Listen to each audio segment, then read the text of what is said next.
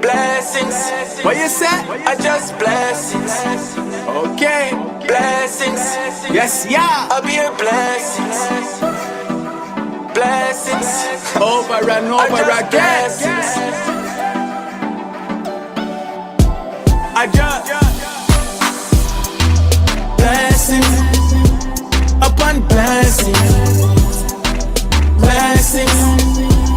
I'll be your blessings.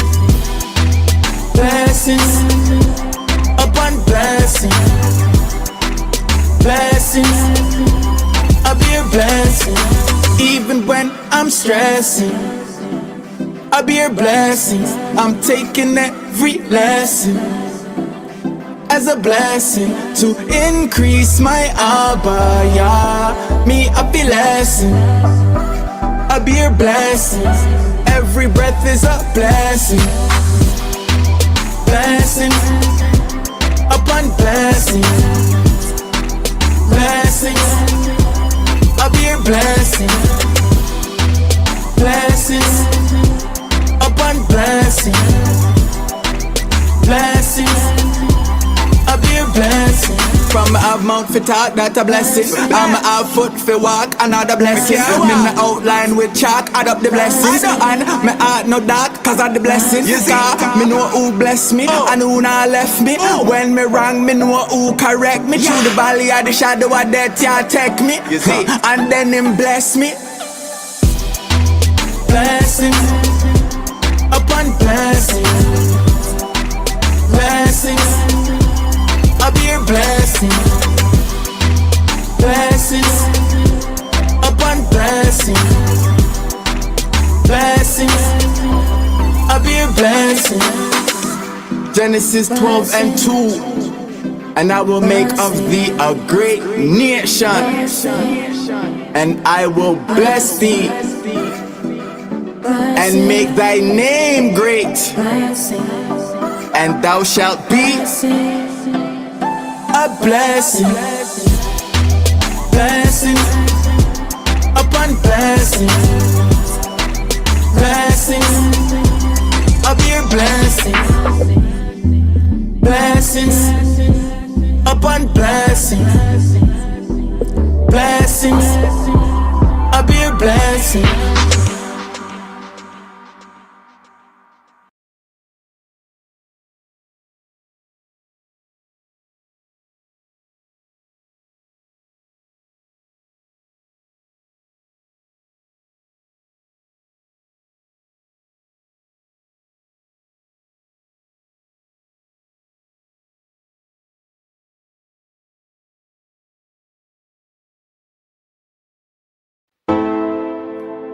All praise to the Most High, Yah. Praise Yah. Everything you allow, only cause of your will. His will be done. And you allow us to walk in it still. So, Yah, your will be done. Thank you for life. Thank you for eyes. Thank you for sight. Praise your name, get me through every fight. Thank you for wrong, it made me know right. Thank you for dark, cause it made me know light. Thank you for days, it mean me make it through the night. Thank you for grace, it get me through every plight. Thank you for death, cause in you, me appreciate life.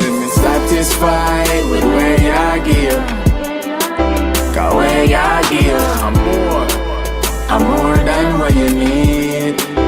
So don't let me be satisfied with where you give. Where you give, I'm more than what you need.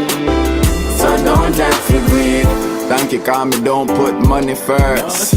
Thank you cause you tie fear to the works. Thank you cause you found flesh from the dirt. Me thank you for the healing where come from the earth. Thank you cause you allow me to put you first. Thank you cause you tie fear to the works. Thank you cause you found flesh from the dirt. Overall me thank you for you.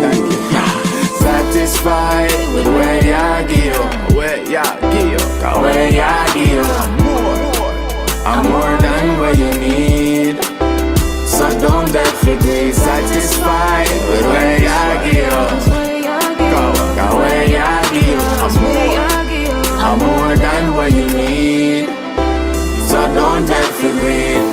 for life. Thank you for eyes, thank you for sight. Praise your name, you get me through every fight. Thank you for wrong, it make me know right. Thank you for dark, cause it make me know light. Thank you for days, me to make it through the night. Thank you for grace, you get me through every plight. Thank you for that, cause in you, me appreciate life. Satisfied with where I give, the way I give. I'm more than what you need, so don't let me be satisfied with where I give. Cause we are give, the way I give. cause we are give. I'm more than what you need, so don't let me be satisfied with where I give. cause we are give, Where I give. cause we are give. I'm more than what you need, I'm more than so don't let me be satisfied with where I give. Sing for Yamnaya, where I give. I'm more than what you need, so don't let me be satisfied.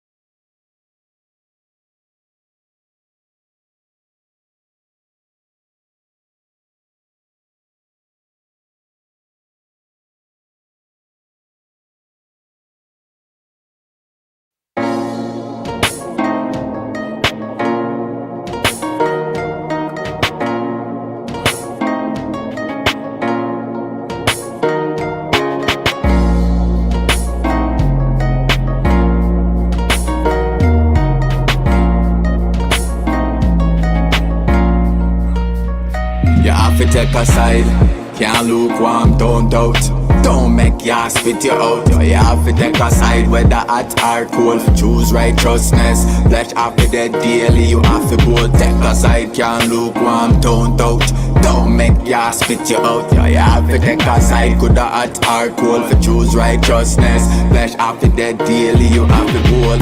Hey, you're over everything, cause everything else are the creation. And me say yeah is everything. When my road did a wait man. And me say yeah overall, cause I are overall. And when me say I are overall, cause if you don't choose, yeah you are gonna fall. Cause you have to take a side. Can't lukewarm, don't doubt. Don't make ya spit you out. You have to take a side, whether hot or cold. For choose righteousness, flesh after dead daily. You have to bold. Take a side, can't lukewarm, don't doubt. Don't make ya spit you out. You have to take a side, good or hot or cold. For choose righteousness, flesh after dead daily. You have to bold. Revelations 3:15 to 16. I know thy works, that thou art neither cold nor hot. Not even cold nor hot. I would thou were cold or hot. Why? So then, because thou art lukewarm and neither cold nor hot, I will spew thee out of my mouth. Cause you have to take a side. Can't lukewarm, don't doubt. Don't make ya spit you out. You have to take a side, whether hot or cold. For choose righteousness, flesh after dead daily. You have to bold. Take a side, can't lukewarm, don't doubt. Don't make ya spit you out. You have to take a side, good or hot or cold. For choose righteousness, flesh after dead daily. You have to bold. And me say ya over everything, because everything else are the creation. And me say ya is everything. when my ruach did a wait pan. And me say I overall, cause I overall. And when me say I overall, cause if you don't choose, yeah, you are go fall. You have to take a side. Can't lukewarm, don't doubt, and don't make ya spit you out. Yeah, you have to take a side, whether hot or cold. To choose righteousness, flesh have to dead daily. You have to bold, take a side. Can't lukewarm, don't doubt, and don't make ya spit you out. Yeah, you have to take a side, whether hot or cold. To choose righteousness, flesh have to dead daily. You have to bold, take a side. Can't lukewarm, don't doubt, don't make ya spit you out.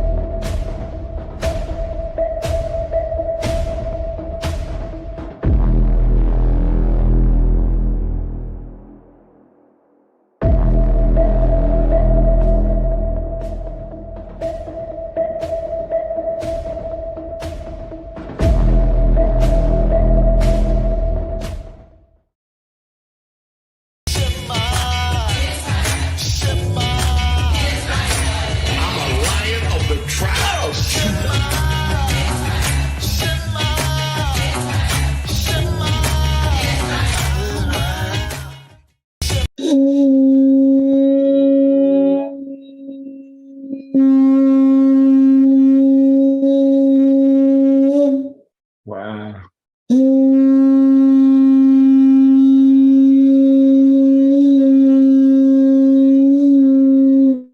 Woo. That's the shofar. Hashiram Tazama.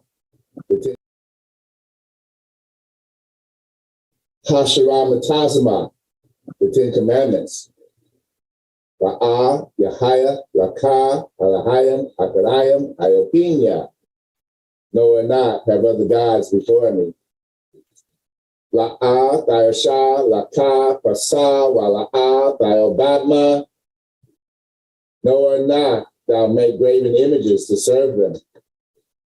La'ah, Thalakwa, Sham, Yahweh, Ba, Shiwa. No or not thou take the Most High's name in vain. Zakar, Ha-Yuam, Ha-Shabbat, La, Kodashwa. Remember the Sabbath day, keep it holy. Kabal, Abakah, Wa, Makah, honor your father and mother. La'ah, Atazak, no and not thou murder. La'ah, Kanab, no and not thou adultery. La'ah, Ganab, no and not thou steal. La'ah, Shakar, no and not thou testify falsely. La'ah, Kamad, Kala, Shira, La, Rakaya. No and not thou covet, which is our neighbors. Selah, hallelujah. Amen. Praise Yah. Hallelujah. Hallelujah. Selah. Thank you, Elder. Hallelujah. And everything you should do is in Yah's name. You've got to do everything that he says in his name. Yeah. Woo. Praise Yah. Praise Yah. Praise Yah. Romans 11:5. That's when we was talking about that remnant. Praise Yah. Praise Yah. Praise Yah. Thank you, Yah. Praise Yah. Yes. Romans 11. Shalom. Welcome to Mashiach's assembly. Don't forget, shoes off at the door. Respect Yah's house. Hey, my eyes so. Hey, my eyes so. Torah, Yahaya. Torah, Yahaya.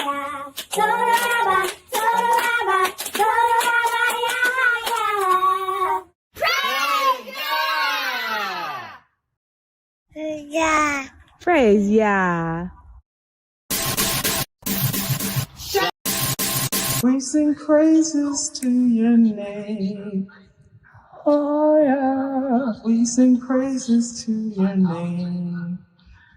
Oh yeah, for your name is great and greatly to be praised. Praise Yah. Praise Yah. We sing praises to your name. Oh yeah, we sing praises to your name.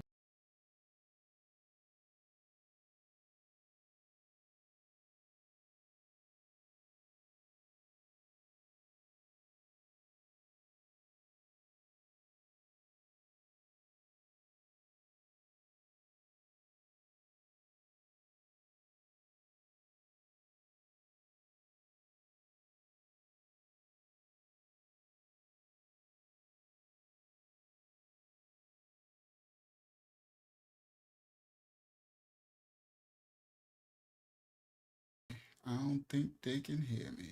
I don't think they can hear me. Hold on, hold on. Let me come to the chat. Welcome to the live stream. All right, let me see. I don't think y'all heard me. Nope. All right, hold on. Let me put my rag on. Let me get myself together. May the Most High cover and bless you all.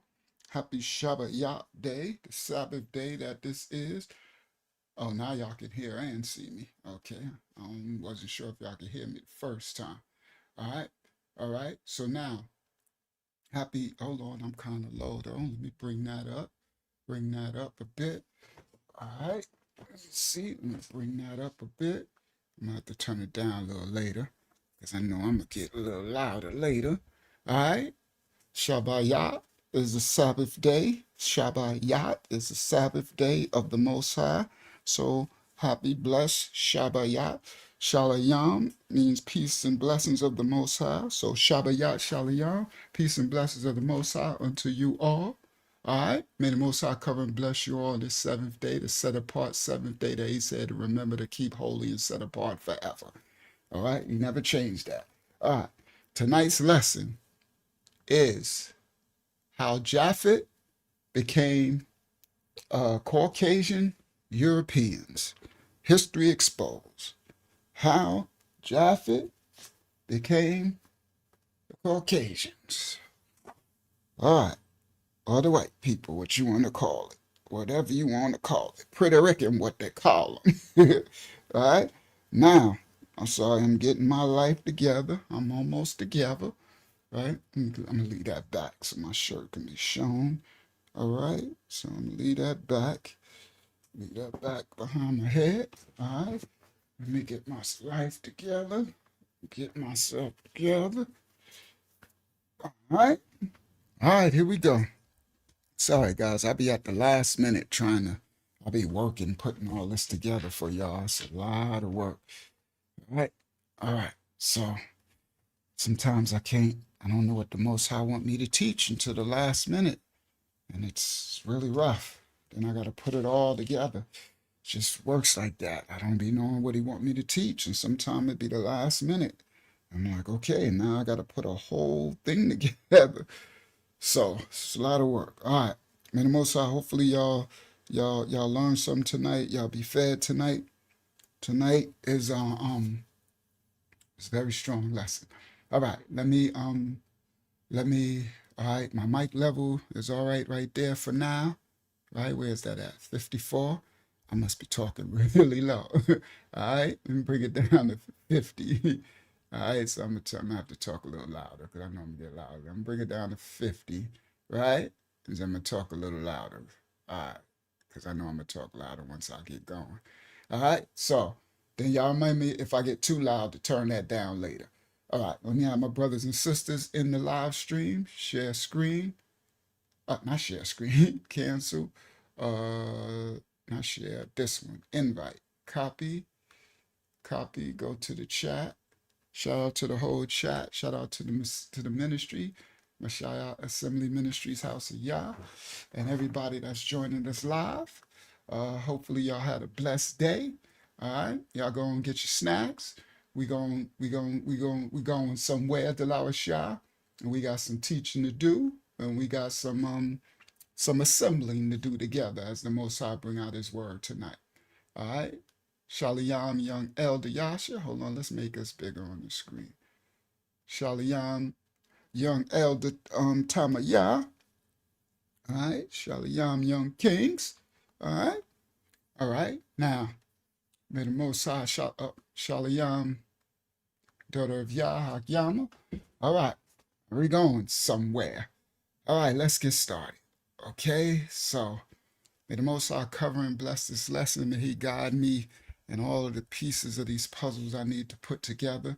So the first thing, let me check my mic level again. The first thing, all right, mic level ain't too bad. I don't know why it's down so low, but I don't know. Maybe I'll figure when I get louder. Remind me to turn it down, guys, because I don't know why I'm talking really low, but it is what it is. All right. So Yasha said he was first on the screen tonight. Shout out to Canada, first in the building. All right. Now, that was Yasha singing those songs at the beginning, too. The man in the red, the other man in red on the screen. That's him singing them dope songs at the beginning. All right. Now, let's continue. All right. Let's go. So I'm gonna open up with this. First of all, let me do this. Share screen. Right? Window. Bang. Share. Now this is the thumbnail. Hold on. Let me make it the right size. Okay. Okay. Right. Almost there. Bang. Stop. Bingo. All right. This is the thumbnail. All right. I'm gonna get the let me get the what's name off the screen for a second. Let me get the, how come I can't see it? There we go. Comments off the screen for a second so y'all can see the full thumbnail. So this is the thumbnail. How Japheth became Caucasian. All right? So it's going to have relevance later. Live. All right. It's going to tie in. Everything going to tie in. Shout out to Hebrew Jamaican Cooley. All right. Now, as we allow the brothers and sisters to come into the building, I have something, because we live, people got to come in the building.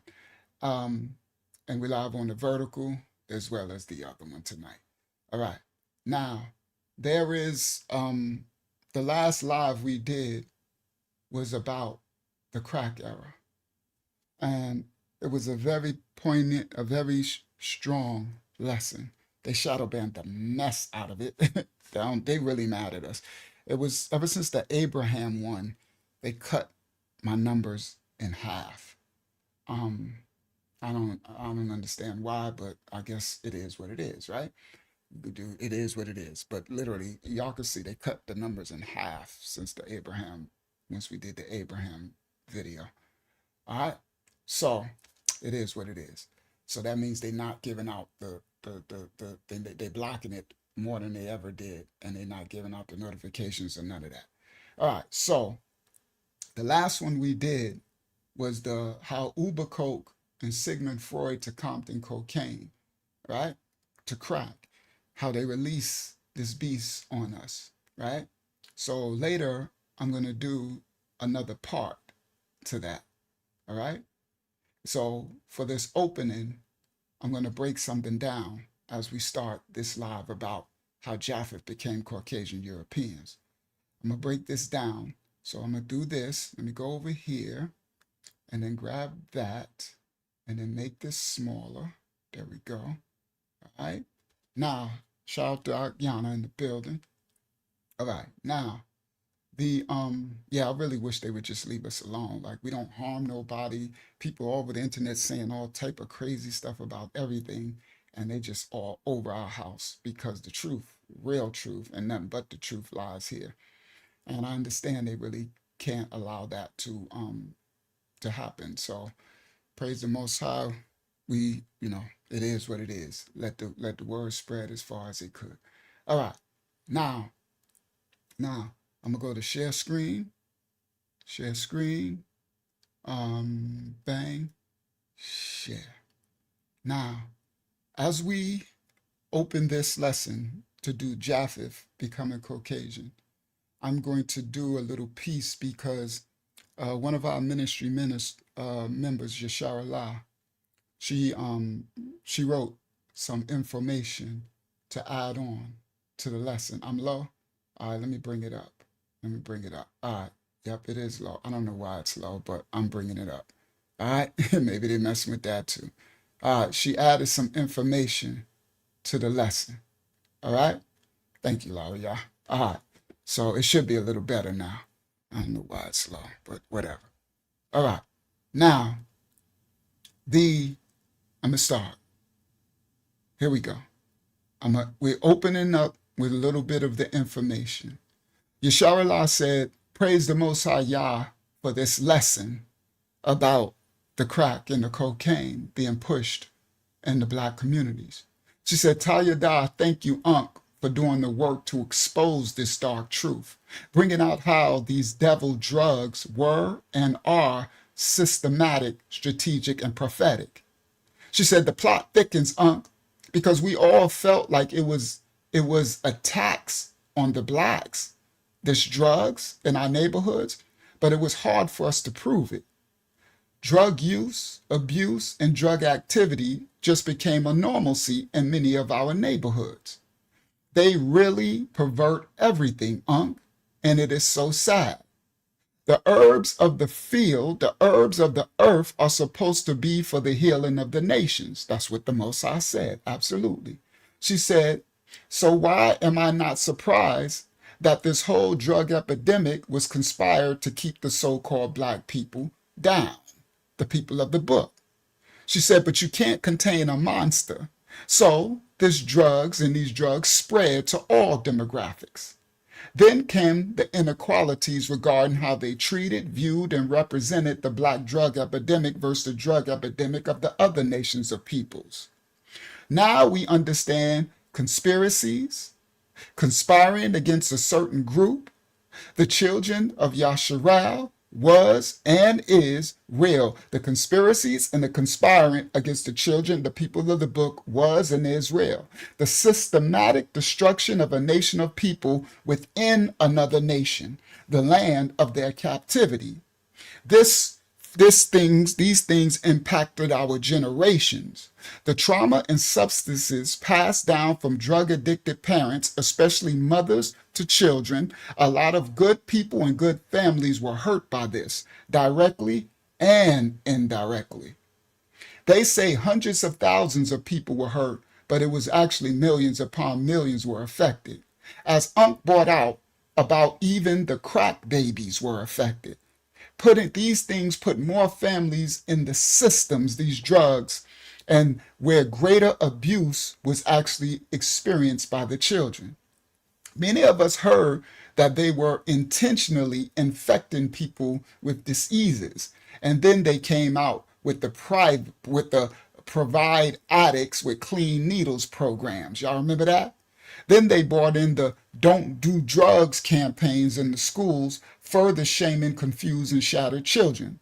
We know that they use drugs allegedly. They use the system, the other nations of people. They use the drugs allegedly to transcend time and space. They use drugs and pharmakeia to astral project and communicate with and intentionally become inhabited by dark spirits. They use these drugs to get much of their technology. I'm sharing. They use these drugs to tap into their fathers, the fallen angel.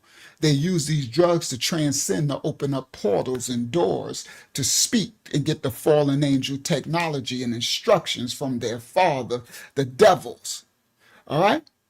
Possibly, she said, those same spirits gave them this crack. I agree, Yesharallah. Those same spirits enabled those chemists, enabled those letter boys, the EIA, the C for IA, right? Gave them the instructions. It gave those chemists the instructions how to make these spiritual portals is what these drugs are. She says, those same fallen angel spirits gave them this crack. As Unc said, the devil that they unleashed on us. Yes. When Unc said they said that they would go to heaven, when our ancestors, when the people would smoke the crack, and they said that they would go to heaven and then crash back and come back down to earth, she said that makes a lot of sense to me, Unc, because they call this being high, getting a high, and you can't get much higher than the Shamayam heaven. But yes, Aunt Kanya, unfortunately, it's a false heaven. It was an illusion that they were experiencing. It was a pipe dream. The great deception was as their senses are actually being tricked by this pharmakeia stimuli, this drug. She says, I know they called hard liquor spirits, but I had never thought of hard drugs, crack, heroin, PCP, LSD, as being devils until you, Unc, brought that out, that these are devils and principalities. Come on, Yasharallah. Yes, they are. She said, this makes sense, Unc, because if you've ever seen someone high on these substances, they seem like they are possessed. Yes, they are. These are devils. It ain't just wines and spirits, not just the wines and the liquors. She said it literally takes them unlawfully to another dimension. Yes, it opens portals. Shout out to Robin Yah. It literally takes them through another dimension. She said, wow, Unc, the turtle worship of the drug becomes almost inevitable. Nothing else, not even that which is natural to mankind, feels pleasurable to them anymore. Not love, not food, not sleep, not intimate relations. They become totally a slave to this principality. Absolutely, this God. They chase him and seek him diligently under this pharmakeia. I'm adding that part. She said, Unc, only the Most High can free you from this type of a stronghold. A lot of the drug recovery programs that incorporate biblical concepts for overcoming the drug alongside standard detox and therapy, these programs that push on hope, forgiveness, purpose, reliance, and the reliance on the higher power. I agree. I was in the program, and they call on for you to have spiritual faith. That's actually a good ayan, Yasharallah. And shout out to all of these programs, the righteous people who put these programs in place to try to help those who are suffering from these devils, these drugs that was pushed into these neighborhoods, right? Now, she is correct, because in the program, it's all rooted on having a faith in a higher power. That's what they call it. I went through the 12 steps and all. I was 2 years in that, getting to 25 to life, the second chance of my life off my sentence, all right? Praise the Most High for that opportunity. Now, she said these programs aim to treat the whole person, the mind, the body, and the spirit, providing spiritual tools to overcome addiction, spiritual grounding, combating shame, and building self-worth, and offering a moral framework for healing, usually through scriptures and prayers. She said practices like the 12 steps are adapted from biblical principles. They adapted on prayer, scripture studies, worship and praise of the creator or a higher source. That's what they call it, a higher power, to build strength. These treatment programs usually understand and believe in personal change through faith, viewing the body as a temple and seeking freedom from this sin, this transgression. She said the serpent seed aims to crush the so-called black people. It aims to wear them out financially, socioeconomically, mentally, physically, spiritually, and emotionally, taking away all of their hope, lying about their history, stripping them from everything, leaving them willing to do anything to escape their current reality and feelings of hopelessness. She said many escape mentally through taking the drugs, through short-lived highs, and others through selling the drugs, accepting and profiting from the drug use and the abuse in the communities. Still more short-lived highs. Finally, they had an opportunity most to make some type of money, but they didn't know it came with the highest of consequences. She said criminalizing those addicted to the drug never made sense to me. There should have been help for them. But now we've learned through you, Unc, about the profitable corporate prison complex network system and the tie-in of this principality devils and the creation of this drug systematically tied to the prison industrial system. I added that in. All right.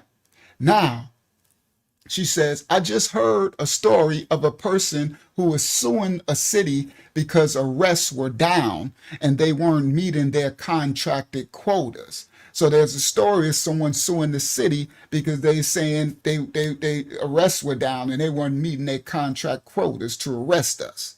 She said, you named it. They did not care about rehabilitation of our people, only incarceration. As you brought out, as Unc brought out, the cycle just continues, and it continues even for the drug dealers. She said, how can the drug dealer move past selling drugs to sustain themselves or provide for their families in a so-called white man's world with a stained criminal record? The powers that be only care about prosecuting those at the bottom, keeping the children of Yasharal, Israel, in modern-day slavery. Even the biggest seller in the hood is not the main distributor. Facts. The biggest seller in any hood is at the bottom of the totem pole for where these manufactured drugs come into the world, into America from.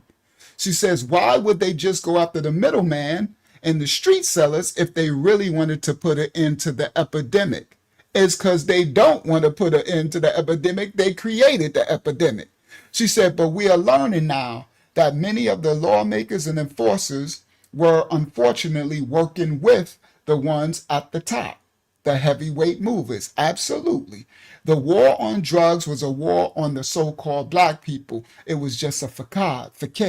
It appeared as light, but only sought to further harm and disproportionately impact the so-called black community. And yes, the movies and the music was very influential on our people then and even now. But watching series like The Godfather of Harlem, you see that these black drug kingpins a lot of times were very smart, and in their own way, they actually cared about the families and communities, most of them, but saw some as just casualties of war for them to get rich and maintain an income. And many, like even the Bumpy Johnson character, sought to eventually fly straight and become legit businessmen. Me as well. All that time, I wanted to be legit. I stopped and I went and I started again and stopped. And all right. She says, we are not justifying it, but just viewing it from all angles. The Most High shall rightfully judge, and vengeance belongs to the Most High Yah, Most High Almighty Yah alone. Zechariah 1:15. And I am very sore displeased with the heathen that are at ease, for I was but a little displeased, and they helped forward the affliction. Ezekiel 35:5, because thou hast had a perpetual hatred and hast shed the blood of the children of Yasharal by the force of the sword in the time of their calamity, in the time that their iniquity had an end. She said, we know that the curses were put on Yasharal for disobedience to children of Israel. We see them through the destruction of Jerusalem in 70 AD by Titus. We see the transatlantic chattel slavery. We see Jim Crow laws. We see Willie Lynch playbooks, the civil rights movement, injustices in the judicial system, the project experiment, the projects they built, the whole crack era, the heroin era, the cocaine era, down through till today.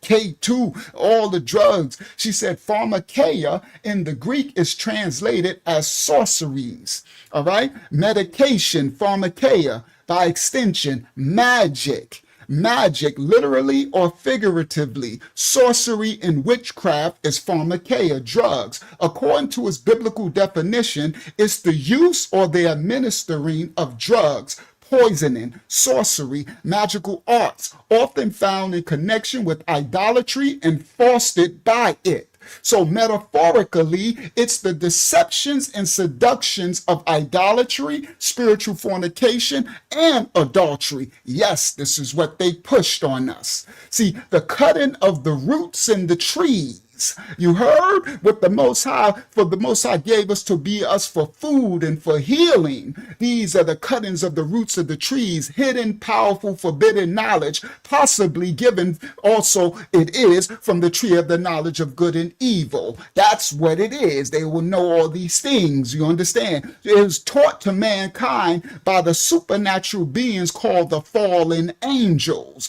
the fallen devils, the watchers, these Malayak angels who fell and transgressed the Most High. This was their primarily form of magic that they taught to the children who was in transgression. They taught sorcery, witchcraft, pharmakeia alongside enchantments. This led to corruption, idolatry, and wickedness before the flood and even after the flood. It wasn't just basic gardening, or it wasn't herbalism. It wasn't holistic medicinal usage of the plants that the Most High gave us to be for healing. Nah, this was the pharmakeia, the root sorcery. All right, the roots. What's the name, and the poison that they're administering. Okay, this fallen angel taught us to use these use the herbs of the field and the fruits of the trees and all the things that the Most High gave us the herb for healing, to use us to what? To curse ourselves if we get them to curse themselves. All right, the cutting of the roots. All right, and trees. All right, now this led to further corruption. All right. Now, this cutting of roots and trees wasn't for garden herbalism. They used the plants for illicit spells. Okay. They took the medicinal and therapeutic properties of the plants and chemically alter them, right? That's like the fallen angels do. They take what the Most High make for good and reverse it and use it for evil. So they took the therapeutic, medicinal, chemical properties of the plants and herbs, right? And they used it and created illicit spells. They created dark practices. They created magic. They created love potions. They created drugs and pharmakeia to open portals in your mind. The fallen revealed secrets to mankind. They revealed idolatrous arts. They showed them how to cut and mix the roots for magical purposes, right? And then they linked this with other forbidden teachings. They taught them the use of charms. They taught them the use of incantations. They taught them the use of divinations, not agriculture or not herbal medicines. They mimic the divine power of the Most High, as they always do, and turn that which is light, they profane the holy. Do you understand? This is what they taught the children, the incantation, sorcery. They taught them warfare. They taught them the beautifying the eyes and the makeup. They taught them the showing the body and the sexual body worship to what? Seduction, seducing. These are the incantations, the charms, the roots, forbidden teachings. They corrupted humanity, leading to abominable practices that led to violence, cannibalism. All right, cannibalism. That's why the Most High gave those dietary laws, because we would descend further down to eating one another. She said, "Unc." Sorry, me and her are adding this in. So just so y'all know, she like, "Go ahead, Unc." Yeah, this is me and Yasharallah together. Son and daughter of Yah, teaching y'all this word. Thank you, Yasharallah. Let's go, daughter of Yah. Let's continue. She said, "Unc." She says, this explains the need for the Most High Yah to cleanse the earth. It explains the great flood. Because it was so dark. They was mixing the animals. Same thing they doing today, messing with the animals. And what did they do? What do they do with the drugs? They experiment first on Yah's children. Always the animals who we were given Rada Yah dominion to cover and protect. You heard? She says, it explains the need to cleanse the earth. Hence the great flood. For there were Nephilim in the earth before and after the flood. So the serpent seed, the children of the fallen, the ones who hate mankind, She says, it's crazy, but I'm not surprised. They were literally testing it on the animals first. Remember that study you did about the rats and the projects? I remember, daughter of Yah. She said, and then using it as a weapon against the people of the book.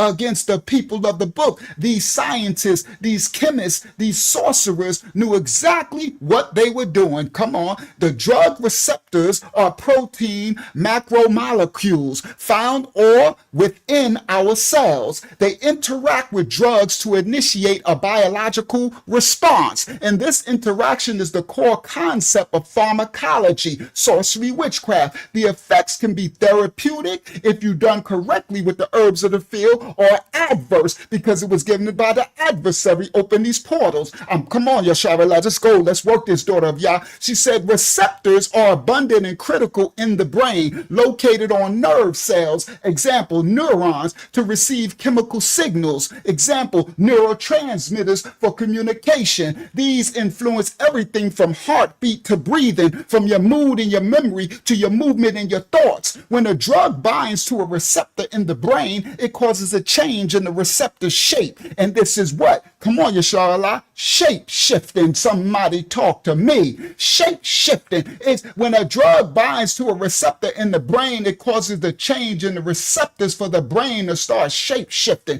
triggering a series of events within the cells known as signal transduction. Cell signaling. You understand? Signaling the cells. The extent of the cellular response is related to the number of receptors that are occupied by the drug. See, the extent of the cellular response is typically related to the number of receptors occupied by the drug. Transduction.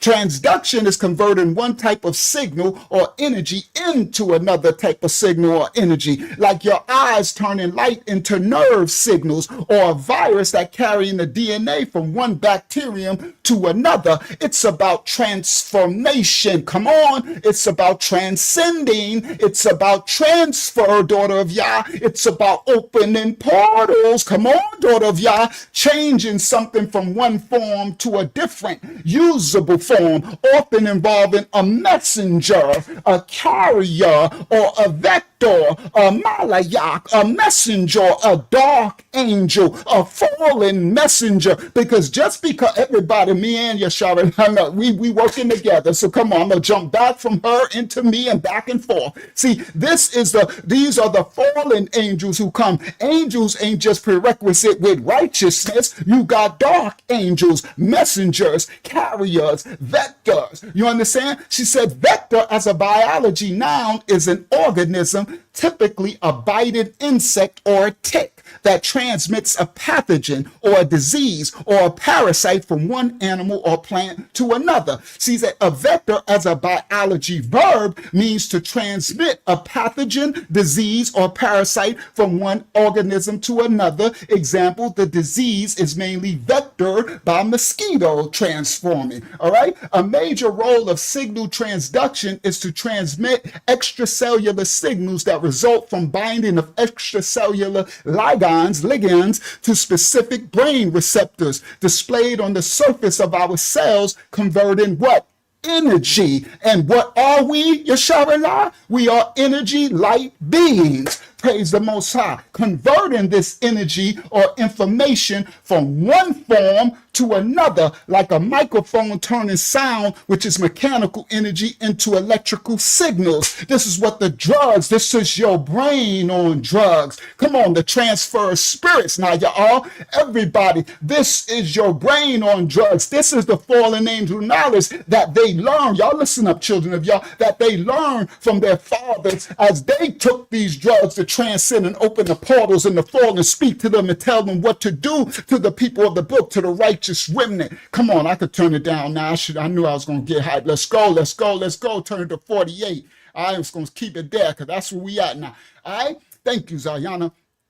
on the people of the book. We going somewhere. We about to get to Japheth in a minute. We closing out with this now. This our beginning, our intro. Y'all come on in. I'm already hot. Let's go. This is the energy that we are light bearing energy beings. You understand? Our hair, our spiral cord hair, and all your hairs, even those who don't have the spiral cord, your energy receptors are just duller. Just like your melanin is a little duller. You need more protection from the natural branch. You heard? So now everything on us is a receptor. It's an energy giving off and pulling in. It's going in and out. So they what to want? They want to what? Possess that Jacob slider. They want to possess that energy, that connection to the Creator, the Most High, and all things, all beings, all the matter, all the mineral nutrients, the chemicals, everything that exists in the universe and the earth exists in the human, the original man, woman, and child. You understand? The natural brand serpent seed created in his likeness, image, and being, which every other children came forth from. You heard this part. We going into Japheth because they all came from us. This part. All right, let's get started.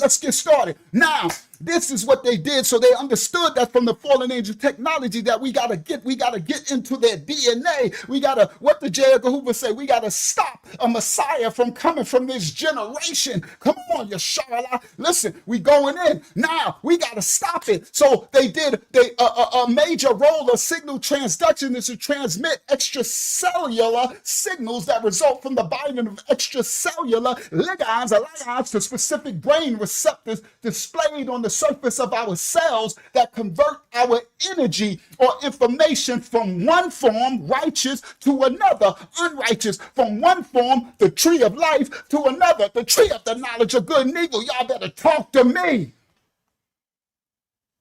This is what they've done to us. Revelation 9:21. Neither repented they of their murders, nor of their sorceries, nor of their fornication, nor of their thefts. Revelation 18:23. And the light of a candle shall shine no more at all inside of thee, and the voice of the bridegroom and of the bride shall be heard no more at all in thee, because they turned off the light. The Bible says, don't let your light go damp. Don't let your light go out. Don't let your light be dark light. They turned off the light. They lit that crack pipe. They lit it up and they turn off the light. Turn off the lights on the children of Yasharah. The Bible says, and the light of the candle shall shine no more at all in thee, and the voice of the bridegroom and of the bride shall be heard no more at all in thee. For thy merchants were the great men of the earth, for by their sorceries, thy sorceries were all nations deceived. You serpent seeds. The extra biblical now, the Canaanite, the Apocryphal, the original text book of Ya'abalaz, Jubilees 10 and 14, 10 through 14, 10 and 10 says, and one of us, he commanded that we should teach Nyack Noah all their medicines, for he knew that they would not walk in uprightness, nor strive in righteousness. And we did according to all his words. And all the malignant evil ones we bound in the place of condemnation, and 1/10 part of them we left that they might be subject before Hasatan on the earth. And we explained to Nyack Noah all the medicines of their diseases. They explained to Nyack Noah all the medicines of their diseases together with their seductions, how Nyack might heal them with herbs of the earth. This is Jubilees 10 and 10 through 14. Y'all read y'all Safari, y'all word of the Most High. That's why they take our apocryphal books out. The devil's a lie. So they explained to Nyack Noah all the medicines of their diseases together with the seductions, how he might heal the children with herbs of the earth. And Nyack wrote down all things in the book as they instructed him, Amaleaks, as we instructed him concerning every kind of medicine. Thus the evil spirits were precluded from hurting the sons and daughters of Nyack. And he gave all that he had written, Noah, to Shem, Shamayam. Nayak took this information because they knew the fallen, the Yah sent the righteous Malayak to teach Nayak because the fallen are teaching their children pharmakeia. So you need to teach the children, teach your children, Nayak Noah, teach Shayam, Shem, Shamayam, teach Shamayam. Teach him. So Nayak wrote down all the things in the book as they instructed him concerning every kind of medicine so that the evil spirits couldn't hurt the sons of Nayak. And he gave all that he had written to Shamayam, Shem, his eldest son. For Nayak Noah loved Shamayam, Shem exceedingly above all the other sons. You heard? Psalms 51:7. The Most High Yah purge me with hyssop. All right? Purge me, Yah, with hyssop, and I shall be clean. Wash me, Father, and I shall be whiter than snow. Purge me with the herb of the field that comes from the ground. Hyssop, Psalms 51:7. Yasharallah wrote hyssop is Hyssopus officinalis. If you want to speak your little Latin and Greek, we going somewhere with the language tonight, because to go to Japheth, we going to get to the tongue in a second. Hyssop is Hyssop officinalis. Officinalis, whatever. But hyssop is a fragrant perennial herb in the mint family, and it's known for its blue-purple flowers and its aromatic leaves used in cooking and teas and traditional medicine. The herbs of the field shall be to you for healing. All right? Now, the book of Ezekiel 4:9 says, take thou also unto thee, take thou some wheat, take thou some barley, take yourself some beans, take yourself some lentils, get a little bit of millet and some fishes and put them all together in one pot and get you a nice little jumbo soup going on and make thee bread thereof according to the number of the days that thou shalt lie upon thy side, Ezekiel. 319 days shalt thou eat thereof from the fields, from the fruit, Ezekiel, because he gave him a charge. Ezekiel had a message to do. That's a sadayah. That's a Habariyah letter. Y'all better know they call it Sade or something. Sadayah. We just did that on our Tuesday Bible study, boy. Y'all missing out, those who ain't in the Tuesday house, boy. Y'all know, y'all think this be something. Y'all ain't never seen nothing. You heard? This is the mission, Ezekiel. Go down on your side right now, y'all. We just bought this side. We were just talking about this in the Tuesday Bible study. You heard? All right, Ezekiel 4:9. Now, let's move on. 2 Kings 20:7. And Isaiah, Yeshaya, he said, take a lump of figs. And they took it and they laid it on boil. And he recovered. A lump of figs. You heard? No matter of flesh with no matter of blood for your healing. Genesis 43:11. And their father Yasharal said unto them, if it must be so now, do this. Take of the best fruits in the land, take them in your vessels. Carry down the man a present. Carry him a little balm, carry him a little honey, carry some spices and myrrh, some nuts and some almonds. You heard? If you bless the man with the fruits of the land. Psalms 45:8. All thy garments smell of myrrh. They smell of aloes. They smell of cassia out of the ivory places whereby they have made thee glad in gladness. You heard? Ezekiel 47:12. And by the river upon the bank thereof on that side shall grow all trees which shall be to you for meat, whose leaves shall never fade, neither shall the fruit thereof be consumed. It shall bring forth new fruit according to his month, because their waters they issued out of the sanctuary, and the fruit thereof shall be to you for meat, and the leaves thereof for medicine. You heard? 2 Peter 2:22. But it is happened unto them according to the true proverb. The dog is turned to his own vomit again, and the sow that was washed to her wallowing in the mire. For those who don't want to receive what the Most High told us. Revelation 22:15. For without of the Most High's true righteousness, without his instructions, are dogs and sorcerers and whoremongers and murderers and idolaters and whoever loveth and maketh a lie.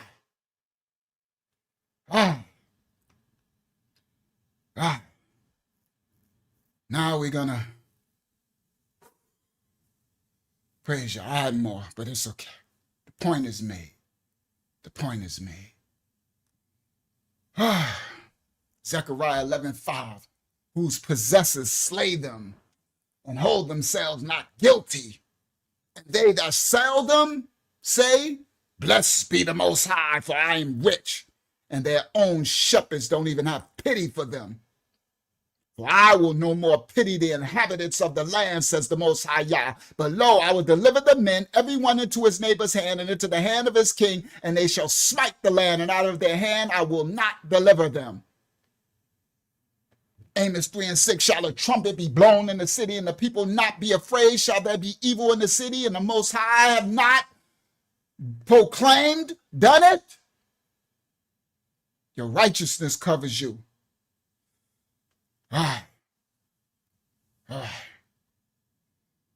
Last verse. Isaiah 47:9. But these two things shall come to thee in a moment, in one day. The loss of children, widowhood, they shall come upon thee in their perfection for the multitude of thy sorceries and for thy great abundance of thine enchantments. God, praise you. That was the part 2 of the crack lesson. We're going to do a part 3 another time because I got plenty more. Thank you, Yasharallah. We put this work in for our Father. we did it together, daughter. Yah, may the Most High cover and bless you all. From the children of Yah to you all. All right, let's get to this Japheth. Let's get to this story tonight. What's the title? How Japheth became the Caucasian Europeans. History exposed. Stop share. Share screen. Let me see where my mic level at. Yeah, I'm on one a little bit. I'm turned up a little bit. Share screen. I was all nice and calm at the beginning. Now I'm turn up soup. It's turn up time. I ain't even like turnips. I don't like turnips, but I don't mind some y'all turn up. I might not like the turnips, but I sure enough turn up for the Most High Yah. How Japheth became Caucasian. Let's go. Let's go. Y'all see this girl on the screen? I created this image for a reason. There's a reason. You see that genetic strand going into her head? You see that Noah's Ark? See Japheth's name right over the ark? All intentional. All intentional. You see this map down at the bottom? I know y'all probably ain't see that. Y'all know what this map is?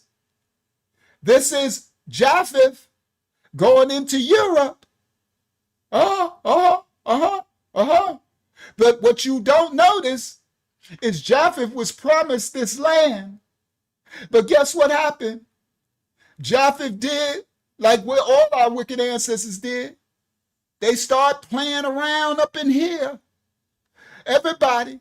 Japheth started playing with Ham. Japheth even played with Shem. So you see him coming from way over here. What you doing over here, Japheth? This the Levant. This the region promised to Shem. You heard? He's supposed to have been already up here. Some of his descendants went around mixing and mingling. We going somewhere. Yeah. We're going somewhere. Tonight is the linguistic lesson tonight because this still the series of how they created Christianity from the Hellenes, from the Greeks, from the Roman, from the Latium to the Roman, Romulus and Remus, from all the Greek Hellenes and Zeus and everything. Oh, we're still the series. We're going somewhere. Tonight we're going to get the linguistics. We're going to get the linguistics behind something that they call the Europeans. You heard? All right. Let's go. Let's go. How Japheth became Caucasian. All right. how the Europeans' history exposed. All right, let's go. Yeah, going someplace he had no business messing around. He's messing around. You heard? Shem was messing around. Shem's descendants too. And Ham. All three of them was messing around. They didn't follow the Most High instructions, and they started all this mess. All right? That's why we read all those scriptures at the beginning. When the Most High said, if you don't follow his instructions, this is what will befall you. Facts. All right, let's go. Now, where I'm going to start first? I'm going to start, do I want to start with this? Let me see. Do I want to start with this? Let me click this. Let me see. Do I want to start with this, Unc? No, that's coming up. That's coming for, that's later. Okay, so I'm not going to start there. That's later. That's when we go to there. So I'm going to come over here. I'm going to start where I was supposed to start. Okay, thank you. Thank you, Father. I just heard that. That was really clear. That was funny. That was just really clear. Quiet just said, start where you're supposed to start. Okay. Say it with your chest. Thank you. I heard and will do. That was just as clear. I don't know why y'all said that. They just clearly said, start where you're supposed to start. It was just as plain like that. Okay, thank you for reminding me where I'm supposed to start. All right, so here we go. So now I'm going to make this smaller, and I'm going to start where I'm supposed to start. As the Most High spoke to one of his Malayats, one of his Rayats. All right, so now let me come back to y'all. That was actually pretty funny. It literally just said, start where you're supposed to start. All right, stop sharing. Shout out to our brother. He said, white Caucasian here. Shout out to our brother. What's his name? Guda Upik or whatever. Sorry, I can't say your handle. Shout out to you. Welcome, my brother. Welcome, my brother from the descendant of Japheth. We welcome all nation, kindred, and tongue. A remnant of every nation, kindred, and tongue, and people will stand before the Messiah. You heard? Shout out to the righteous remnant of every nation, kindred, and tongue. Our ministry, we have all what you would call so-called white people, so-called black people, so-called everything. My brothers and sisters, they all in the chat, so you ain't alone here. It's plenty of what you would call so-called white brothers and sisters here. So welcome to the house of the Most High. Only thing we ask is that you come in respect. That's it. And we show the respect. This is a righteous house. All right. Shout out to France. France in the building. All right. Shout out to our brother. We have brothers from Germany, Sweden, all that in this ministry from all over the world. What they call white, black, and whatever other nations too. Hispanics, everything. This is the house of the Most High. Remember that. A nation of a remnant of every nation, kindred, tongue, and people. Righteous will stand before the Most High at the end. You heard? The righteous remnant. So shout out to you, brother, for mercy in France, I guess. All right. Now, let's continue. All right, so here we go. Now, I'm going to start with, apparently, Most High said start. So I'm going to have to share screen. And then I think I got to do a window with that. Share screen, because it's my other, yes. Share, I'm glad I learned how to work that thing. So I made this, because I know y'all visual learners. There we go. So I made this for y'all. See? Who are the Europeans? By Uncle Yeshua, known as Uncle Yahusha, known as Uncle Yeshua. All right? I put it together for your visual learners. All right? So this is first slide says, who are, hold on, let me do it where I can scroll. There we go. Who are the real Europeans? It says, for centuries, we believed in ancient, pure national identities. But science today tells a different story. The people who live in a place today are not the descendants of people who lived there long ago. The story of Europe is a story of constant migration. All right? So, see these images? Oh, hold on. That's moving around. I didn't want that to move like that, but okay. All right, see these images? Oh, so it moves side to side too. That's interesting. Okay, so let me just center it right there. That's interesting. I didn't know it could do that. How to do that there. All right. Now, so see all these people in this image, right? All these different nationalities. All right, let's continue. I did images for y'all. Let's continue. Next slide. This is from David Reek, PhD from Harvard University. And he's quoting, the people who live in a place today are not the descendants of people who lived there long ago. Anyone who harkens back to racial purity is confronted with the meaninglessness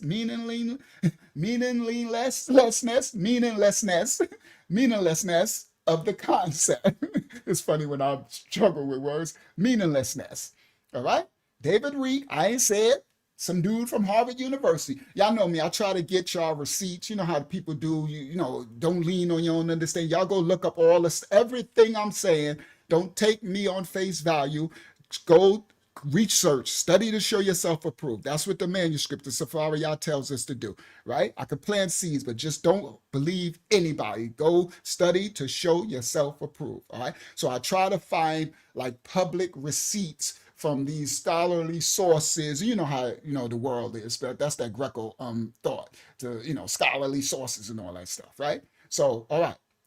Now, he said, but I'll try to concentrate. Yes. Now, David Reed from Harvard said this: the people who lived in the place today are not the descendants of people who lived there long ago. All right, I agree. Now let's go to the next slide. I got another one. This is a Christensen. What a name. Christensen, an archaeologist from the University of Gothenburg. Now these are so-called white people, right? So I'm giving sources from some of our white brothers and sisters around the world. So this ain't just, you know, people say, y'all it's just black, y'all just want to be it. No, I'm giving these sources. Christensen, an archaeologist, revered, celebrated, studied, says there's no such thing as a Dane or a Swede or a German. We are all Yamnaya, Russians, all Africans. We're going somewhere, Dolores Yah. Y'all let us walk this study on in. We walking this on in. All right? I'm giving some of the scholarship sources at the beginning. I didn't say this. Christensen. Take it up with Christensen. Don't say I ain't say it. You'll find out what Yamnaya is. You heard? In a second. Right? In tonight's lesson. He says, we're all Yamnaya Russians, all Africans. All right. Now, this is not a black person said this. All right, let's continue.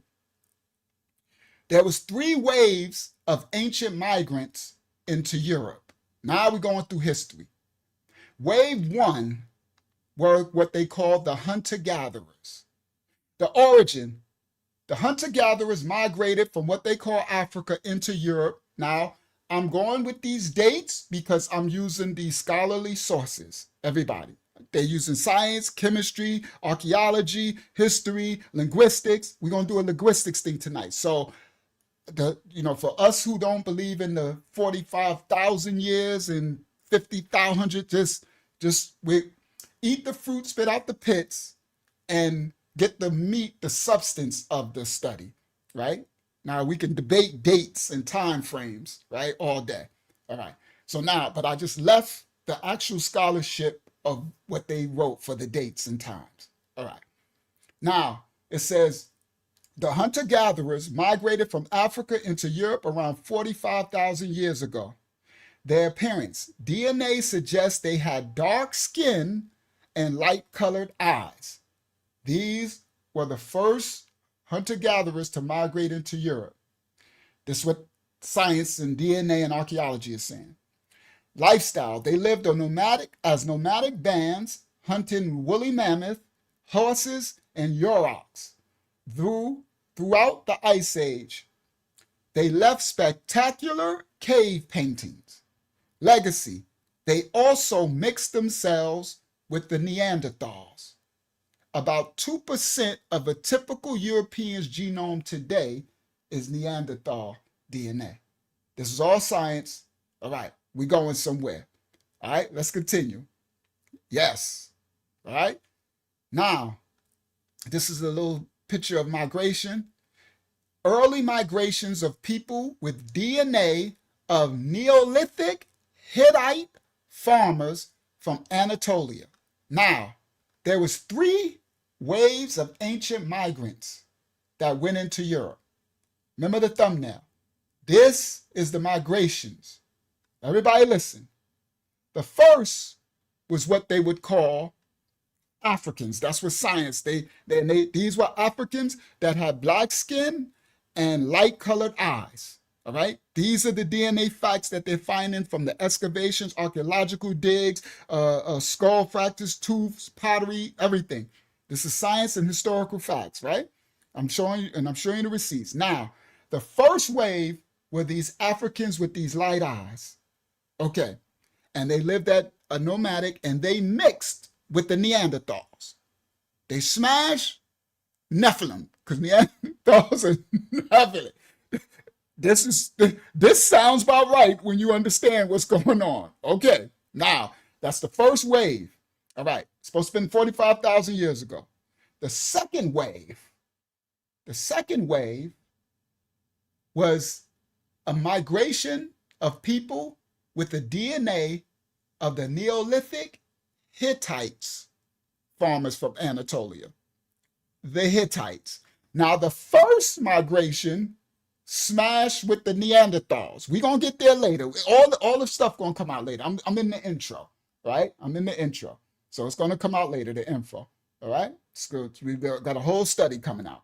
Now, early migrations with DNA of Neolithic Hittite farmers was the second stream, second wave from what they call Anatolia. That's modern-day Turkey now. That's the Mediterranean and Aegean. Right there, right? It's right here. It's right here on the map, right? Because right here is Crete. That's supposed to be Macedonia, which later became Greece. That's Italy. That's Latium, which later became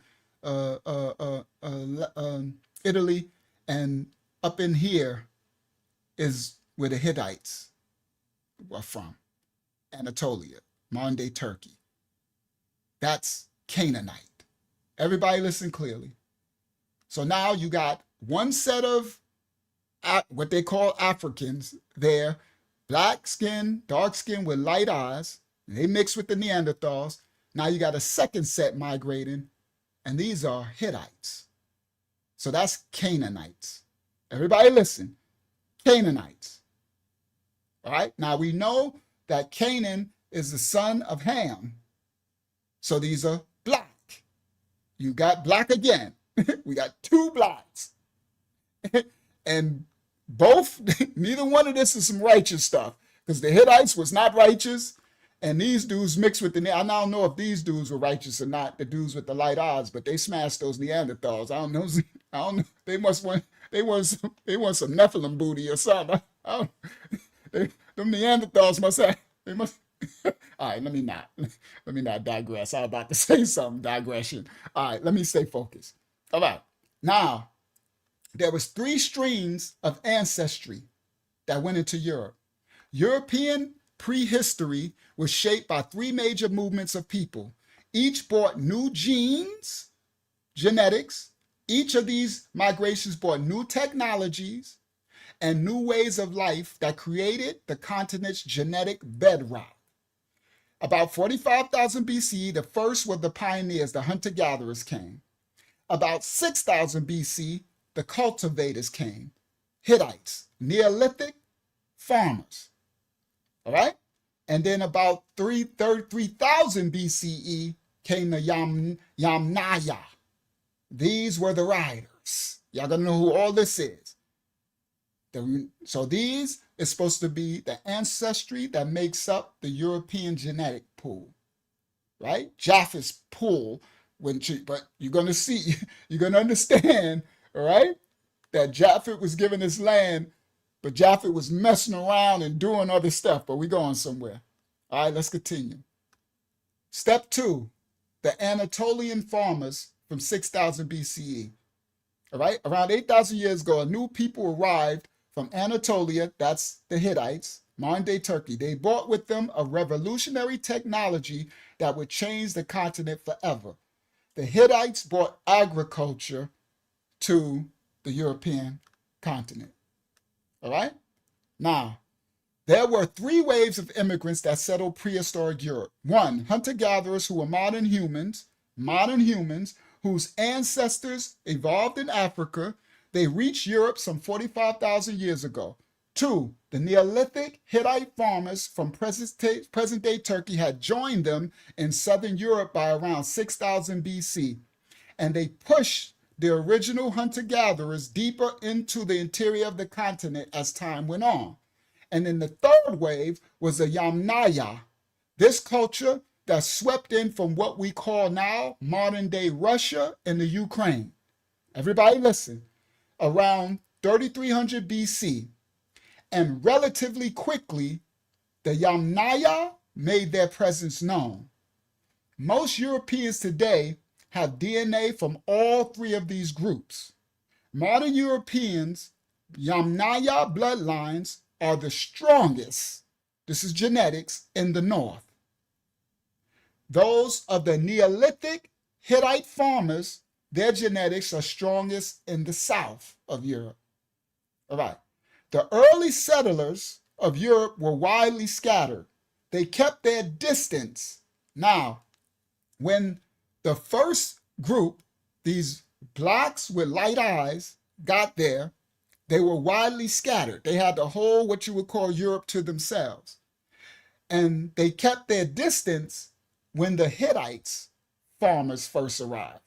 So when the Hittites came, the original inhabitants, the original ones who migrated there, the ones with dark skin and light eyes, they didn't want to mess with the Hittites. They kept their distance when the Hittites came. This is an image right here of a Hittite lion hunt relief. This is around 1200 BC at Aslan Tepe. This image right here is the image of a Hittite lion hunt. Hittites used to always hunt the lions. Y'all know who the lions is, right?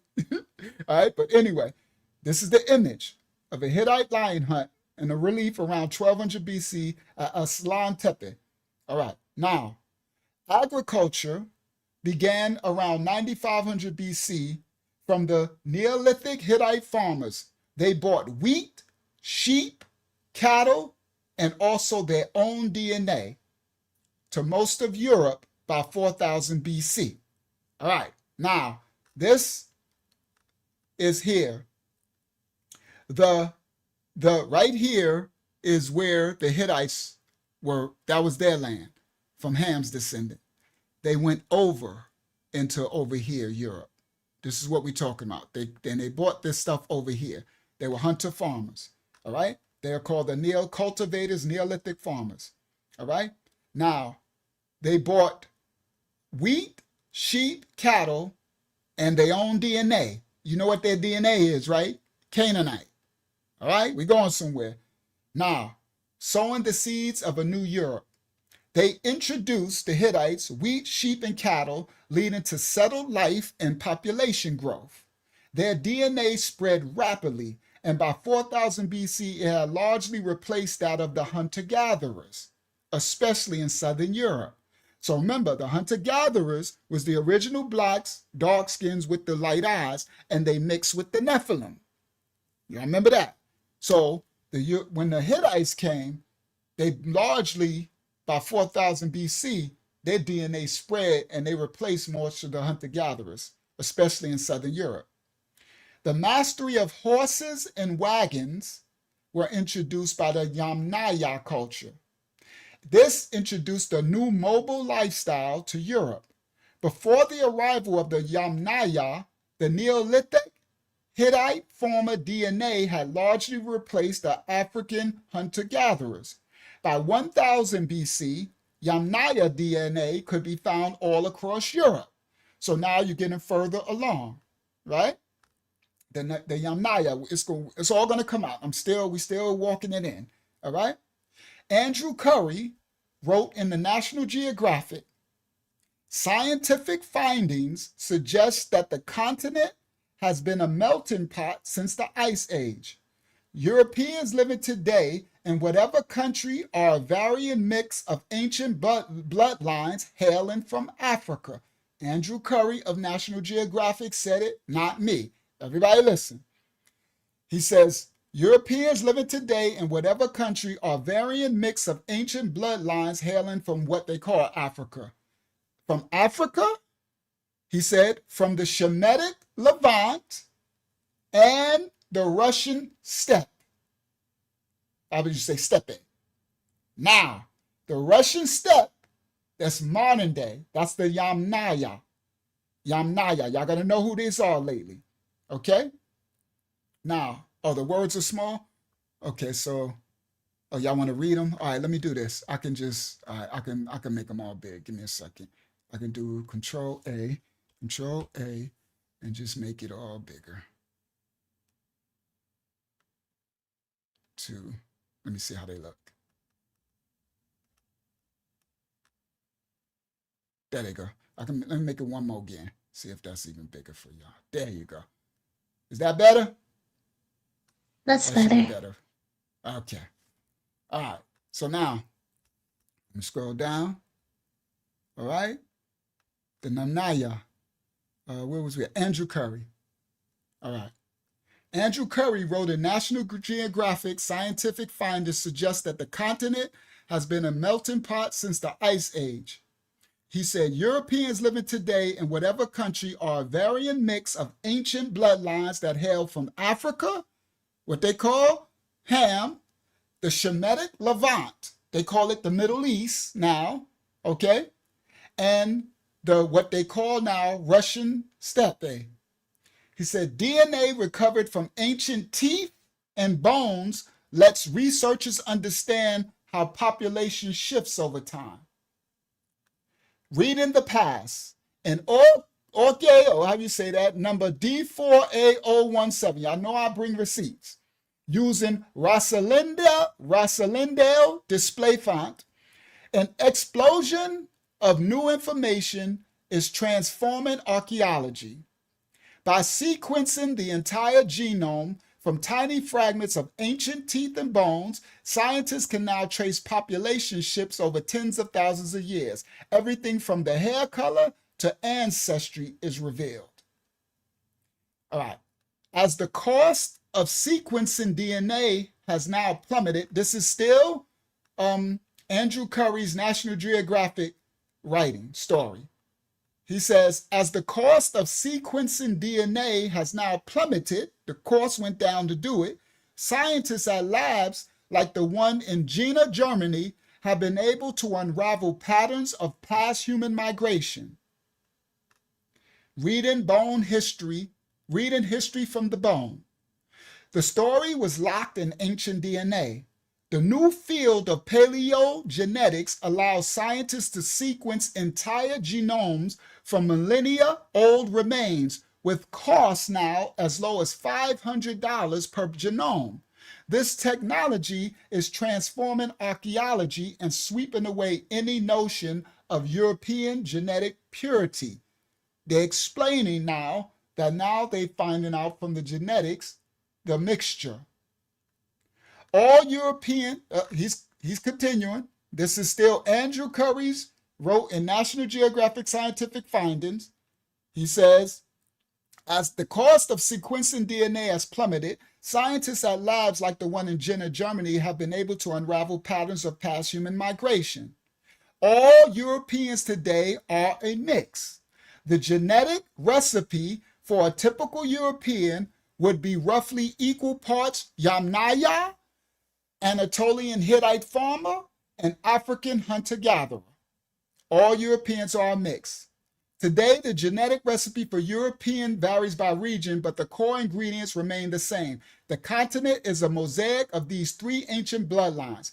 Now, this map right here, the orange shows the Yamnaya. This is what the scientists say the makeup of modern Europe today consists of. Today, the orange is where the Yamnaya are mostly present, right? The green is where the Hittite descendants, the Anatolian farmers, DNA is strong, right? Look, Crete, that's Greece, that's Italy, that's, right?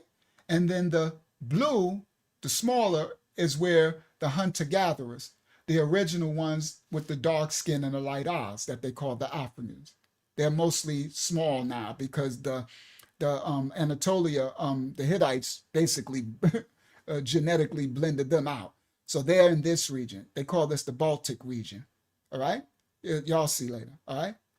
Now, it says all Europeans, this is still his National Geographic writing. All European today are a mix of the genetic recipe for a typical European will be roughly equal parts Yamnaya, Anatolian Hittite farmer, and African hunter-gatherer. But the average conceals large regional variations. More of the Eastern cowboy genes in Scandinavia, more of the farmer genes in Spain and Italy, and significant chunks of the hunter-gatherer DNA in the Baltics and Eastern Europe of the genetics. All right? Now, he says, to me, the new results from DNA are undermining the nationalist paradigm that we have always lived here. Now, he's European and he is a white man. He says, to me, the new results from the DNA are undermining the nationalist paradigm that we have always lived here and not mixed with any other people. Gothenburg's Christensen says, there's no such thing as a Dane or a Swede or a German. Instead, we are all Yamnaya Russians, all Africans. This is some of the receipts where I got it from, all right? The websites, Archaeological News Report, Archaeological Net, ArcEurope.com, Heritage Daily, Live Science, right? These are some of the books, all right? The earliest Europeans, right? I'm just showing some of the receipts, right? All right. Now, Andrew Curry wrote in National Geographic that evidence on the migrations of people to Europe comes from archaeological artifacts. He said it comes from the analysis of ancient teeth and bones and from linguistics.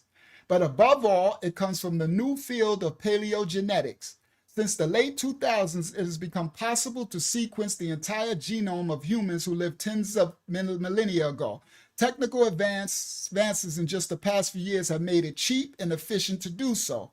A well-preserved bit of skeleton can now be sequenced for just around $500.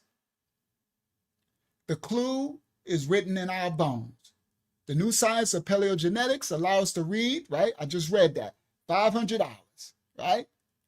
All right? I put these because y'all are most of y'all are visual learners. I put the visuals together, all right, from the study. He says the result has been an explosion of new information that is transforming archaeology. In 2018 alone, the genomes of more than 1,000 prehistoric humans were determined, mostly from bones dug up years ago and preserved in museums and archaeological labs. In the process of notion of European genetic purity, any notion of European genetic purity has been swept away on the tide of a powdered bone. So they're like, all y'all that think they didn't mix, that Europe is, he said, all that's is swept away from these bones, all right? So Indo-European expansion, all right? Now, Indo-European is very key. So I walked down the beginning, but we going somewhere, all right? Now, look at the expansion. So they all in Shem's land. They all in, right? So Shem and Canaan, the Hittites, all in Japheth mixing. We're going somewhere. Analysis of ancient genomes provides the equivalent of the personal DNA testing kits available today, but for people who died long before humans invented writing, the wheel, or pottery. The genetic information is startlingly complete. This is still his National Geographic. All right. It says the genetic information. Yep, Lude is in there too. This genetic information is startlingly complete. Everything from hair. All right. So now they're saying this new genome studies that they're able to do. He says the genetic information is startlingly complete. Everything from hair and eye color all the way to the inability to digest milk can be determined from 1,000th of an ounce of bone or tooth. Thank you, Pensilola, Yah bless. Thank you for your donation, daughter of Yah. I humbly receive. Now, He says even they can determine the inability to digest milk, like lactose intolerant. That's going to come out later. Shalom, yalla. Now, he says, and like personal DNA tests, these results reveal clues to the identities and origins of ancient humans and ancestors, and thus also to their ancient migrations. 3 major movements of people, it now seems clear, shaped the course of European history. These immigrants brought art and music, farming, and cities. They domesticated the horse and the wheel. The final ingredient, their mobile lifestyle powered by horses. This is the Yamna culture. So I put these together. We're going, so it's going to tie in a minute. The mobile lifestyle powered the last part of the last immigrants into the Europe makeup was the Yamna. They came from modern day Ukraine and Russia, what we call Russia today, the Yamna culture. This was them. Their mobile lifestyle, powered by horses and wagons, allowed them to spread rapidly across Europe. They brought with them the Indo-European languages. We're going somewhere with the languages. Tonight is about the tongue. So linguistics are everything. They brought with them the Indo-European languages spoken across much of the continent today. And their DNA, the Yamnaya, is strongest in modern Northern Europeans. Brought Indo-European language, the root of most modern European tongues. They introduced the Yamna, the Indo-European language spoken across much of the continent today. They may have even brought the plague with them too. That's what these archaeologists are finding out. The last major contributors to Western and Central Europe's genetic makeup, the Yamnaya, these were the last of the first Europeans, so to speak. They arrived from what they call now the Russian steppe as Stonehenge was being built. This is the time frame, nearly about 5,000 years ago, and they completed the job. Yup, Putin, you already ahead of it, Hayazak. Putin knows exactly this. That's Russia knows this, and that's why Putin understands the genetic makeup of, okay, so anyway, we're going somewhere. All right, now, step 3, the riders from the steppe. A wave of nomadic, that's the ones from modern day Russia and Ukraine, a wave of nomadic pastoralists swept in from the vast Russian steppe. Their power came, it wasn't called Russian back then, their power came from 2 game-changing innovations that introduced a new mobile lifestyle to Europe. They brought the domesticated horse and the wheel. All right? I got a study about ancient Africa had an invention of the wheel, but it wasn't needed because of the ground. It wasn't needed to roll. I got a whole lesson of what they would pull. They would pull their things with animals, right? But because of Europe's climate and from the ground, the wheel was more used for those who thought that Africa didn't have a wheel invention as well, but they did. I got a whole separate lesson. It's a very good one. But anyway, let me stay focused. Now, they introduce the horse and carriage, the wheel, and they domesticated the horse. It says, in an era of debate over this is still the article, in an era of debate over migration and borders, he said, the science shows that Europe is a continent of immigrants and has always been. The people who live in a place today are not the descendants of people who lived there long ago, says Harvard University paleogeneticist David Reek. All right, right. All right. He says there are no indigenous people. Anyone who harkens back to the racial purity of Europe is confronted with the meaninglessness of the concept. That's Harvard University paleogeneticist David Reek. All right? That's why, I'm just going to bring receipts. I'm just lean on my own understanding. Go study, show yourself approved. Andrew Curry, he said 32 years ago, the study of DNA of living humans helped establish that we all share a family tree. He wrote this in National Geographic, this one 32 years ago. He said 32 years ago, The study of the DNA of living humans helped establish that we all share a family tree and a primordial migration story. He said all people outside of what they call Africa are descended from ancestors who left that continent more than 60,000 years ago. About 45,000 years ago, those first modern humans ventured into Europe. This is the hunter-gatherers, having made their way up through the Levant. Everybody, they came through the Levant, through Shem's region. So I'm not sure, they might be Shemitic, these first group of hunter-gatherers that mixed with the Neanderthals. But the evidence, DNA and science says they came through from what they call in Africa now. Y'all know this, the Afra region, Akibulan or whatever, right? This before, it wasn't even called Africa back then, right? So, but they came through the Levant. That's the Fertile Crescent, Shem's land, okay? What they call in the Middle East now. So they came, so it could be Shemitic, or it could have been, because what's the name came through, Cush came through there too. And Nimrod and them, right? That's Cush. Nimrod came through Shem's land, right? You know, Hittites, Canaanites was all in Shem's land, right? But we're talking way back. So anyway, it says, this the study, these scientists and archaeologists and all these, right? This is National Geographic says they came about 45,000 years ago. The first modern humans ventured into Europe, having made their way up through the Levant, what they now are calling the Middle East. Their own DNA suggests that they had dark skin and light eyes. All right. European then was Europe then, it wasn't called Europe, that came later, Europa. So whatever the land didn't probably have, it probably had an ancient name then. We're just using the name for so we can understand who we're talking about, right? So it wasn't called Europe then, but now we go. Europe then was a forbidden place.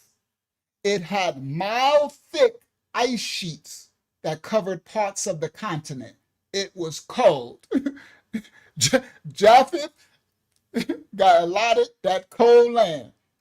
Now, Gallia, thank you, brother. He said it was called Gallia back then. Thank you for that information. All right. So he said, I guess they're saying Gallia then was a forbidden place. It had mile thick ice sheets, and mile thick ice sheets covered parts of the continent. It said the study said where there was enough warmth, there was wildlife in the areas where they had enough warmth. There were also other humans there. But he said, but the humans were not like us. There were Neanderthals there. All right? Before the so-called descendants, I guess of Shem or Africa, whatever, Ham or whoever that was, went through the Levant and came over to Europe, there was already some humans there, but not like us. Neanderthals, Neolithic hybrids, whose own ancestors had wandered out of what you call Akibulan, Africa. It was no Africa then, right? The birthplace of mankind, whose own ancestors had wandered out hundreds of thousands of years earlier and had already adapted to the cold and harsh conditions. This is Nephilim. All right, that's all that is, nothing new under the sun. Now, the dates of 100,000 years, whatever, but y'all know, eat fruit, spit out pit, tied together. The first modern Europeans, the ones that came through the Levant, lived as hunter and gatherers in small nomadic bands. They followed the rivers, edging along the Danube from its mouth on the Black Sea deep into western and central Gallia, what he called Europe. I'm gonna write that down, since the brother said that's probably what it was called, right? Gallia. I mean, hopefully I said it right this time, because Gallia. Okay, Gallia. Let me write Galia. All right, Gallia. All right. Hopefully I said it right. But anyway, now they. All right. Let me continue. He says, the first were hunter-gatherers. They followed the rivers as they came through the Levant, edging along the Danube from its mouth on the Black Sea, deep into Western and Central Europe. So the mouth of the Black Sea is up here. That's close to Hittite land, Anatolia, because that's where the Aegean Sea empties into the Black Sea, is right up in there. Hold on, I can't see it on that map. I can see it. Yeah, right here. So this is the right here, because that's Crete. Yeah. So the Black Sea is right up there. So this area right up in here is where they're speaking on in this National Geographic. All right. So let me scroll back down. Where was I at? Here. All right. So he says they followed the rivers edging along the Danube from its mouth on the Black Sea deep into Western and Central Europe. For millennia, the first hunter-gatherers, the dark-skinned with light eyes, they made little impact. Their DNA indicates that they mix with the Neanderthals. They smashed the Nephilim hybrids, who, within 5,000 years, were all gone. So, the first inhabitants, I don't know who they came from, Ham, Shem, or Japheth, they came through the Levant region. Well, but they were darker skinned, so they was either Ham or Shem, because Japheth is lighter skinned, right? So these were dark skinned with light eyes. So they were either Ham or Shem. They came through the Levant. Here it reminds you of Esau, right? And they made little impact for the time they was there, but the DNA says they mixed with the Neanderthals. All right. These hunter-gatherers endured unimaginable cold. I put this together for my visual learners. A ghost in the genome. I know a dirty Dan, right? Either Dan or Esau, right? But anyway, these hunter-gatherers, because we before Dan and them, so it wasn't Dan. So we way before Dan and them was born. we way early. All right. So these hunter-gatherers endured, we way before Esau too. These hunter-gatherers endured unimaginable cold, leaving behind spectacular cave art, and even mixing with the Neanderthals, whose DNA now makes up about 2% of the typical European's genome today. While their bloodline was largely replaced, that's by the Hittites, the cultivators when they came, their ghost DNA still persists today. That's a strong genetic Nephilim Neanderthal strand. They call it the ghost DNA, the ghost in the genome. The ghost DNA persists today most strongly in the Baltics and Eastern Europe. So these dark-skinned, light-eyed, who mix with the Neanderthal, their DNA of mixed with the Neanderthal, shout out to Run Rock, is still and present in 2% of all of typical Europeans' genome, but mostly in the Baltics and the Eastern, that ghost DNA is strong, the genome. And they drew in the caves. These were cave dwellers. Everybody listen. These are your first cavemen. All right, in Europe. And it was cold, so those caves brought a lot of warmth and cover and shelter. They drew on the cave walls. All right. They left art and writings on the cave walls. Today, about 2% of a typical European's genome, child solidate, consists of Neanderthal DNA.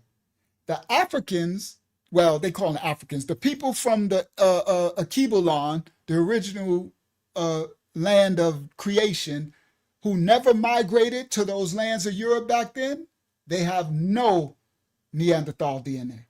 Now y'all understanding why it's the difference. Why they say now when they do the African genetics, so-called, it's no Neanderthal DNA. Because the first ones, the hunter-gatherers that went over there, they the ones that smashed the Neanderthals. And then the Hittites, when they came, mixed with them. And then the Yamnaya, when they came, mixed with them. And so now it's in the Europeans, 2% of their DNA still has that Neanderthal.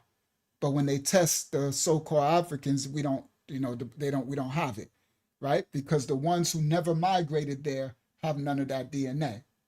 Now, as Europe was gripped by the Ice Age, the modern European Japhetic admixture of humans hung on in the ice-free South, adapting to the cold climate. Around 27,000 years ago, there may have been as few as 1,000 of them, according to some population estimates. They subsisted on large mammals such as the woolly mammoth, horses, reindeer, and aurochs. These were the ancestors of modern-day cattle. They lived in the caves. The caves is where they sheltered. They left behind paintings and engravings of their prey. This is your cavemen and women. Y'all know, Unc, I gave y'all a visual. You're very welcome. All right? These are masters of an icy world. These nomadic bands followed rivers and hunted massive beasts. In the caves where they sheltered, they left behind spectacular art. They also mixed with Neanderthals who disappeared within 5,000 years of their arrival. This is some of the art of they drew in the caves.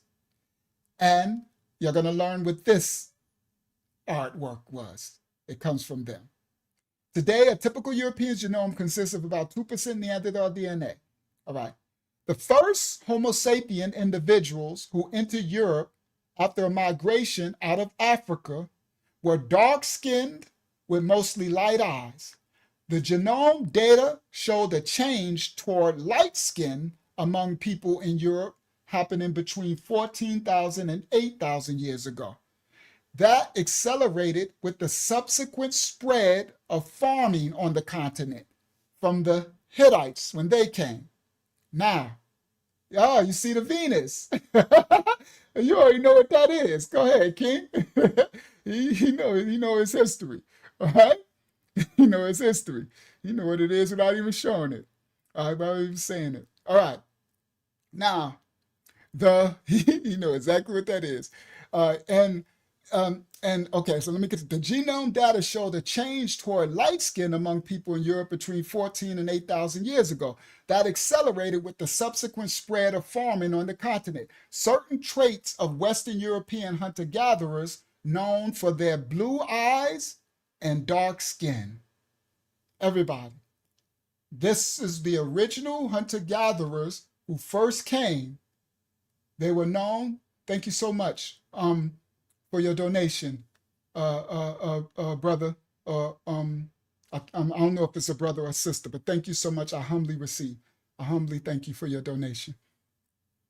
Now, the first Homo sapiens, the hunter-gatherers, the ones, this is still the National Geographic, was quoting right here. All of this is still the National Geographic. We're still in the same script article. Now, he says the first Homo sapiens were dark skinned with mostly light eyes. The genome showed it, right? Accelerate, and then the light skinned people among them in Europe between the change toward light skin among them started to happen among 14,000, 8,000 years ago. That accelerated with the subsequent spread of farming on the continent. Certain traits of Western European hunter-gatherers were known for their blue eyes and dark skin. The original Europeans, around 45,000 years ago, the first modern humans ventured into a harsh ice age Europe. They descended from ancestors who left what they call Africa now more than 60,000 years ago. Their DNA reveals a stunning portrait: dark skin and light eyes, blue eyes. They differed from their counterparts in Eastern Europe who had light skin with dark eyes. That's the ones from the Hittites and then the Yamna. So the original hunter-gatherers, the smaller ones, they differed from the counterparts who had light skin and dark eyes. Those two populations started to interbreed around 8,000 years ago. Only after the first farmers, the Hittites, arrived in Europe from Hittite Anatolia, modern-day Turkey, and pushed all the original hunter-gatherers, the dark-skinned descendants, northward. So they started to breed. So the original hunter-gatherers and the Hittites started to mix. So the genetics are mixing. All right? Now, as the Hittites from Anatolia started to their genetics spread, the genome of the complexion got lighter and lighter. Understand? It's getting lighter and lighter. Now, the different counterparts of Europe who had light skin and dark eyes, those two populations started to interbreed around 8,000 years ago, only after the first farmers arrived in Europe from Hittite Anatolia, modern Turkey, and pushed all the hunter-gatherer dark-skinned descendants northward. The genome data showed that populations associated with what is called the Gravettian culture, dating to around 34,000 to 26,000 years ago, known for certain types of stone tools, cave paintings, and small sculptures called Venus figurines. That's what our brother just called out earlier. Our brother who let us know it was called Gallia. Our brother is well studied. He knows his history about his land and his people if he's from Europe. The genome data show that populations associated with what is called the Gravettian culture, dating to around 34 to 2600 years ago, known for certain types of stone tools, cave paintings, and small sculptures called Venus figurines. Art and adaptation. In caves where they sheltered, they left behind spectacular art. They mixed with the native Neanderthals who vanished within 5,000 years of their arrival today. Around 2% of the have the genome. This reminds me of this sculpture. Looks like the Asherah, Astarte, right? You always see through all, because we all come from Ham, Shem, and Japheth, right? So we all family. That's the crazy part, right? These serpent seed want us to think we are all like different. We all come from one genetic group that was birthed into the earth, and we all come. We just different variations of even after the flood, before the deluge and after. Now, if no matter what you believe in, even if you don't believe in the Bible, the Safariyah, you're still going to believe in the deluge. Every culture had a great deluge. All right, every culture had a great flood. I'm talking about Sumer, Acadia, Phoenicia, Syria, Assyria, every Babylon. Ain't no culture not had a deluge story. So it ain't got nothing to do with just the Hebrew Bible, right? Or Christian, whatever. So if you know about the deluge, so before the deluge and after the deluge, we still descend from a lineage. After the deluge, we're supposed to descend from Noah's lineage. Or from, if you want to believe in the Atrahasis or the Mahabharata they got other names for him. Right? But it's always him and his children. All right? So we are all actually we're all cousins. We're all brothers and sisters, honestly. Now, there are people on the earth who mix with Nephilim, fallen angel. The serpent seed is on the earth too. That's why the Safariyah, our manuscript says, a remnant of every nation, kindred, and tongue and people are righteous to stand before, right? So, and you got most people who they want the white people to think all the blacks are just devils and ignorant. They want the blacks to hate all the whites and think they're devil and ignorant. You're both wrong. You're both wrong. There's a remnant of every nation, kindred, and tongue. You understand? The righteous children of the Most High. We all descend from one, okay? This ain't nothing but Asherah, Ashtra, Inanna, Semiramis, right? This is nothing but the snake goddess from the Minoans and the Macedonians, right? It's everywhere we go. They look the same. I never even heard of this one. I found out about her in this study. Our brother over there from France, he knew about it.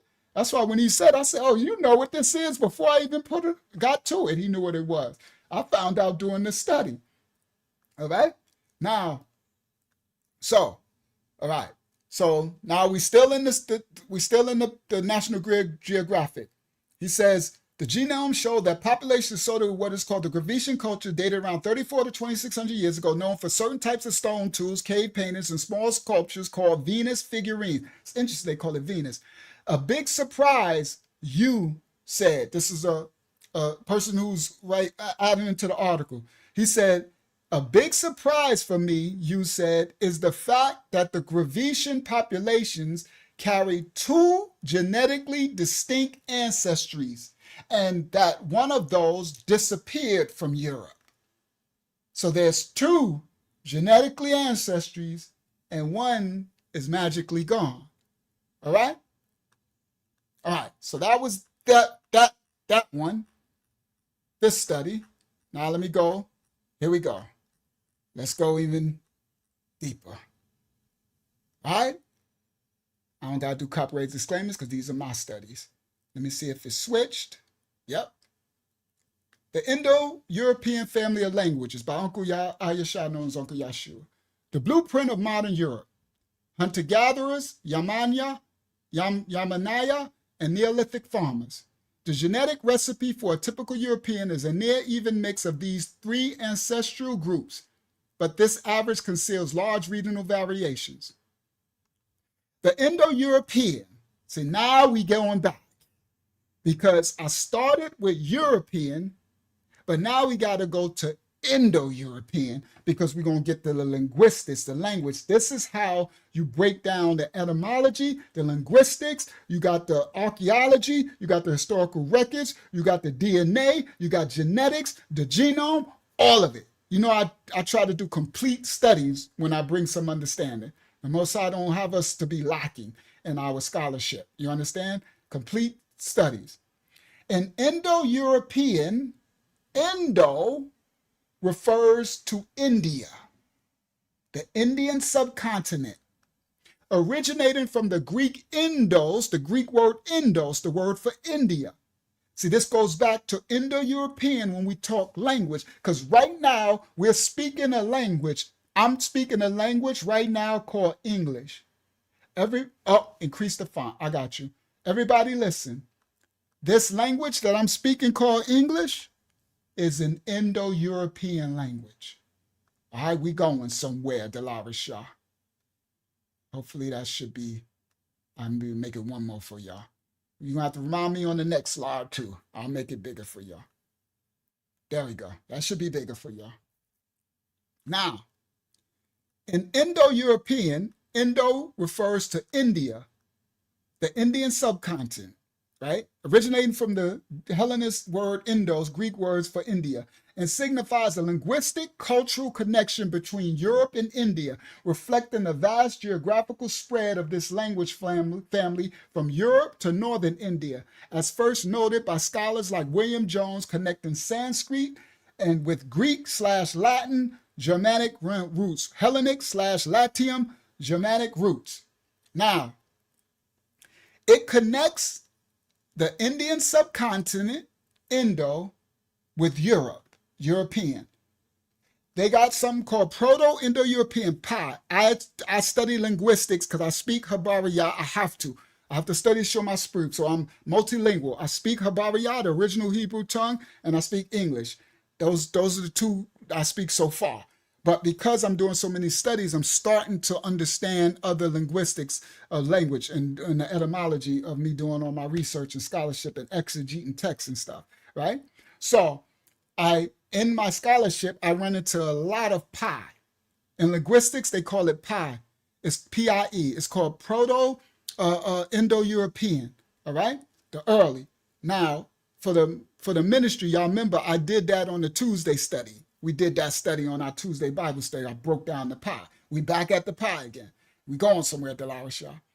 It connects, the Indo-European connects the Indian subcontinent with Europe. The etymology comes from Indos, the Greek name for India.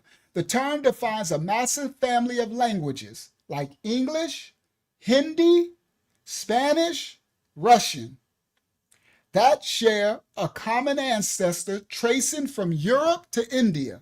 Early scholars recognize shared roots between Sanskrit, India, and European languages, leading to terms like Indo-European or German, Indo-Germanish. I don't know how to say Germanish. Germanish. I don't know how to say, I don't speak German, right?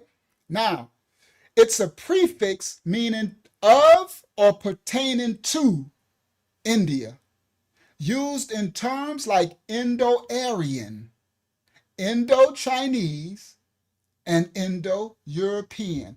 Delarisha, we are going somewhere. y'all get on the ride, band, get in the bus. We going somewhere. Most languages in Europe, in the Levant, now they call the Middle East, and in India appear to descend from a common ancestral language known to scholars as Proto-Indo-European, PI, as set forth by William Jones in his work with Sanskrit. The common ancestral language appears to be unrelated to other world languages spoken in China, Vietnam, Korea, Tibet, Africa, indigenous Australia, and indigenous America, as well different from Polynesia, Finland, Hungary, and the lands of classical Hebrew and other regions. Everybody listen, all right? Listen to the study, the scholarship. This Proto-Indo-European is an ancestral language that appears unrelated to the other world languages. It's not related to China, Vietnam, Korea, Tibet, what they call Africa, indigenous Australia. Oh yeah, we going somewhere. And indigenous America. That's the aboriginals here, the indigenous. Polynesia, Finland, Hungary, the lands of classical Hebrew, Habariya, and other regions. Shout out to St. Kitts. All right? Shout out to St. Kitts in the building. Shout out to the Caribbean. Now, today, the Indo-European languages is the lingua franca of the world. Today, the Indo-European languages have spread across large portions of the whole globe. They include diverse tongues like English, Russian, French, Latin, Hindi. While English is very different from Hindi, for instance, they both come ultimately from the same source. The Indo-Europeans, we going somewhere. This is a chart, but I got a better one for y'all. Indo-European language tree. This chart shows the Cetum branch of languages in color. The Indo-European languages fall into two general branches. At some time in the distant past, the original Indo-European speakers migrated westward and eastward from a location north of the Levant, the land of Shem, what they call the Middle East. We can trace those migrations by looking at vocabulary in each language. This is Japheth's tongue. Everybody listen clearly. We're going somewhere. This is Japheth's tongue. She said, not so different when we, not so different when you dig it. Yep, absolutely. Absolutely, I agree. Now, so at some distant time, the original Indo-European speakers migrated westward and eastward from a location north of the Levant. We can trace those migrations by looking at vocabulary in each language and gradually seeing the sound changes that took place over time as the tribes drifted further apart. I got a great chart for y'all. Y'all gonna enjoy it. I'm gonna make it big on the screen. Praise the Most High. Y'all gonna love this chart. As the tribes drifted further apart, the Indo-European tribes that migrated westward tended to pronounce words with the hard K sound, a vela stop. On the other hand, those that migrated eastward pronounced the similar words with a S or sh sound, the fricative sound. It reminds me when we breaking down the Habariya, the Hebrew tongue, right? With the abjads and the abjagitas, right? The consonantals and the diacritic vowels, right? The sh, the fricative sounds, the ha, breathy sound of the original Habariya, and then the Canaanite Hebrew, and then the what they call them, the Yiddish. Well, that's an Indo-European tongue. Y'all ain't even know that, but we going somewhere. And the what's the name? The Canaanite Hebrew, where they do a ha and k's and right. So anyway. Sorry, I'm all into linguistics, bro. I tell you, I speak some Habariya. So this stuff be like, but anyway, let me continue. Now, the Indo-European tribes that migrated westward tended to pronounce word with a hard K sound and a vela stop. Vela stop. On the other hand, those that migrated eastward pronounced similar words with an S or sh sound, a fricative sound. Likewise, the westward travelers tended to have a certain vowel sounds. They have certain vowel sounds transform into E sounds. That sound like from these That's the you talking what you call them, Phoenician and Ugarit with this E sound. So anyway, westward travelers tend to have certain vowel sounds transform into E sounds, while the eastward travelers tended to switch to R sounds over time. And the labio-vela stops in westward traveling tribes tended to turn into vela sounds. All right, this is another chart, but I got a better one, clearer one for y'all, right, of the Indo-European language tree. The Indo-European language family tree chart. The chart below shows the relations among some of the languages in the Indo-European family, though you wouldn't think to look at the tangible lines of arrows. The chart is very much simplified. Many languages and any whole language families are left out. All right, so anyway, Indo-European evolution and locale of maps. All living languages evolve over time, adding and losing vocabulary, morphological behavior, and syntactic structures, and changing in the ways they are pronounced by their speakers. All languages. Facts, and linguistics. Facts. That's why the Hebrew become Canaanite, the Afro-Asiatic Shemitic group of languages, and you got all of these, right? All these languages, they evolve over time. Cynthia, the Scythians, is very important to this study because these Scythians are very key to where we are going. Indo-European migrations. The Indo-Europeans, or the language and culture, the Indo-Europeans or their language and culture spread from their homeland into Western Europe, Central Asia, and India. All right. The Kurgan hypothesis describes the initial spread of Proto-Indo-European during the 5th and 4th millennia BC. All right. This is the actual Hittite artifact. By 1700 BC, people speaking Hittite, a Canaanite Indo-European language, had founded a capital at Bogazaze, ancient Hattusha. Now, everybody listen clearly. Ancient Anatolia, what they call in Turkey now, they speak an Indo-European tongue. The Hittites spoke, they say Hittite Anatolia is an Indo-European language. I'm going to show you. The Hittites are actually Canaanite. The Canaanite mixed his seed with Japheth. Japheth. All right? Everybody listen. Japheth got allotted Europe. Japheth mixed his seed with Shem. He mixed his seed with Heph's descendant, Hittite. The Hittites. That's Canaan's baby. And he mixes seed with the Neanderthal. All right? Japheth got himself in some mess. All right? Now, right? So by 1700 BC, people speaking Hittite, a Canaanite Indo-European language, had founded the capital, Hattusha. They call it Anatolia now. The mysterious collapse of the Hittite Empire. From his capital, Hattusa, in central Anatolia, the last known Hittite king, Sopaliolomi, or whatever the second, 1207 BC, ruled over a people who had once built a great empire. Now, these are the ones, the second wave coming into Europe. These were the farmers, the Hittites. The Aryan invasion. Are we going somewhere? Yeah, I said Aryan.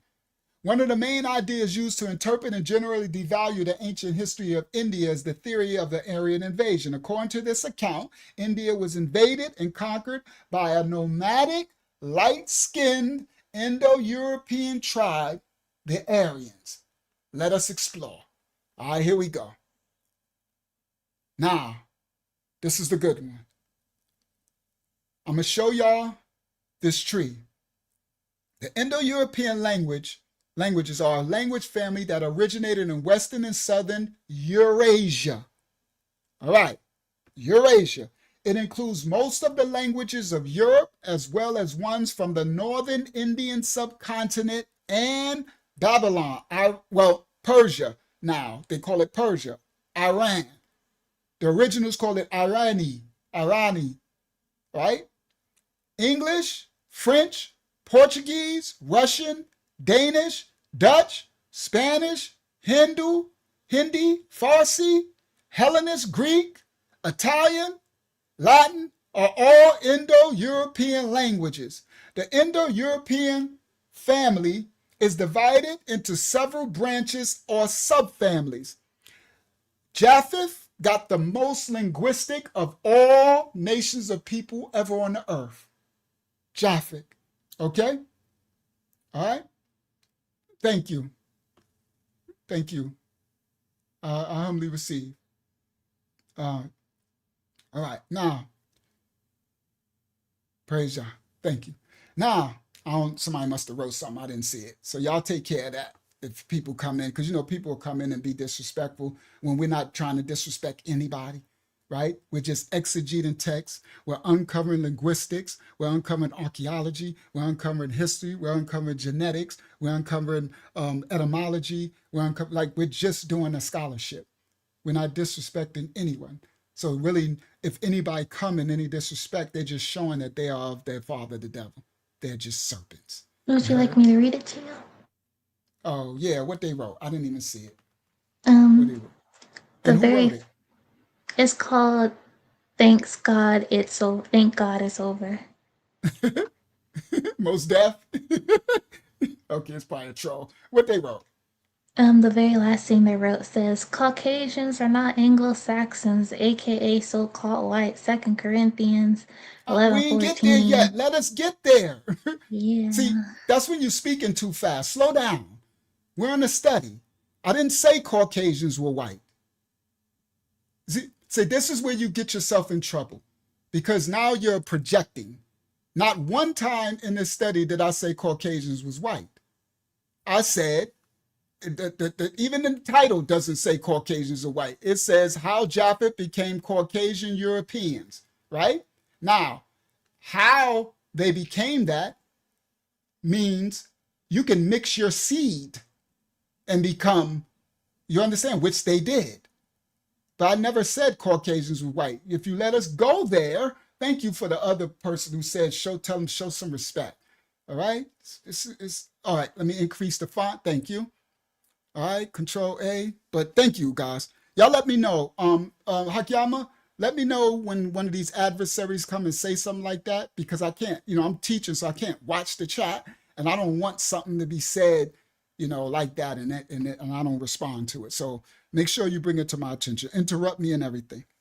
All right, that's very important. Because if I wouldn't have seen the brother correct, I'm like, hold up, what happened? Somebody came, said something disrespectful, which is for no reason. So slow down, right? Slow down. I'm doing a lesson. I'm like, give it time to walk. We got to walk it out, okay?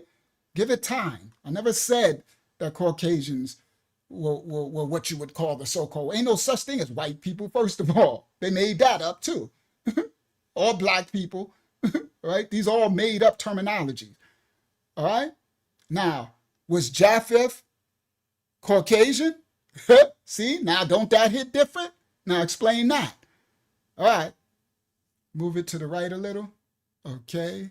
Hold on. I did it. There you go. I did it. Oh. Now click out of it. All right, there we go. Now it should be big enough for y'all. That's big enough? The text is big enough for y'all? Y'all let me know. Yes, this is good. Thank you. All right. So now we're going somewhere. All right. We're in the language. The Indo-European, English, French, Portuguese, Russian, Danish, Dutch, Spanish, Hindi, Farsi, Greek, Italian, Hellenes are all Indo-European language. The Indo-European family is divided into several branches or subfamilies, of which there are 8 groups with languages that are still alive today. The Albanian, Armenian, Balto-Slavic, Celtic, Germanic, Hellenic, where you get Greek, Indo-Iranian, Persian, and Italic. And additional 6 subdivisions are now extinct. I'll show them. The Indo-European family of language includes the most languages spoken from Ireland to Russia to the northern half of India. Around 46% of the whole world's population speaks about 3.2 billion of people on the earth speaks an Indo-European language as their first tongue. Japheth did very good spreading his All right. Japheth will inhabit the land, the tents of Shem. Y'all better know. Now, about 3.2 billion people speaks an Indo-European language as a first language, far and away the largest of any language family. According to Ethnologue, there are about 445 Indo-European languages that are still spoken today. This is common today, with over 2/3 of them in the Indo-Iranian branch. The most widely spoken individual Indo-European languages are English, Hindustani, Spanish, Bengali, French, Russian, Portuguese, German, Persian, and Punjabi, each with over 100 million speakers. Among the Indo-European languages that are small and in danger of extinction are the language of Cornish, which has fewer than 600 speakers. Matter of fact, I'm going to do this. I'm going to come back here. Let me get to my chart. The pie. All right, let me do it from here. All Indo-European languages are descended from a single prehistoric language reconstructed as Proto-Indo-European, the pie, spoken sometime in the Neolithic to early Bronze Age. The Indo-European family is not known to be linked to any other language family through any more distant genetic relationship, although several disputed proposals to that effect have been made. Let me show y'all the chart, the charts. Let's do it. Stop share. All right, let me make sure I got it open. Let me click. I'm going to click this one. Bang. Oh, I had other charts. I was supposed to show that, and I didn't show it when it popped up, but it's okay. All right, I can do that. Hold on. Let me do that one right there first, because that's a little gift chart. All right, so let me come back to y'all. Oh, sorry, live. There we go. And then I'm going to go stop share. Then I'm going to go share screen, window, bang, share. This is a little GIF I made. This is how Europe they spread. So it started here, right? That's Hittite land, right? And then they spread. This is a gift of how they spread. All the way. This is Japheth. This is what Japheth did. And this was all the way over in here. That's when they get into India. So this is your Indo-European. Everybody listen clearly. Japheth was given this part, all up here, right? Ham was given this. Shamayam was given all of this, and some of over into here, right? Western, Middle, Eastern Asia, the Levant region, what they call Mesopotamia. This is what they call Africa, Egypt, and this is what they call Europe. But look what Japheth did. He got his allotment, but he all over in here. He way over in here is spreading his seed. Indo-European. All right. Now, I'm going to go, oh, went the wrong way. Oh, went the wrong way. Oh, so it's not that one. All right, stop sharing that one. I got to open up another one. All right, it's this one. I thought I could get there from there. All right. Now, come back to y'all.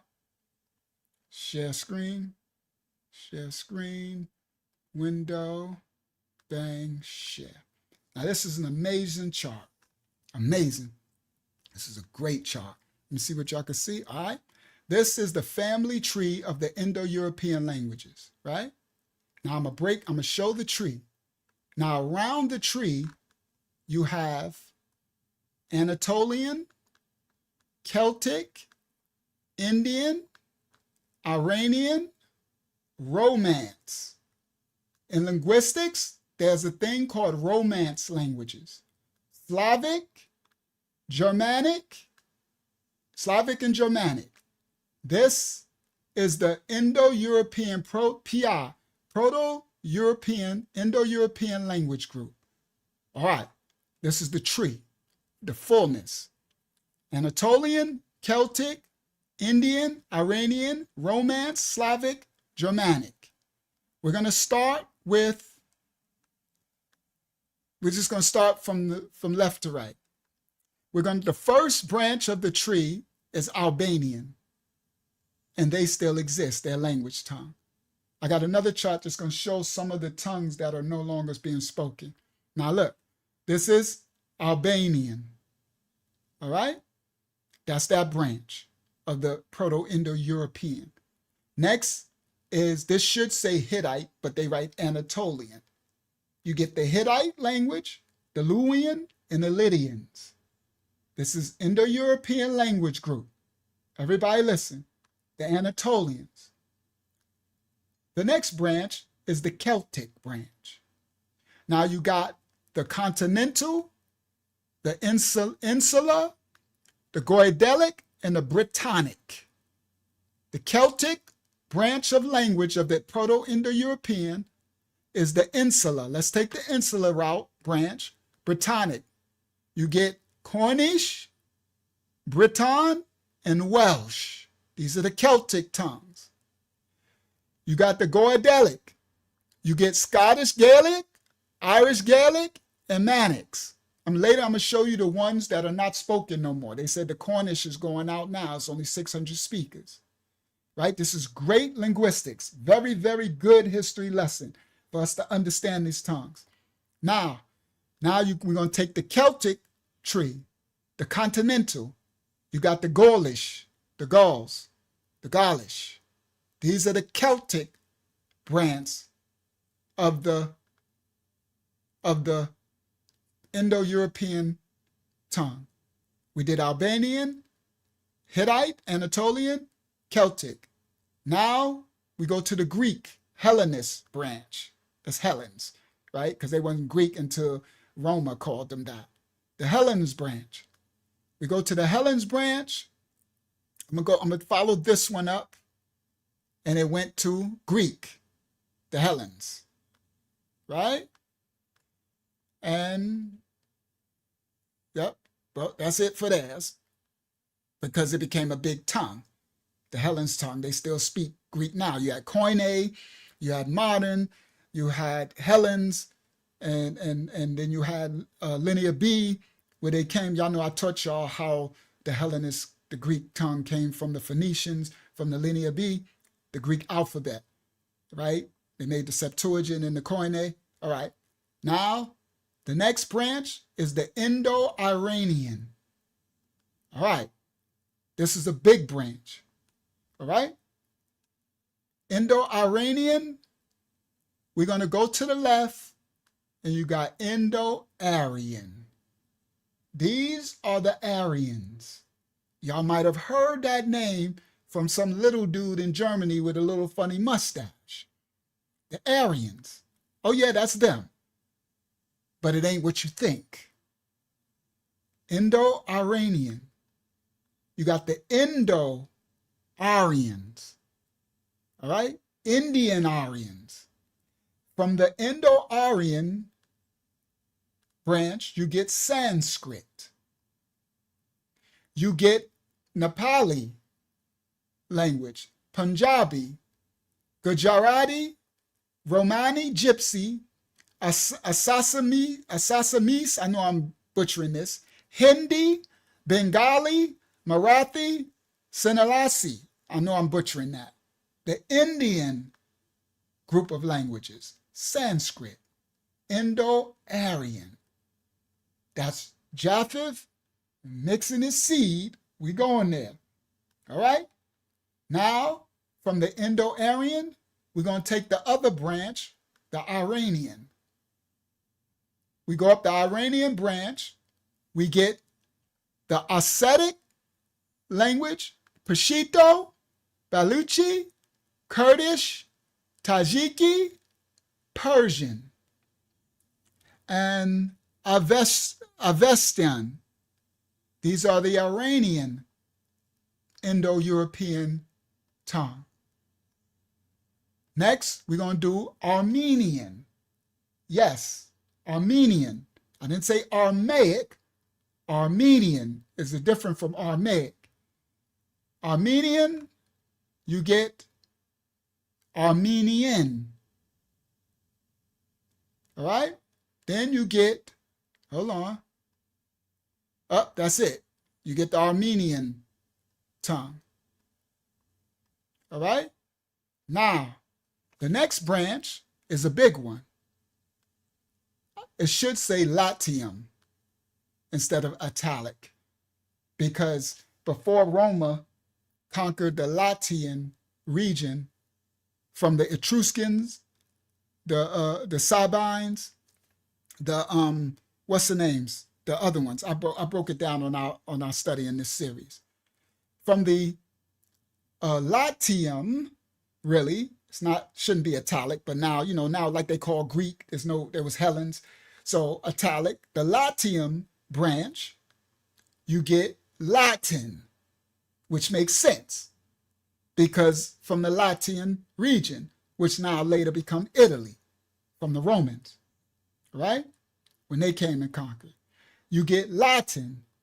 From the Latin branch, you get Romanian.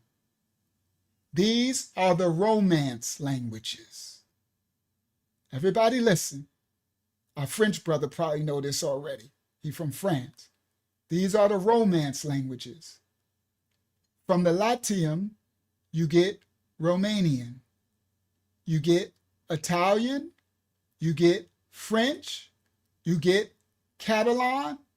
You get Spanish and Portuguese.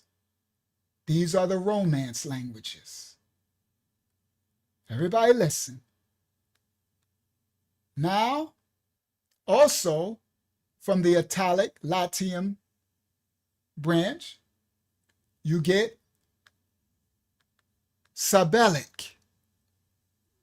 Sabellic is the Sabines who was there next to the Etruscans when those Japhetic came to Latium down from up the cold regions, they mixed with them there, they came and conquered them, okay, and named it Latin and all Italy and stuff. So you get the Sabellic from the Latium, and from their tongue you get the Ascan, the Umbrian. Some of y'all have heard of Umbria. The Umbrian, you get the Ascan and the Umbrian tongues. Those are Romance languages. Those are probably dormant now, most of those. Then the next branch, you get the Balto-Slavic. Are we going somewhere? The Balto-Slavic, you get the Slavic tongues. You go on to the west, you get Slovak language, Czechoslovakia language, and Polish. Okay? These are the Slavic tongues. Indo-European. Then you go Slavic South, you get Bulgarian, Slovenian, Serbo-Croatian.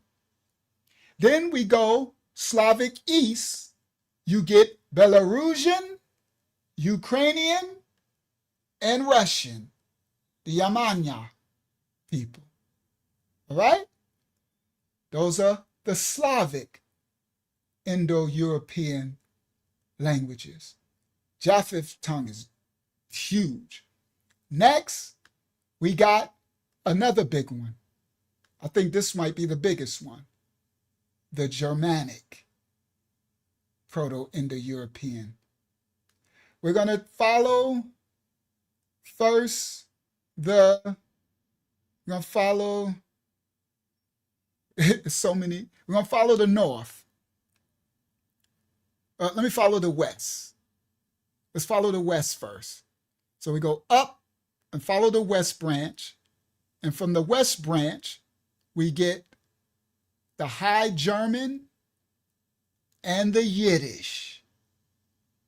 So those convertites, Ashkenazi convertites, who are not Israelites, those migrating people over in the land that speaks this tongue, this is a Germanic tongue, Yiddish.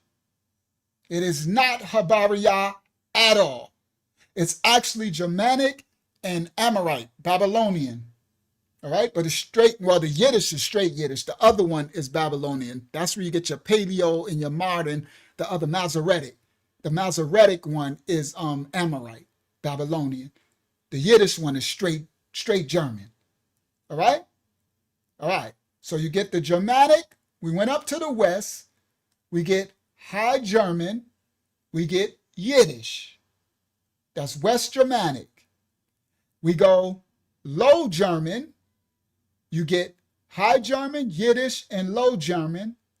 West Germanic is Afrikaans. That is crazy work. Crazy work. Afrikaans is what they enforced over there in South Africa on the people. It's Germanic. So you got High Germanic, this is West Germanic, High Germanic, Yiddish, Low German, Afrikaans, Dutch, Frisian, and English. Wow, right? Crazy work.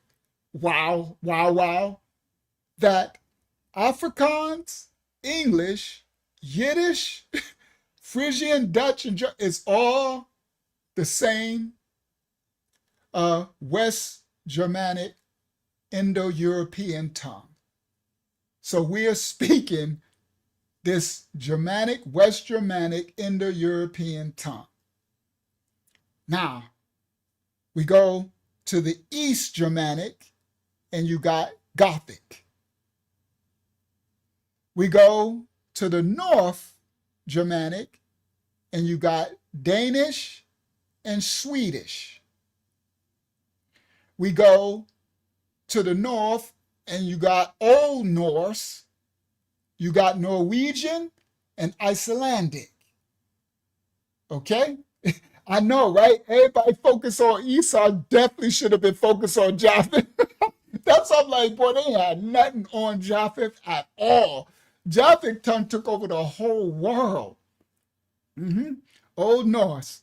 Old Norse is Norwegian and Icelandic. Then you have East. Well, the East, we did it, Gothic. And then the last branch of Japheth's tree is Tocharian. And that's Tocharian.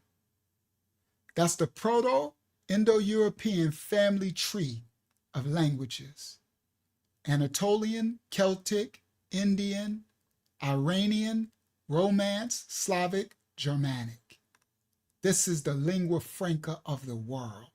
Japheth's tongue took over the whole world. All right, I got another one. So this one is the breakdown of it. Now, in this chart, hold on, it's at the top. In this chart, the ones that are in pink, these languages are extinct or dead. The ones that are in green, they're in use.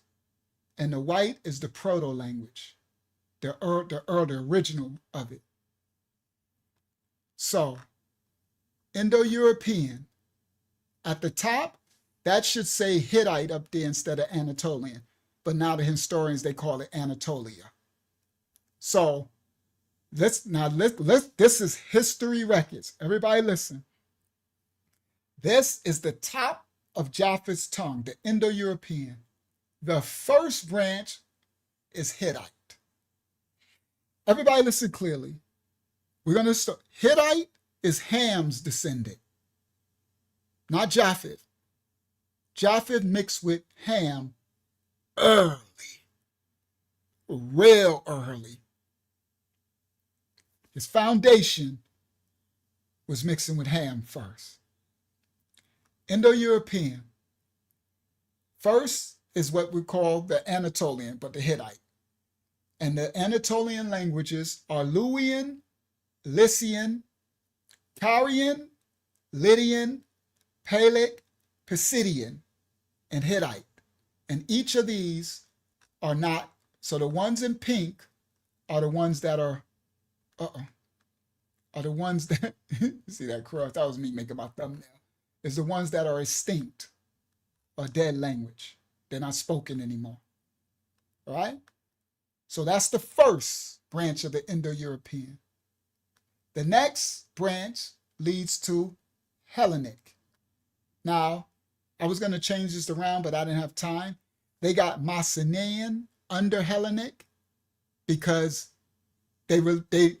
as I get all this scholarship, I know a lot more than these. Well, it's nothing wrong with that. It's just they have to do a lot more studying.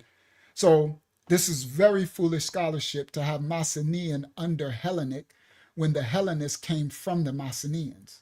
Do you understand? They were the Philae, they were the Demoi. Later they became Hellen after the Phoenicians when they went through their dark ages. So they've been living in the Mycenaeans, but it's okay. All right. I was going to change it, but I didn't have time before the study start. I was going to rearrange this chart and put the Mycenaean up, put everything correct.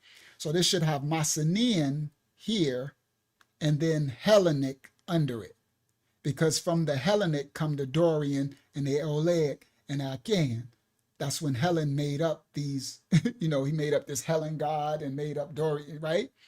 So from the Doric, there was the Doric, Northwest Greek, Classical Greek, Koine Greek, the Attic and Ionic, Epic, Akkadic, Cypriot, Aegean, Boeotian, Dacian, right? Now these are the second Indo-European from the Mycenaean. These are the who come from the Minoans, who come from the Cycladic islands of the Aegean Sea, all right? That's where the Demoi clan got civilized from the Mycenaeans, all right? Now, and all of those are extinct except now the Koine led to the modern Greek. And the Doric led to a Tusconian tongue. So I guess that's still spoken. All right? Then you got, the tree goes further down and we get to Italic. That's Romulus and Remus, the Latium. All right? It should say Latium, actually, instead of Italic, but they give it to the Romans, right? From the Latium come Latino Faliscan. That's the Faliscan and the Faliscan Latin. From the original Latin come Classical Latin. From the Classical Latin come Ecclesiastical Latin. This is the Latin from our manuscript, the Vulgate, okay? And ecclesiastical, biblical. From the Vulgar Latin come the Romance languages.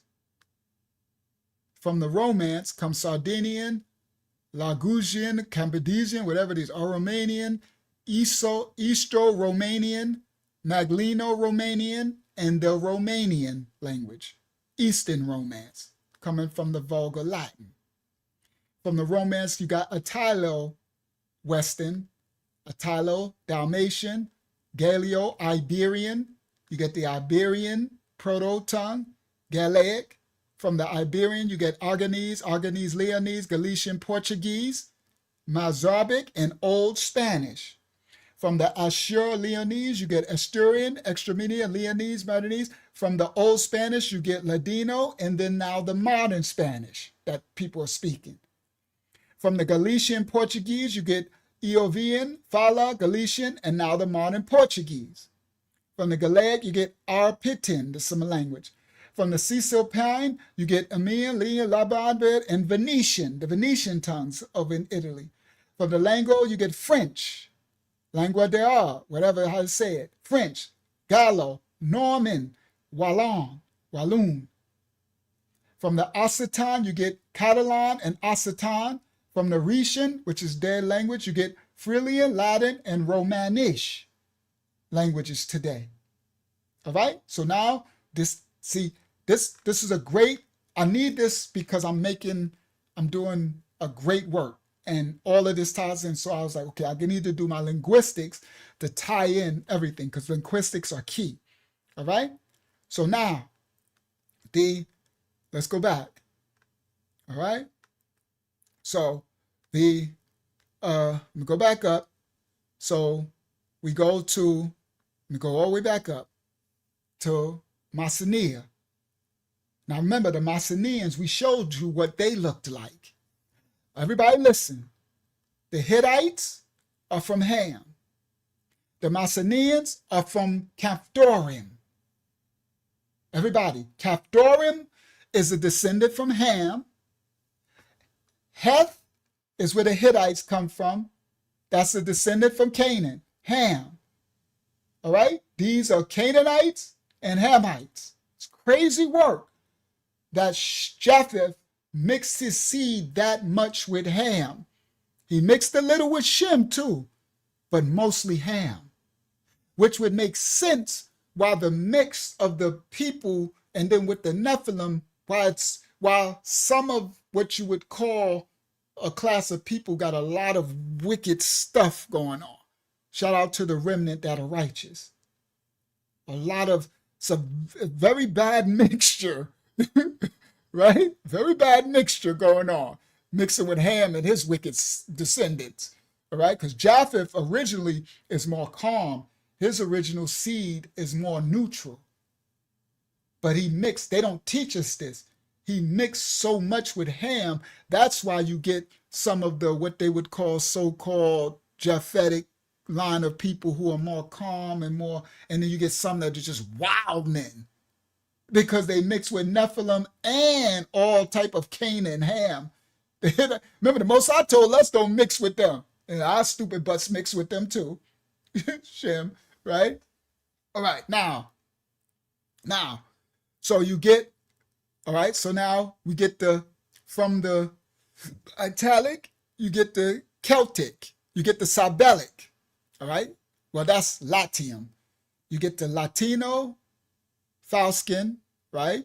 Latin, then Sabellic from the Sabines, right? That's not the Sabians from the script, that's the Sabines and the Etruscans in that area. Now, from the Italic, you get the Sabellic. You get the Oscan and Umbrium. I know these Umbrias are very key throughout history, the Umbrians. Their languages now, Sabellic. You get the Aguian, Margian, and Volscian. So the Sabellic language, like I think Saudi Tay said, is a dead tongue. It's not spoken anymore. Then you get the Celtic from the Latium. From the Celtic, you get the Continental, Celtician, Galatian, Gaulish, Gaul, Lepontic, and Noric.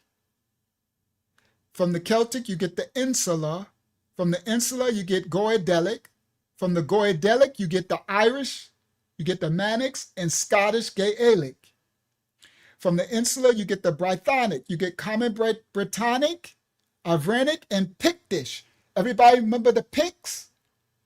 See, I know this because I know who these Celtic, the original, and the ones, and then the mixture. I know from the Goths, the Gauls, the Vans, the Celtics, the Picts, the Danes, the Welsh, the originals, the Pictics. From the Common Britannic, you get the Breton, you get the Cornish, who is going extinct now, the Cumbric, that's Cumbria, and the Welsh. We broke this down, all right?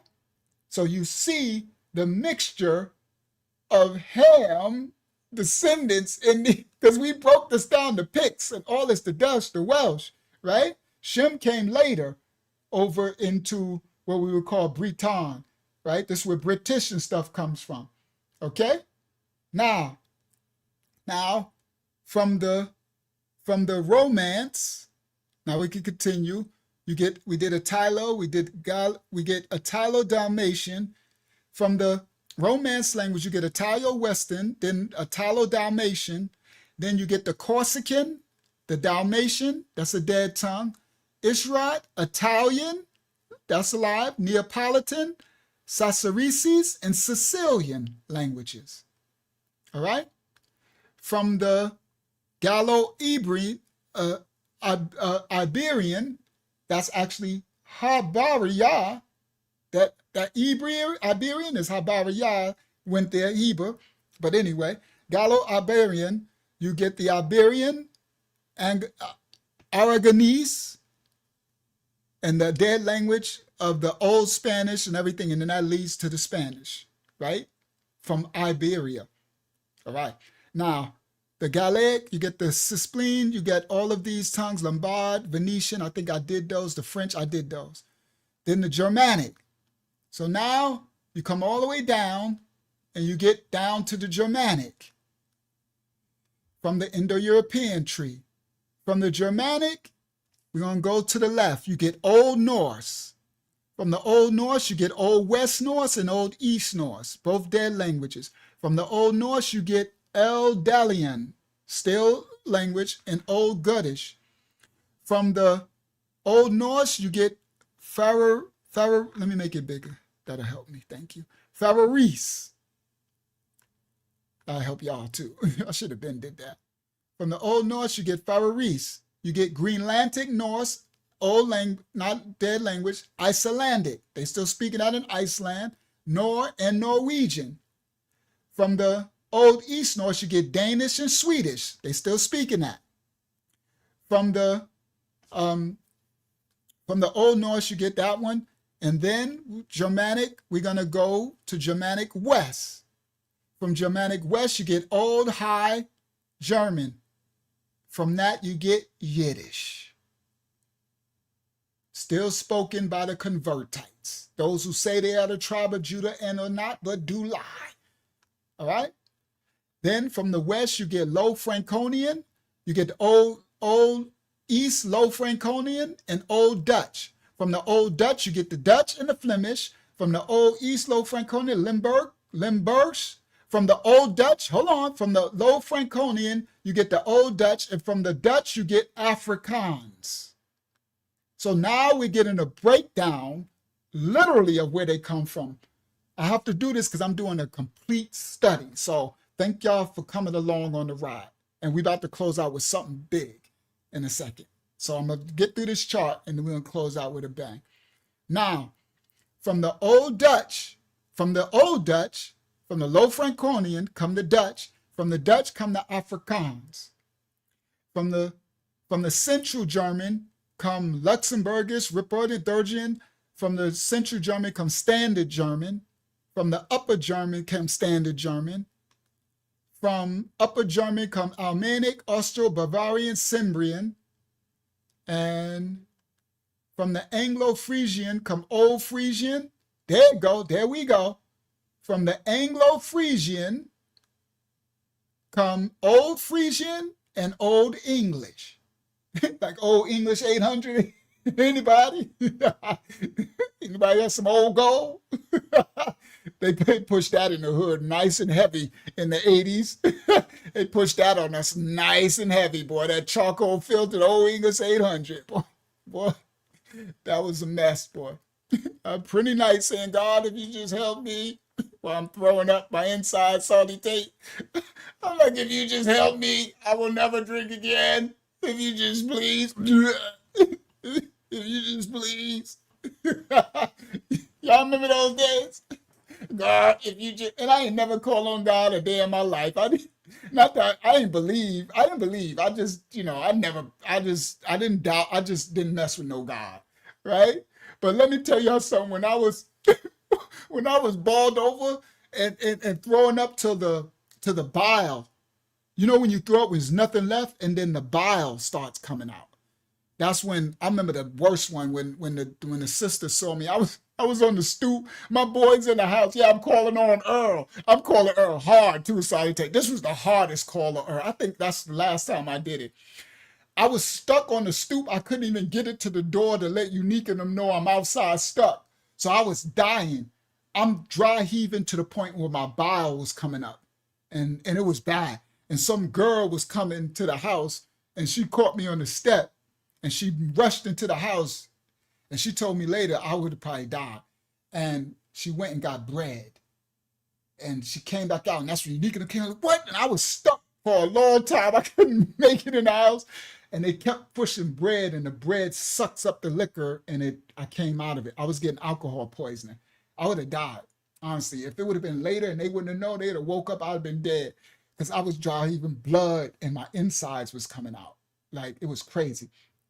So anyway, I'm saying it because when you call on Earl, boy, I was like, you call on God, right? I'm like, God, please. I know I don't talk to you. I know you don't really like me. I'm serious because I ain't messing with God. Like, God, please. Could you please? I promise I won't ever.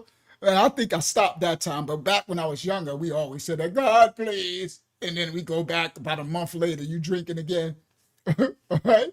He said crazy horse. Yeah, I just kept downing. And this was when the OE back in the 80s, when it was stronger too. It was like, right? So anyway, so Old English, sorry, I'm just, all right. So Anglo-Frisian led to the Old English, Old Frisian. So I ain't asked much. Yeah, Paul, I don't never mess with you. If you can just try to help me out, please. And y'all be having mercy too, right? He probably sent that girl at that right time. I would have been dead. I wouldn't be here right now. Yeah, I had a liquor poison. It was bad. I would have been dead. I was throwing up all my insides. And Anglo-Frisian, Old Frisian led to, and Anglo-Frisian led to Old English. Old Frisian led to North Frisian, Salterland Frisian, West Frisian. Old English led to English, what we speak now, Scots, and Yola. Yola, that's funny. A Yola language, you only live once. YOLO language, Mad Dog 2020 and all that stuff. I remember they pumped Cisco. That was some real poison. By then I wasn't drinking stuff then. I wasn't messing with that Cisco stuff. I'm like, bro, this is nasty, bro. That Cisco had people tripping. Cisco had them boys in the 80s going into the early 90s on crazy. They was on nuts. So Cisco, that's when they was doing pharmakeia. That's when they was really pumping, right? Because our elders had Night Train and Mad Dog 2020 and, Ripple and all that stuff. That was that old cheap wine. But by the time they got to Cisco, they was pumping, liquid crack is what they called it. They was pumping crazy stuff in that. It tasted crazy. I was a little older then. I knew better than messing with the Cisco. I'm like, man, I'm like, nah, I'm good, bro. Y'all tripping. They would get that Cisco and go nuts. That was after the crack era. They was like, all right. So anyway, let me stay focused. All right, because I gotta get to the closeout, best part of the study. So now we go over to, we almost finished this chart. I'm probably ain't gonna go through the whole thing. Well, I need to because I gotta do my study. All right, bro, this is Japheth got so much. So now we go over, that was the Hittite side, right? And it starts with the Hittites, Canaan. Now we go to the Indo-Iranian. The Indo-Iranian Hayazak, first Proto-Indo-European language, goes to the Indo-Aryan. This is where the little dude in Germany with the mustache get this from, but we going somewhere. Indo-Aryan, this is the Aryans. All right. That's why I said I ain't never called white people Caucasian. I told the brother, give me a second, right? Let me do my study, bro. Chill out. Take a chill pill and chillax. All right? Indo-Aryan. From the Indo-Iranian led to the Indo-Aryan. From the Indo-Aryan led to the Vedic Sanskrit, the Vedas. That's India. And the Sanskrit. It led to the Gandhari, Naya, Pashi, and Nada Pali. Sharasini, I'm butchering that. Rohan probably know these languages. It led to the Dardic languages. The Dardic languages are the Kashmiri, Pashayi, and Shina. They're still alive, tongues. It led to the Magadhi, and the Maharashtriti, whatever, right? And that Magadhi led to the Eastern Indic. That leads to the Bengali, Harba, Arai, Chagadi, Bengali, Assams, whatever. It led to the Bihari, the Bajari, Magali, Matali, the Kangi, Marathi, right? I know Rohan probably know all these languages. These are your Indian languages. It led, the Indo-Iranian led to the Naristani. That led to the Wagali and the Ashkunu, the Kamatavari. All right, now, the Indo-Aryan led to the Shusari, who led to the Sindhu Indic, led to Hindustani and Dakini. It led to the Western Indic, Damani, Ramani, Lana Punjabi, the Northwestern Indic, Western Indic, Central Indic. It led to Eastern Indic. It led to West Pahari, Western Dogari. These are Nepali, Nepal, Papa, Eastern, Diwali, Sonalis, the Veda, Insular Indic. It led to the Indo-Iranian led to the Iranian. The Iranian Indo-European led to the Avestan, not spoken. The Eastern Iranian led to the North Iranian Scythians. It's very key. Not spoken no more. Scythian led to Ossetian, still spoken, Saka, Samaritian, North, whatever those says, Bactrian, Kashir, whatever. And then the Sogium, and then the Yagnobi, which is still spoken. The Eastern led to the Pamatri, Vanji, Dadi. Then it led to the Armenian, led from up there. That's the, wow. The Indo-European led down straight to the Armenian, which led now to the Armenian tongue. All right. The Balto-Slavic, my goodness, Latvian, Lithuanian. All right, her tongue getting tired. That led to the Albanian. The Indo-European led straight to the Albanian, and Albanian still spoken. So you see the ones that are very strong, that have their tongue originally from the first Indo-European. The Latvian, Lithuanian, the Baltic, the Slavic, Old West Slavic. Then you get the Czech Slavic, the Nonic. Now you got the Sorbian, the Letic, Old Polish, Poland, Pomerian, and Pomeranian. That's why I guess where they get that dog. Then you get the Kashubian. Then you get the Western Slavic, the Czech, and the Slavic languages from the Western of the Slavic. You get the East, Old Norgwood, or Norgud, Old East Slavic. You get the Russian and the Ruthenian, Belarusian, Russian, Ukrainian. That's coming from the Russians, coming from the East, coming from the Slavic, coming from the Balto-Slavic, who's coming straight from Indo-European. All right? So those Russians know exactly where they come from. All right? Now, you get the, Armenians. You get the Eastern, you get the Old Church Slavic, Old Christian Church, or Catholic Church. From there, you get the Bulgarian, Church Slavic, and the Macedonian tongue. From the Western, you get Slovene, Serbo-Croatian, Bosnian, Croatian, Serbian, Czech, Slovak, Serbians, all that, and we did them all. My goodness. Woo! That was a work.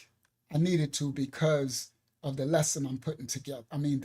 Y'all will see later. It's very thorough. All right. Now, y'all have the full, complete Japhetic tongue. Wow. And it starts off with the Hittites and the Indo-Iranian, which leads to the Indo-Aryan, the Aryans.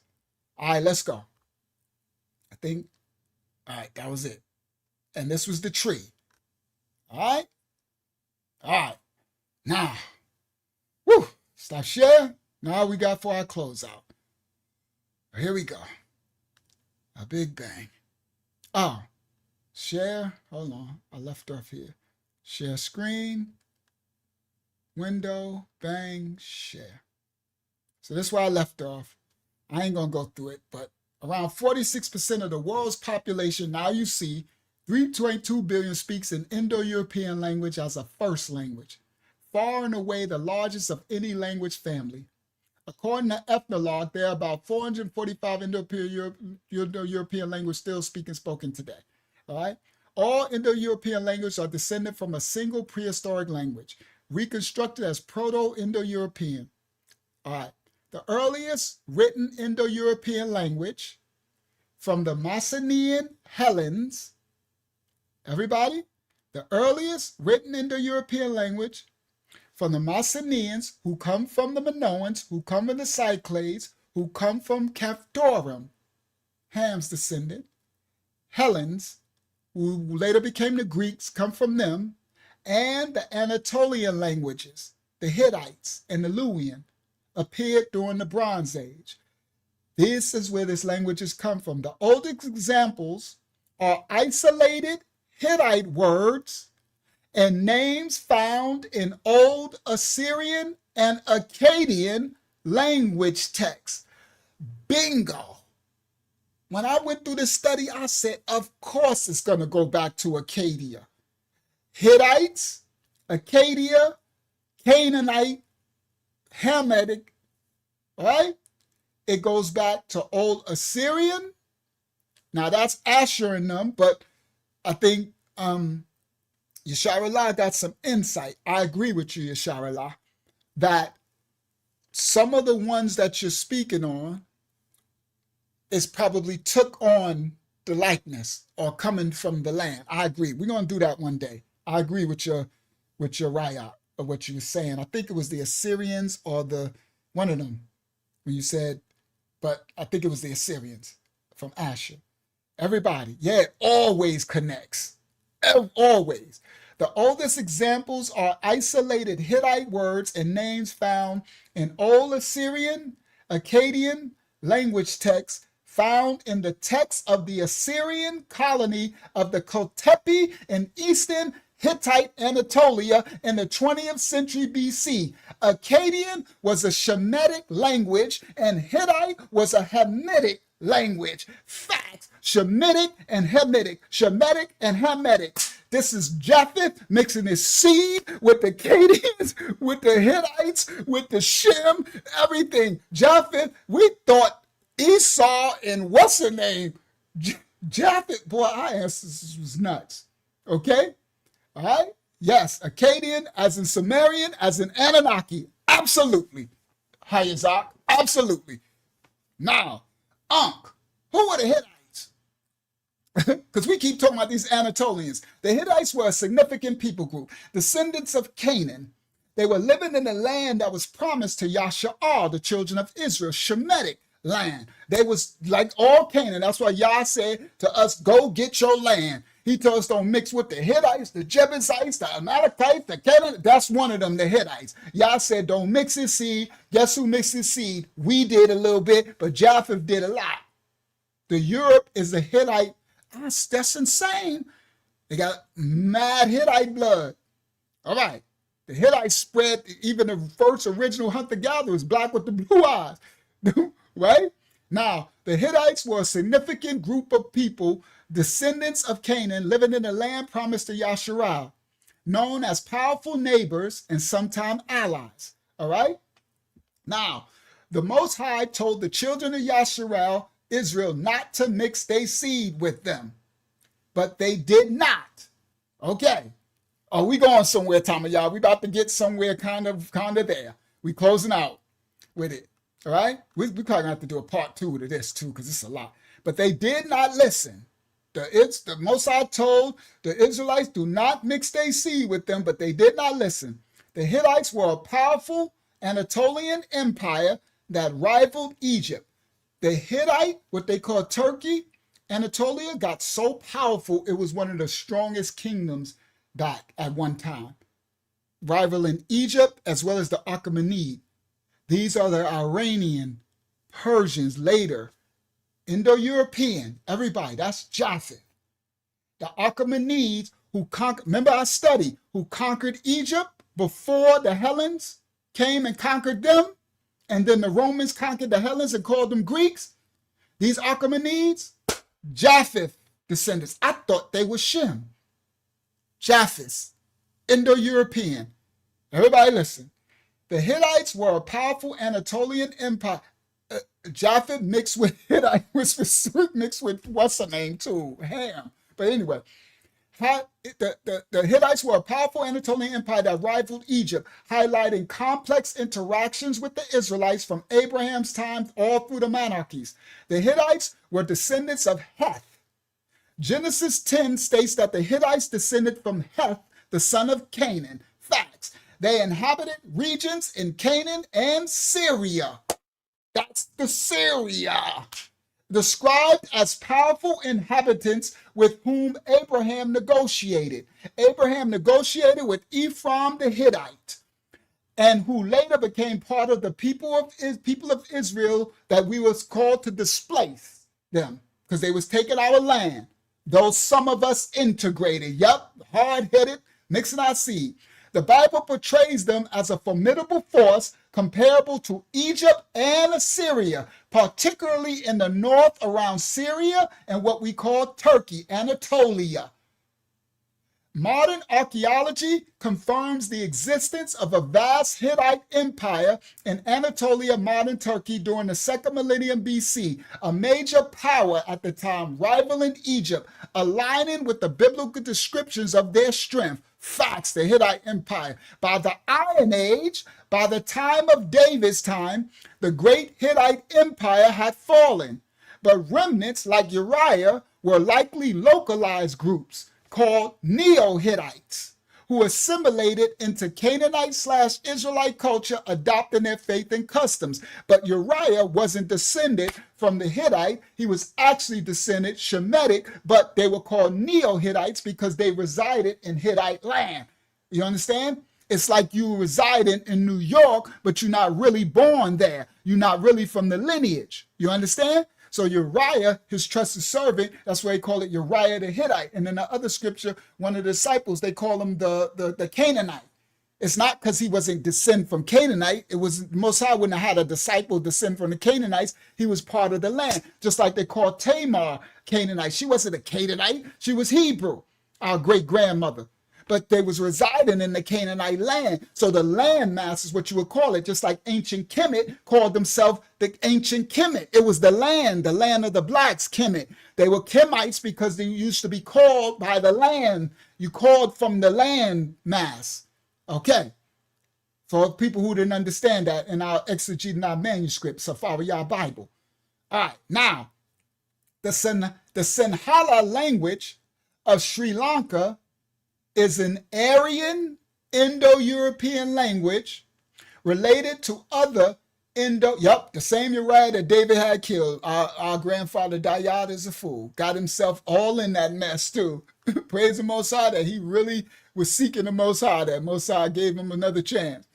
The Sinhala language of Sri Lanka is an Aryan Indo-European language related to Indo-Aryan speeches, such as Hindi and Bengali. It is also distantly related to other major languages, such as German, French, English, Russian, Persian, and Lithuanian.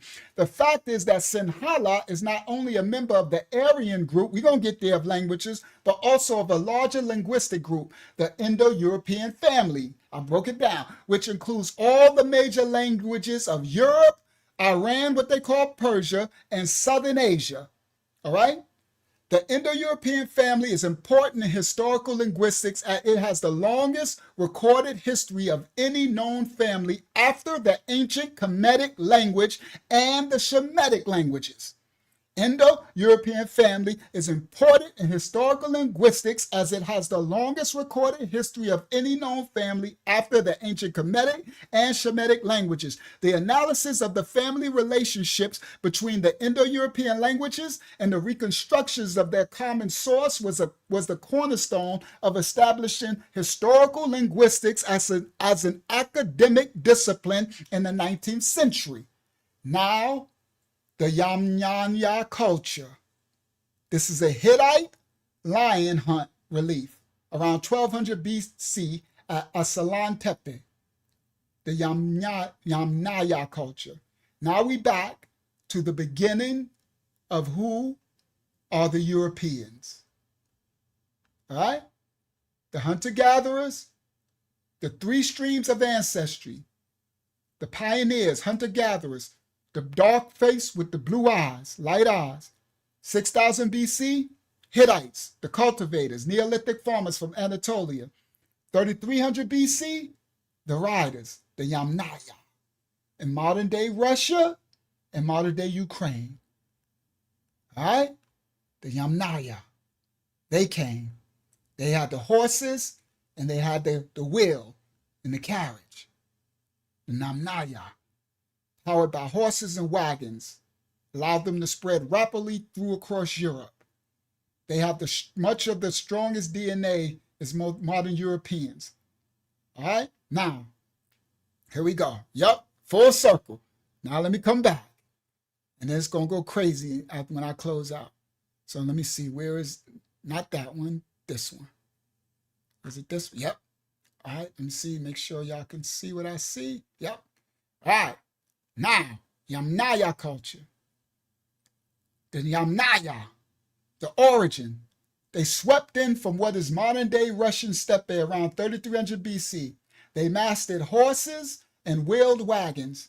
They introduced a new era of mobility to the European Hittites and the original dudes with the blue eyes. They also spread Indo-European languages, the Yamnaya.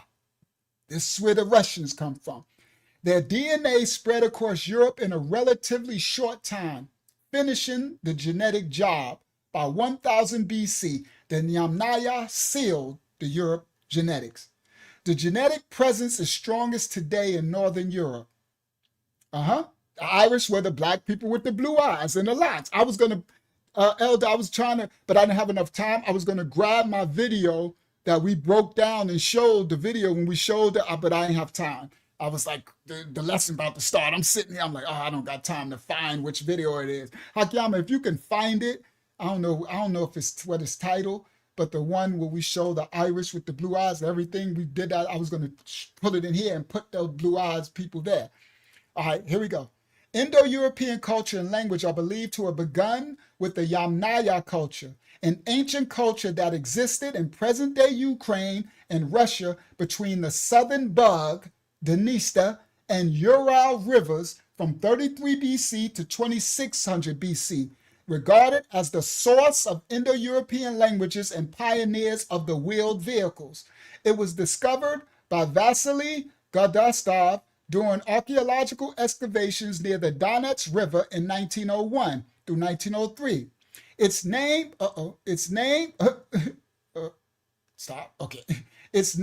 is derived from the Russian adjective yama, which means related to pits. It's a reference to the Yamnaya culture and custom of burying their dead in kurgans, called tumuli, that contain simple pit chambers, burial funerary rites. The Yamna, related to pits, about burying their dead. The Yamnaya culture is also known as the Yamna culture, the pit grave culture, or the Oke grave culture. Oke, or how you say that? Its economy was based on animal husbandry, fishing, and foraging, and they produced ceramics, tools, and weapons. The people of the Yamnaya culture lived primarily as nomads under a chiefdom system, and they used wheeled carts and wagons to get around and manage large herds of animals. They also closely connected to Fanal Neolithic cultures, namely the corded ware people and the Bel Beaker, the Sintashta, the Adranovo, and the Shrew Banaya cultures, which later spread throughout Europe and Central Asia. Yamnaya material culture is very similar to the Afanasivo culture of South Siberia, and the populations of both cultures are genetically indistinguishable. This suggests that the Afanasivo culture originated from a migration of Yamnaya groups to the Altai region, or alternatively, that both cultures developed from an earlier shared culture source. The Yamnaya pits where they dig to bury their dead and burn or whatever. The Yamnaya culture were horse-riding cattle herders who built imposing grave mounds called kurgans. Andrew Curry wrote in National Geographic, the Yamnaya were some of the first people in the world to ride horses and master the wheel. They were building wagons and following herds of cattle across the grasslands. They built few permanent settlements, but they buried their most prominent men with bronze and silver ornaments and mighty grave mounds that still dot the steppes. According to the widely accepted Kurgan hypothesis of Majik, but the people that produced the Yamana culture spoke a stage of Proto-Indo-European language, which later spread eastwards and westwards as the part of the Indo-European migrations. The Yamnaya culture also brought domesticated horses and mobile lifestyle based on wagons into Stone Age Europe. Their innovative metal weapons and tools helped bring the Bronze Age to Europe. A tapestry the Aryans. Around 1500 BC, Aryan charioteers from the steppes of northern Iran, Persia, conquered India. Aryan tribes also gave birth to early civilizations in Hellenes, in Europe, and in India. And these were master charioteers. Now we're about to find out the Aryans. The Aryans were loosely federated, semi-nomadic herdsmen people who spread both east and west from Central Asia, taking their sky gods with them. Everybody listen. The Aryans first settled in Punjab and later moved on to the Ganges River. We going somewhere to Lara Shah. We closing out with the tie-in, the Aryans. Now, the Aryans, charioteers. All right. Now, Aryans are defined as early speakers of Vedic Sanskrit, an Indo-European language that provided the basis for all languages in India, Pakistan, and Bangladesh, as well as the majority of those in Europe. Based on linguistic evidence, Aryans are believed to have originated from the steppes of Central Asia. They were led by warrior aristocracy whose legendary deeds are recorded in the Rig Veda. The term Arya in Sanskrit means noble. The Aryans introduced the horse-drawn chariot to the Hindu religion and sacred books as the Vedas to present-day India. We going somewhere. The term Aryan has been used by European writers since 1835, but it fell into disfavor in the mid-20th century because of its association with the little dude over there in Germany with the little mustache and their propaganda, which described the white people of Northern and Central Europe as being the purest representatives of an Aryan race. We getting there now. It took us a long time, but we getting there. Bring it on home, come on. Now, they used all through, writers talked about the Aryans. But in the 20th century, because of the little dude over there in Germany with the little mustache, the Aryans were described now as white people of Northern and Central Europe as being the purest representatives of the Aryan race. They talked, those little Germans must have said they were the Aryans. Everybody listen. Which is foolish, since the original Aryans weren't them, didn't have that description. Today, because those are so-called whites, I'm going somewhere. Y'all listen clear, I'm going somewhere. Those Germans with Hitler and them, right? The original Aryans didn't have that same description, where they say they were the purest white race with the blonde hair and all, right? Listen clearly. Today, historians and ethnologists who discuss Aryans make it very clear that they are talking about speakers of Aryan languages and not talking about Aryan blood, hair, eyes, or other features. Proto-Indo-Europeans, I don't got to break that down. This is a picture of Achilles dragging Hector from a chariot in the Lydian. Boy, we can't never. The minute we go back, look at them with their little naked, and they dragging that poor boy from a chariot. You know they did that to us, right? Dragging us from cars and stuff. Right? All right, so that's Achilles. These Hellenists, boy. These Romans and Hellenists is nasty. Always naked. Look, they got their little winged little angel flying over them. They dragging that boy. All right. Now, yeah, we about to, y'all, they ain't real Aryans. It's about to go down, Saudi Tate. I'm about to bring it on home. Knowledge of them comes chiefly from the linguistic reconstruction. All right, that's the, I ain't gonna do Proto-Europeans because we did that. Proto-European, Southern Russia, the speakers. All right, we're gonna get to the Aryans. We're gonna stay with the Aryans. I did enough Proto-European. I did enough of the language. The precise geographical Proto-European, the most widely accepted, the most competing hypothesis occurring with the Pontic, the Yamna culture, spread of the Indo-European culture. All right, we about to get to the Aryans. All right, I'm good with the language. I did enough of the language, right? Y'all know me, I'm very thorough, right? While this, the experts agree competing hypothesis for the Indo-Europeans, or as they were earlier known, the Aryans.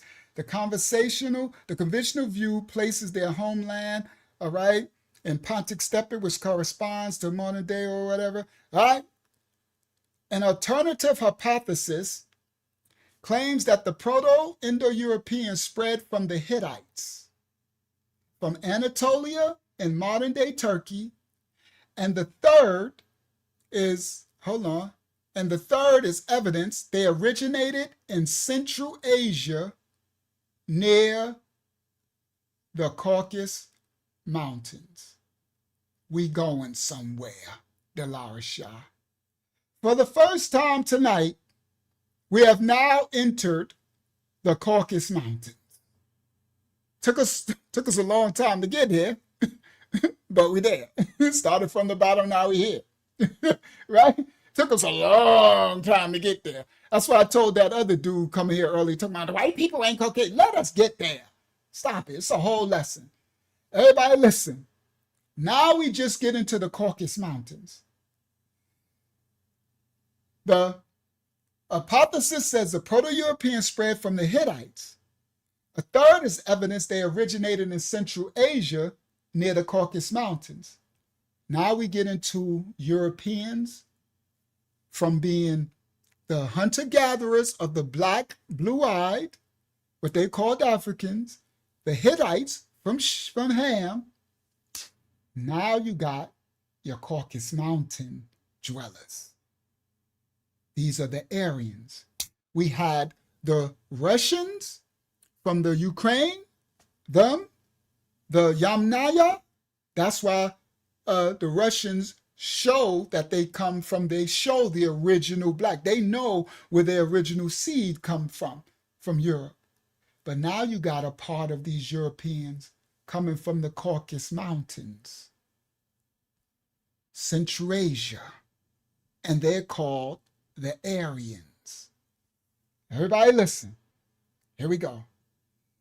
The second hypothesis was recently backed up by a seminal study led by evolutionary biologist Quentin Atkinson from the University of Auckland, New Zealand, which was published in the Journal of Science. All right, that was my map. We broke that down. All right, let's get to them. All right, let's get to them. This is the one. Let's close out. The Aryans into early India. Everybody listen. Between 2000, hold on, let me move it over a little. There we go. And I'm going to make it bigger because I remember y'all said make it bigger. Control A. All right. This our closeout. All right. How do I make it big? Oh, over here. I found it, the one you're looking for. I'll send it to you. Okay. Just put it, you got the name of the video? Put the video in it. You could just post it. But thank you. Okay. You could just post it. All right. That should be big enough. The Aryans into early India by Uncle Yahya Shah. Between 2000 and 1000 BC. See, this is much later, right? Remember, we was at 40,000, 30,000, right? They came later. Everybody listen. And the Russians know that too, the Yamnaya. They know it too. Between 2000 and 1000 BC, successive waves of Aryans migrated to India from Central Asia, as well as Eastern Europe, Western, what they call Russia, and Persia. All right, Iran. The Aryans invaded India between 1500 and 1200 BC, around the time they moved into the Mediterranean and Western Europe. At this time, the Indus civilization, what they call the Indians, had already been destroyed or was moribund. They was already going through a lot of wars. There is some evidence that these people originated in Central Asia near the Caucasus Mountains. They called themselves Arya, kinsmen or nobles, which is the source of the word Aryan. So the Aryans are the Caucasians. Caucasians, Caucasus Mountains, Central Asians, they weren't like Hitler looked. These were from Anatolian, Hittite, Neanderthal, what's the names?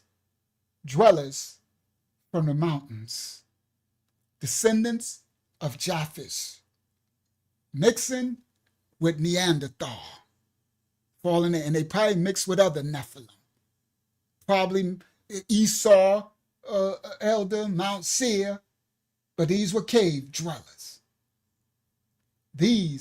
And they kept their lineage straight, pure. That's why the little dude, we're going to get there, with the mustache, was trying to take the identity of these warriors. They were savage, warrior bound, and they were raw dog out of them caves, originating from Central Asia in the Caucasus Mountains. Now, they called themselves Arya, the source of the word Aryan, and that stood for kinsmen or nobles. This is early India. After Harappa and Mohenjo-Daro declined, I got one. I got one for y'all. Yeah, stolen identity. Facts. Here we go. I did it. Thank you, y'all, for reminding me. I put all that work and I would have been upset. I ain't show y'all this. I'm like, boy, you the entrepreneur. You put all this work in. You ain't about to show this. Here we go. I did something for y'all. For my visual learners. Okay? I can't see what y'all see. Hold on, let me make it smaller. There you go. It's big too. Hey, here we go. I did one for the visual learners. I got y'all. I always got y'all I got y'all in my thoughts when I'm putting all this work in. All right. So hold on. Let me see. I can't move it now. It's okay. How did I move it before? It's all right. Well, y'all. All right. So the Aryan migration, how a journey from the north forged the fountains of ancient India. Here we go. A story of migration, interaction, and transformation. Between 2000 and 1000 BC, a wave of migration changed the course of Indian history forever. This is the story of the people known as the Aryans from the Caucasus Mountains. Yep, stolen identity again. Who were these people and where did they come from? Why did they journey into the Indian subcontinent? What happened when they encountered existing civilizations? How did their arrival lay the groundwork for classical India? Step 1. Who were the Aryans? The story begins in Central Asia near the Caucasus Mountains. I put this together for y'all visual learners. The story begins in Central Asia near the Caucasus Mountains. Here lived a group of Indo-European speaking, semi-nomadic pastoralists. They called themselves Arya, a term in their language meaning kinsmen or nobles. This is the source of the word Aryan, ancestors to many. The Aryans are also considered to be ancestors to some of the Persians, some of the pre-Homeric Hellenes, which now become Greeks, some of the Teutons, and some of the Celts. They have this Caucasian from Central Asia, Aryan descendancy. Some of the historic and archaeologists are saying that these Aryans. All right, let's continue. The Aryans were a loosely federated people led by a warrior aristocracy. Their culture was defined by several key elements. They had horse-drawn chariots, which they learned from the Yamnaya people. Okay? This revolutionary technology gave them superior mobility and a military advantage. They were pastoral herdsmen, Their society and economy were centered around herding cattle. They believed in the sky gods. Of course they did. Didn't they all? They worshiped a pantheon of sky gods, which they took with them on their migrations. They took their gods with them.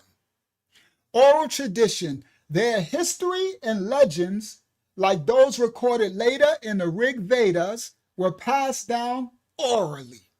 The Aryans. This is where the little dude in Germany stole their identity.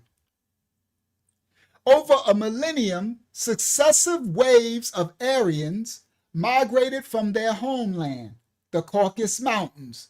They moved both west into Europe and into Persia and India.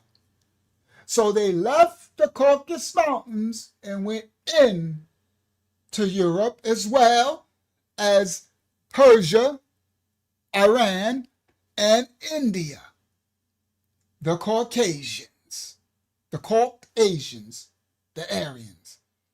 The main invasion of India is estimated to have occurred between 1500 and 1200 BC. That's the same time when the Phoenicians went into Macedonia with the Hellenes and civilized them. All right? The journey brought them through the mountain passes of Afghanistan into a new fertile land. All right. Now, so they came from the Caucasus Mountains all the way down. They coming into through Shimland, Levant, and all that. All right? Go ahead. Can I get something to drink, please? Somebody? Anybody? Help me, please. Can you help me, please? Help me, please. Go ahead. Sister Roberta is asking to put the live link in the. She says she has a prayer request, and she was asking to put. I can't hear you. Say it. Say it. You gotta talk louder. I can't hear you. Say it again. She asked what? Sister Roberta is asking if I could put the StreamYard link in the chat. She says she has a prayer request. Did you want the link in the chat at all? She says that so she could come in on the live stream. I suppose she says she has a prayer request, but I'm not sure if it's private or something. Yeah, so I don't know. Give her the link. She want to come in, but mute yourself when you come in. And if you want to do it when we closing out, so at the end we could do the prayer. We could do the prayer if you want us to do it on the public. We could do it. So go ahead, put the link. She can come in. She come in the studio if she wants. Just mute yourself when you come in. Hayaza. All right. Now, thank you, Hakiyama. Now, the main invasion of India. Now, let's continue. The Aryans. The Aryans first settled in the fertile plains of modern-day Punjab. They called this new home Sapta Sindhu, or the region of the 7 rivers. At this time, the great Indus Valley civilization, this is what y'all call the Indians now, of the Indus Valley. At this time, the great Indus Valley civilization, Harappa, Mohenjo-daro, was already in decline, or some of them had disappeared. So the Aryans, when they entered, it was already a land in transition. The Aryans were not entering into an empty land. They encountered established peoples, often referred to as the Dravidians. These are the Indians. I know Rohan know all this history. These are some of his people. The Dravidians. Dravidians had a sophisticated urban civilization. They lived in towns and were skilled farmers. That's in on the right. This marked the meeting of two profoundly different worlds. These Indus Valley inhabitants, what later y'all would call the Indians, the Dravidians, they didn't know what was coming for them. The Caucasians from the Caucasus Mountains was coming. They was getting a visit that they didn't know what was coming.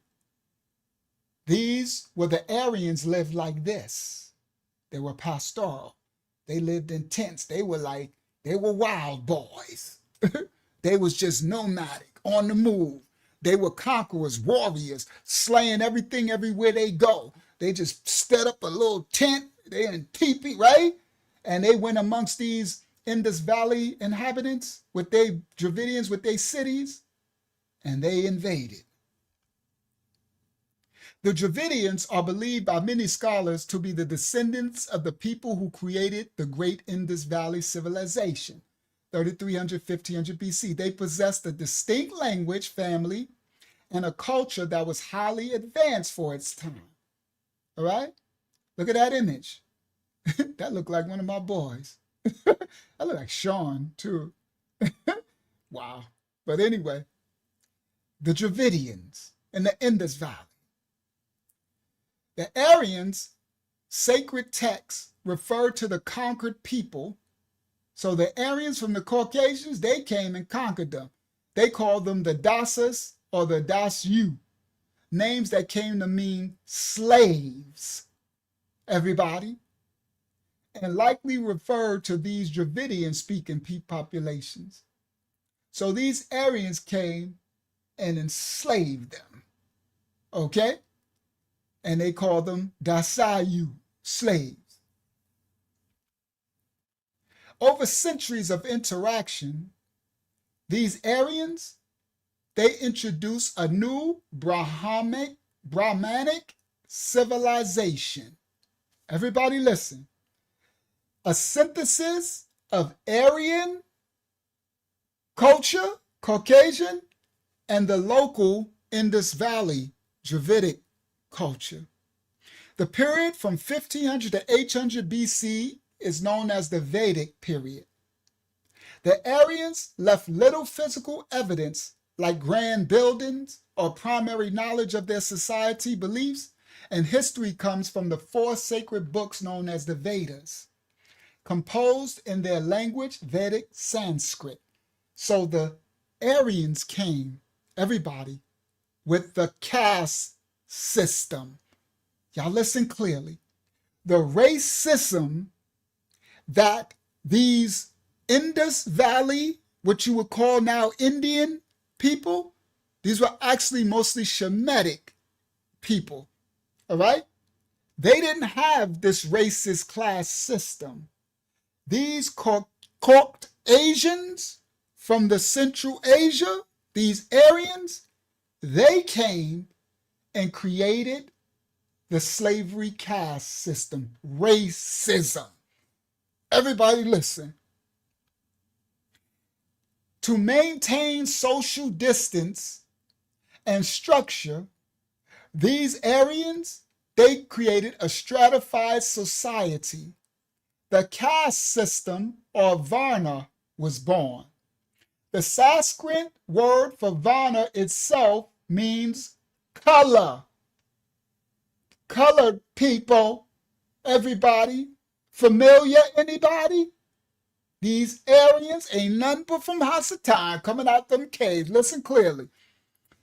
The Sanskrit word Varna itself means color, which many believe refers to the difference in skin tone between the lighter-skinned Aryans and the darker-skinned indigenous Dravidians. Everybody, these are Shem's and some of Ham's people. All right? You see it, Salty Tate. Bingo. So they created the caste system. The Brahmas, which they say were the Aryan class, were the priests and the scholars. Then you had the Kshatriya, the rulers and the warriors. Then you had the Vaishya, the merchants and the farmers. Then you had the Sudra, the menials and the laborers. The Varna, which is the caste system, meant color between the lighter-skinned Aryans and the darker indigenous Dravidians. From their base in the Punjab, the Indo-Aryans spread east across vast Gangetic plain, the Ganges.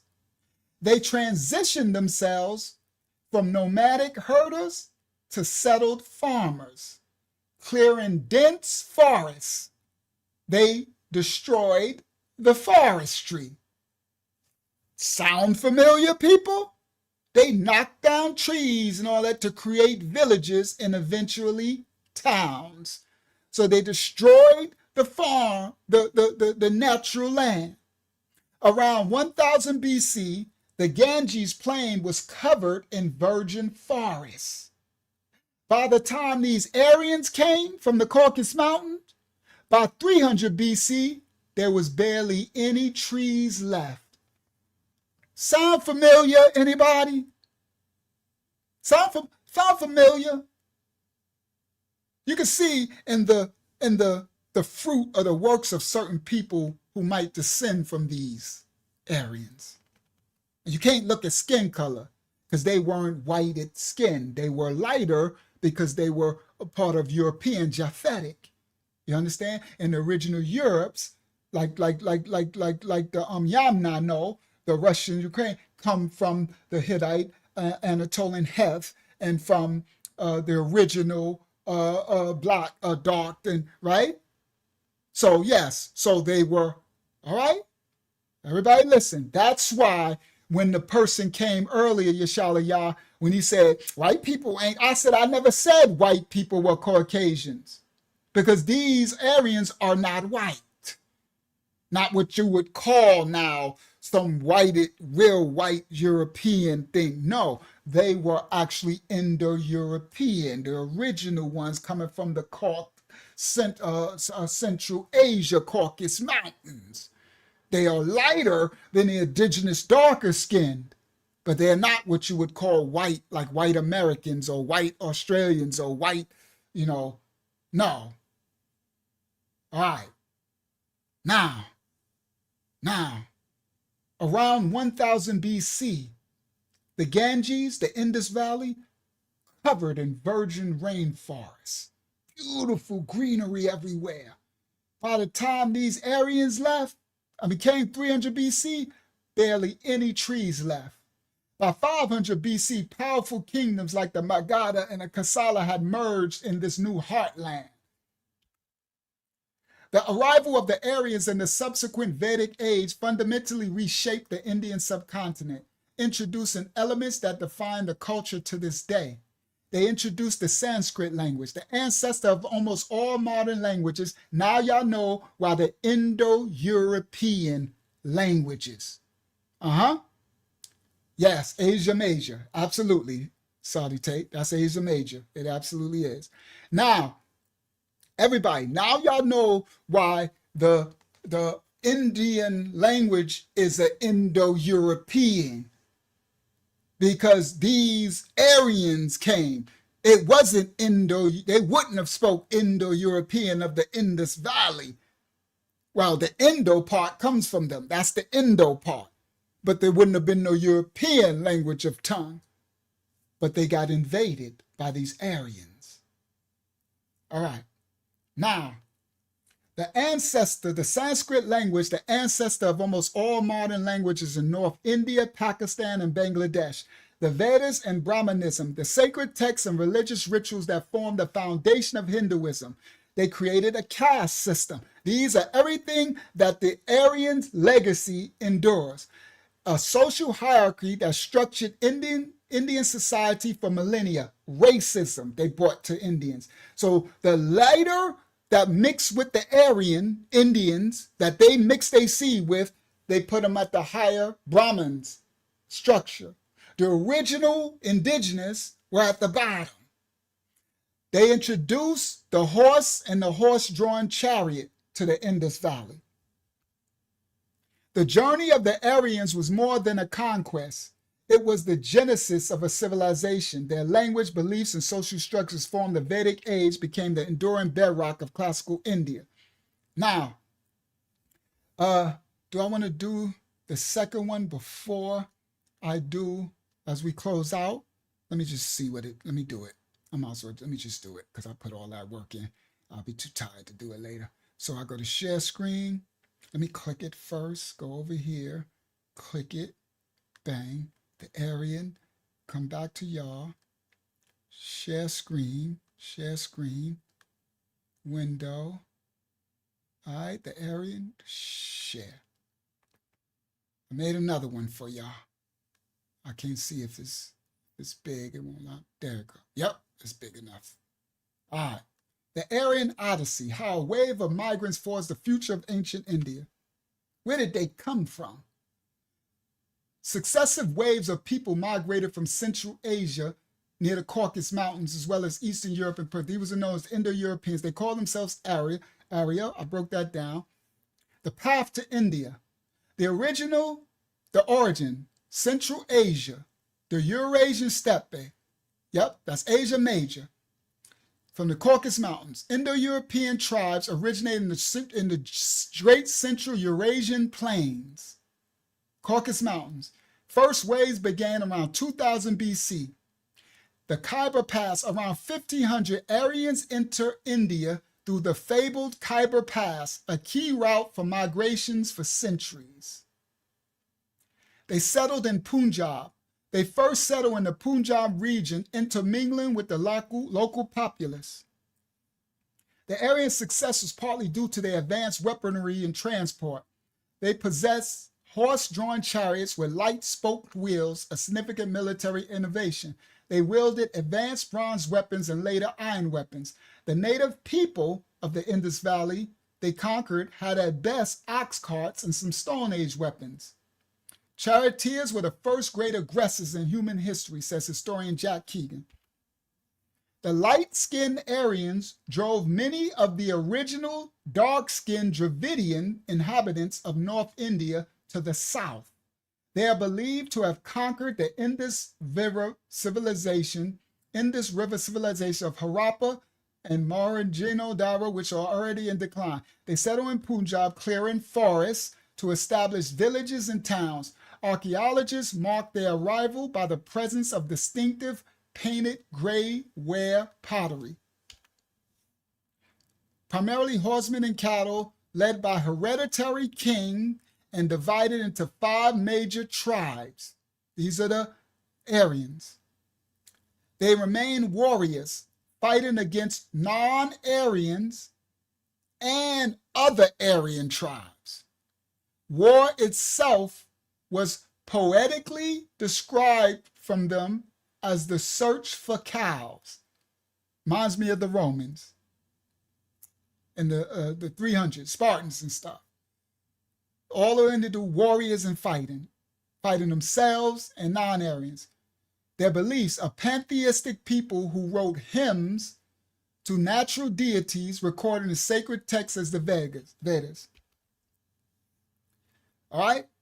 They settled, pastoral, settled vigil, and then they built kingdom and republics. A settled agricultural lifestyle brought more complex forms of government and social patterns. This period saw emergence of kingdoms and republics. Work specialization led to internal division of society along caste, racial lines.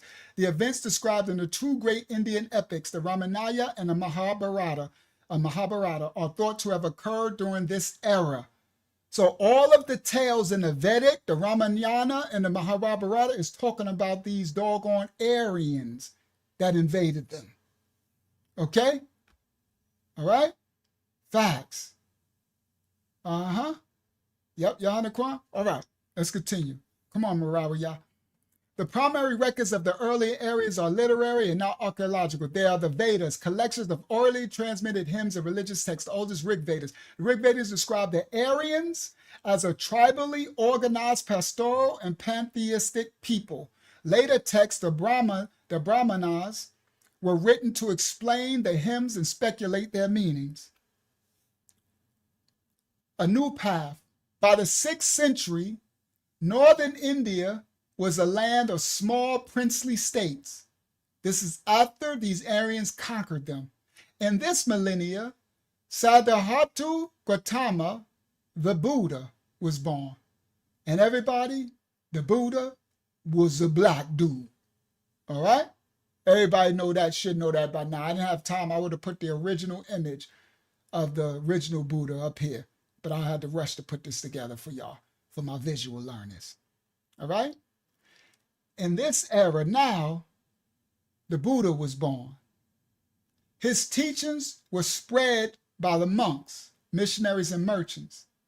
He was against these Aryans. Buddhism proved enormously popular when compared to the complex rituals of the Aryan Vedic Hinduism. Crucially, The Buddhist doctrines were a protest against the inequities, inequality of the racial caste system from these Aryans, and it attracted a large following. Shout out to Buddha. You heard? Invasion or integration? They had a great debate. Groups calling themselves Aryans migrated to subcontinent, then the theory, the transformation theses, whatever. The term Aryan has been used by European writers since 1835. It fell into disfavor among scholars due to abuse by these propagandists in the 20th century. The German Nazis imagined that Northern and Central Europeans were the purest representatives of an Aryan race. So another hijack. Because what the little German dude with the little mustache was doing, he was mimicking, taking the culture of the original Caucasian Aryans because of their warrior, their conquering ability, their racial class. They put themselves at the top of the racial class. Now they were lighter skinned, so the little German dude with the little mustache, he took, as they always do through history, took their ideology and culture and named themselves the Aryans. All right? So the Nazis imagined that Northern and Central Europeans were the purest representatives of an Aryan race. This ideology, long used to nourish white racism, has no basis in the historical reality of the Aryan peoples of India and the Caucasus Mountains. A century-old theory by Gustav. All right. I'll do that another time. Reclaiming the meaning. Today, historians use Aryan to discuss speakers of Indo-Aryan languages and historical culture, not a race defined by blood, bones, and hair. All right? Now, Max Muller said, I have declared again and again that if I say Aryans, I mean neither blood nor bones, nor hair nor skull. I mean simply those who speak an Aryan language. To me, an ethnologist who speaks of the Aryan race, Aryan blood, Aryan eyes and hair, is a great sinner as a linguist who speaks of a dolichocephalic dictionary or a brachycephalic grammar. Max Muller. All right, now I'm closing. Whew, my mouth is tired, so I'm good. I'm glad I'm closing now. All right, now let me go stop share. Now I can get to I'm not going to read all this because it's way too much. I should have started early, but I wanted to do the beginning of the crack era at the beginning, so I'm glad I did it. All right? But if I would have started earlier, it would only be about 12 something now. All right, now, let me close out. Let me go close out with this. So I'm not going to read it all. Maybe I'll skim through. I wanted to do it all, but it is what it is. I'm not about it. Probably give us another hour here to do all this. All right, so now I come back to y'all, and I go share screen. Window, bang, share. The Aryans into early India. All right. Now, after Harper declined, the political center of India shifted from the Indus to the Ganges Valley.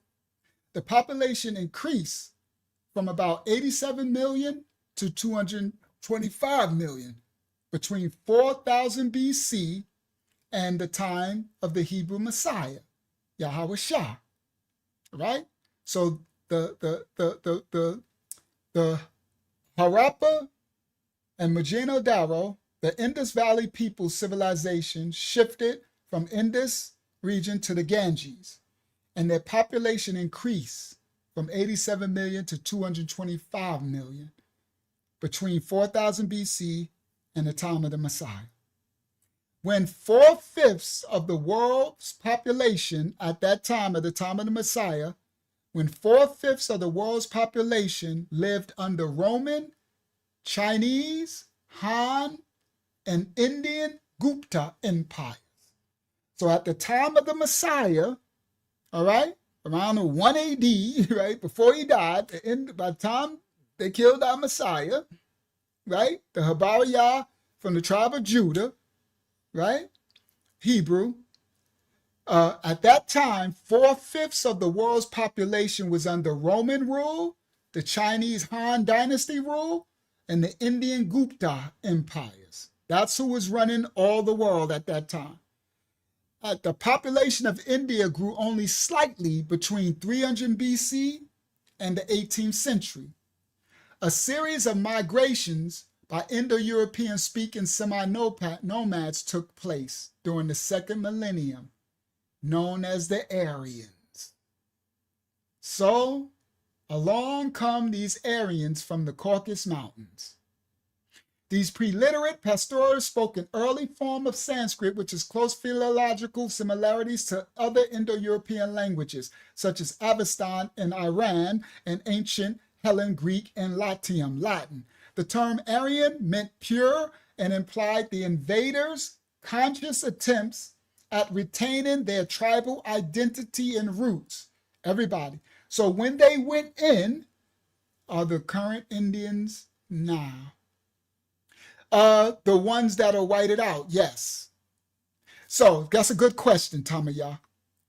The ancient Aryans are what, yep, the ones that run in India, the white ones, and they racist against the dark ones, right? The class system, yes. The Brahmins, the ones at the top of the class system, yes. They are descendants from the Aryans.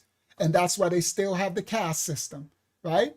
The darker, the less Aryan you are, the more racist you are, right? The more you're at the bottom of the caste system. Then you got the untouchables at the bottom, darker than us, right? Darker than me and stuff. Yep, absolute. Those are the Aryans right there. That's the main descendants right there. Facts. Facts. Those are the Aryans, the descendants of them. That was a good ion, Tamaya.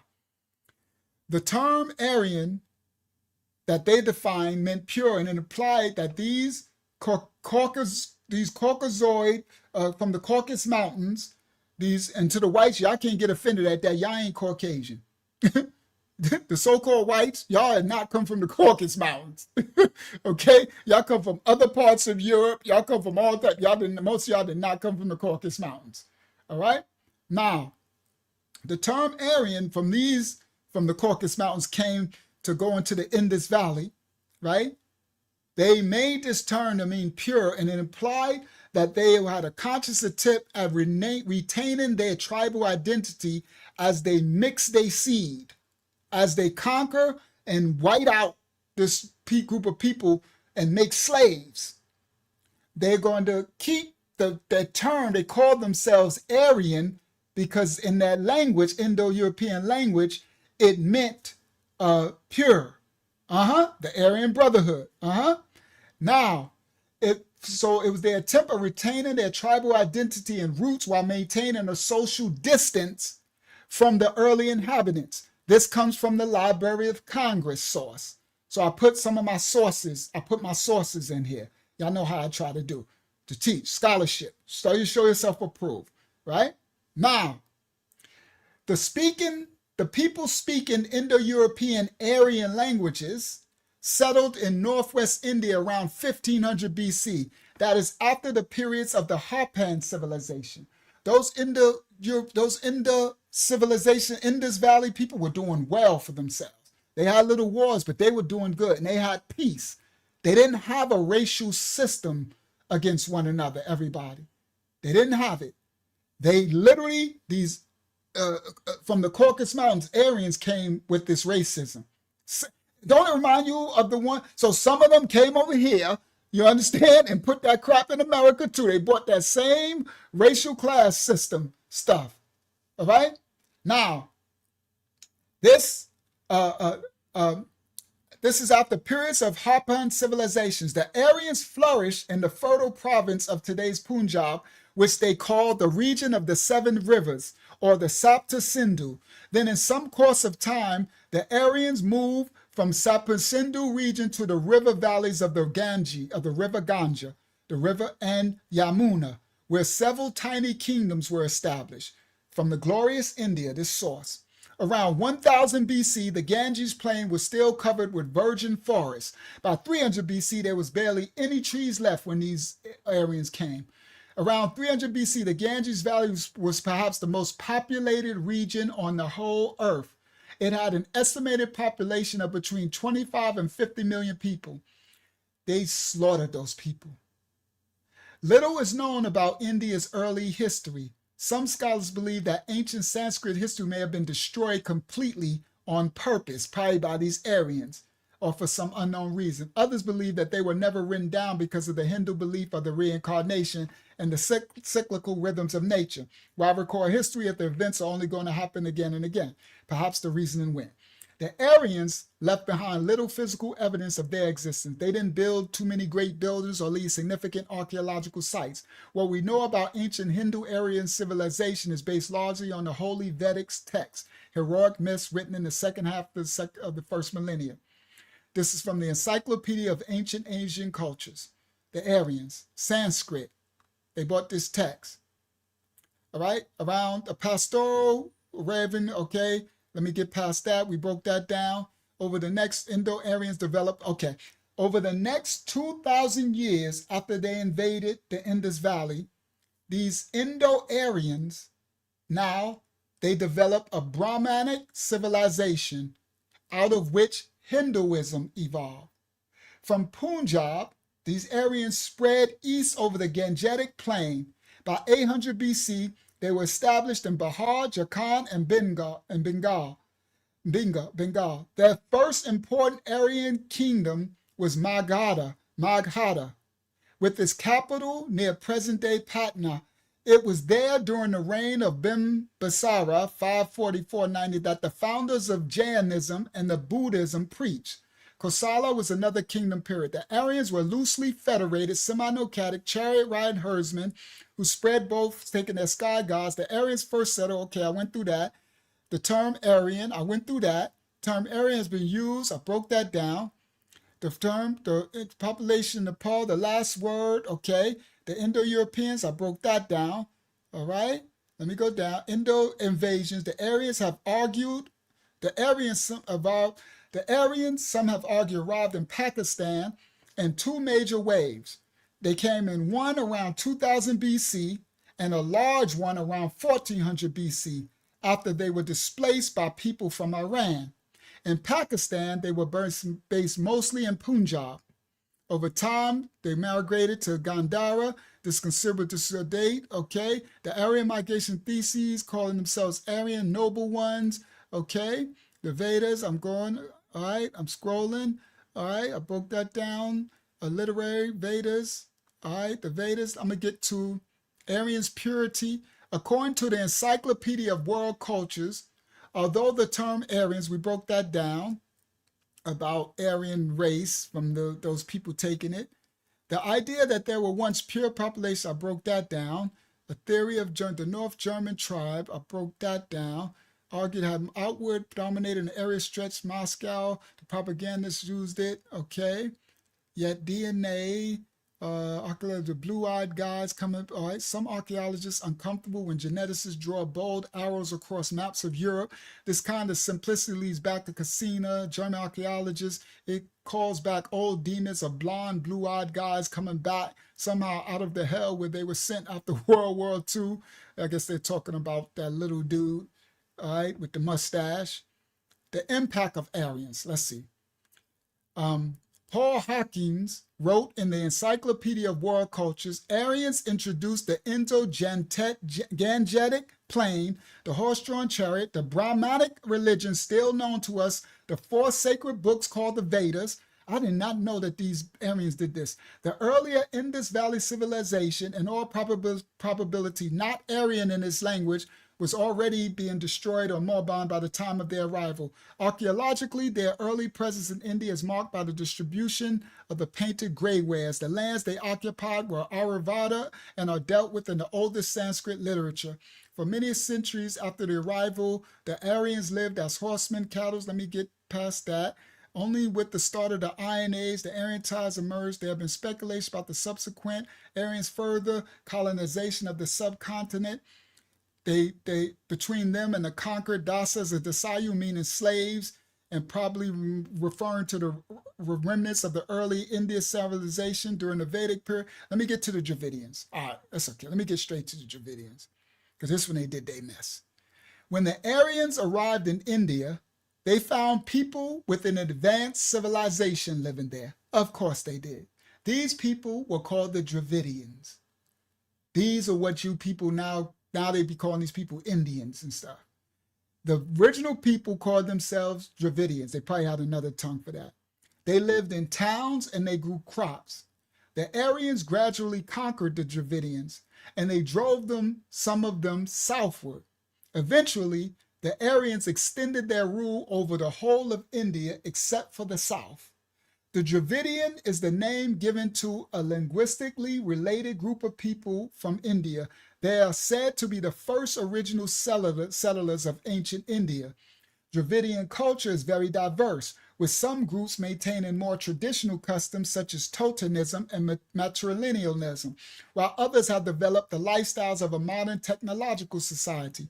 Dravidians are thought of as the descendants of the earliest known inhabitants of India. They include the primitive Bahil and Gond tribes of the central and western hill forests and the Tamils of the south.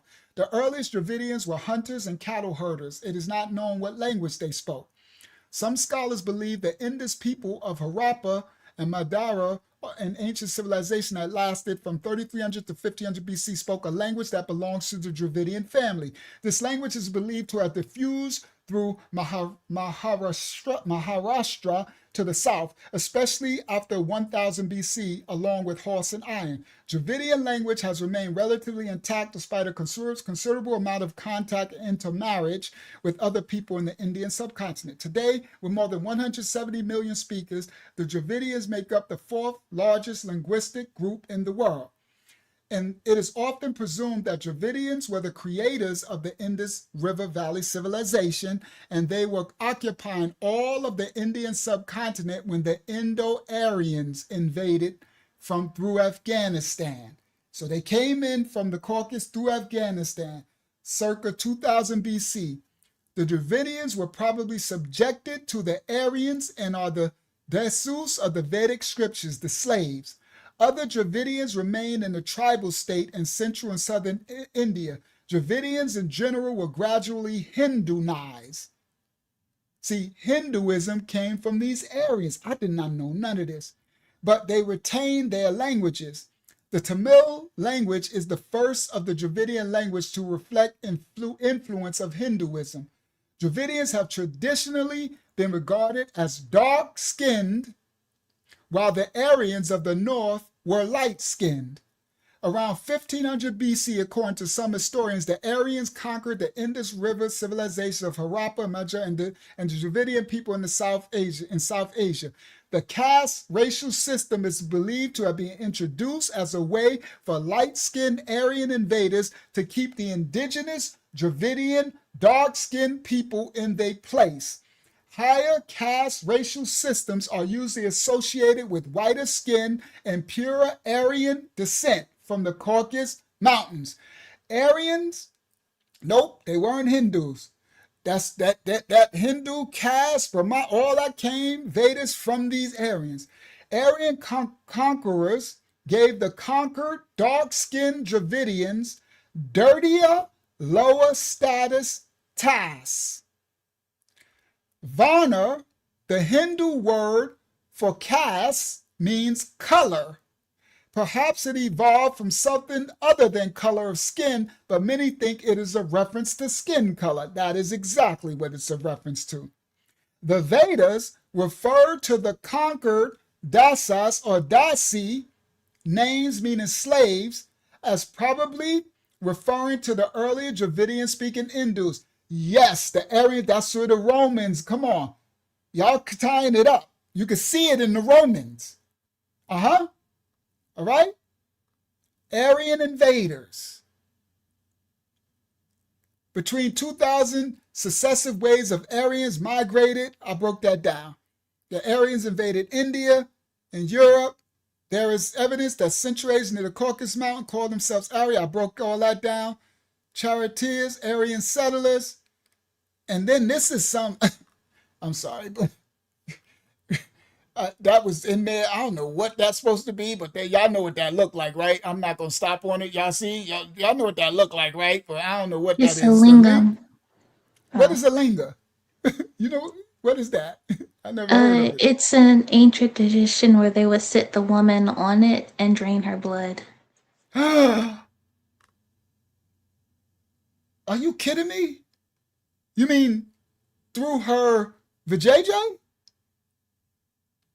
Because it looked like a doggone wee-wee. That's what it's supposed to be. It's a phallic. I never heard of that. So they bought this too? Oh. Wow, bro. Can you imagine what they did to the Indus Valley people? Dravidians? Oh my goodness. When I saw it, I was like, whoa, that looked like a, right? And it's That's why you funny, kind of see what looks like blood around it. there's blood on it. I see it. It's crazy, Hakyama, because I wanted to erase it, but the rod said just leave it. So that's why I kept scrolling. I'm like, oh, y'all need to see it. I'm like, I don't know what it is.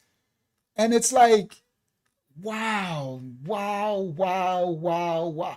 That's why the Rayak didn't let me erase it. Cause I was like, cause when I'm grabbing everything, I put it and I'm putting it, it's in my, cause I'm grabbing all these receipts, right? These are actual, that's what I'm showing. These come from the Smithsonian, from the, National Geographic and all this stuff. So I grabbed it and it was there. I was like, wow, that looked like I'm like, well, maybe I'm saying it wrong, right? I'm like, that looked like right? I'm like, maybe I'm saying it wrong. So I'm like, all right, I was going to erase it, but the Rayak said, just leave it. And now I understand because you knew what it was. And this makes all the sense in the world because of what this ditties, right? It makes sense that they would do this stuff. Wow. All right. So the Aryans settled in Punjab and they wrote hymns to their natural gods. They came with a pantheon of sky gods, of which 10,028 were recorded in the Vedic verses. The Brahmanas were written between 800 and 600 BC. They wrote those to explain the hymns and speculate about their meaning. Archaeologists mark the arrival of the Aryan with the painted gray-ware pottery. All right, I broke all that down. They were led by a hereditary king. I think I broke all this down. I think we complete. A settled lifestyle in its way, yep. Aryans and Hittites. Around the second millennia BC, the Indo-European tribes from north of India, similar to the Aryans, invaded Asia Minor. Around second millennia BC, Indo-European tribes from north of India, similar to the Aryans, invaded Asia Minor.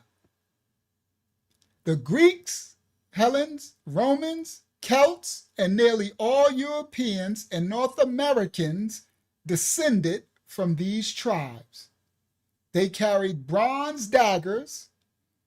The Hittite Empire dominated Asia Minor and parts of the Levant, Middle East, from 1750 to 1200 BC.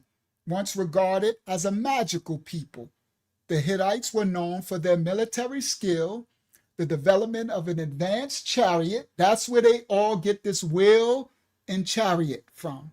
And as one of the first cultures to smelt iron and forge its weapons and tools. That's where they came with the weapons. They get it from the Heth, Canaan's son, Hamites, Canaanites. They fought with spears and chariots and did not possess more advanced composite bows.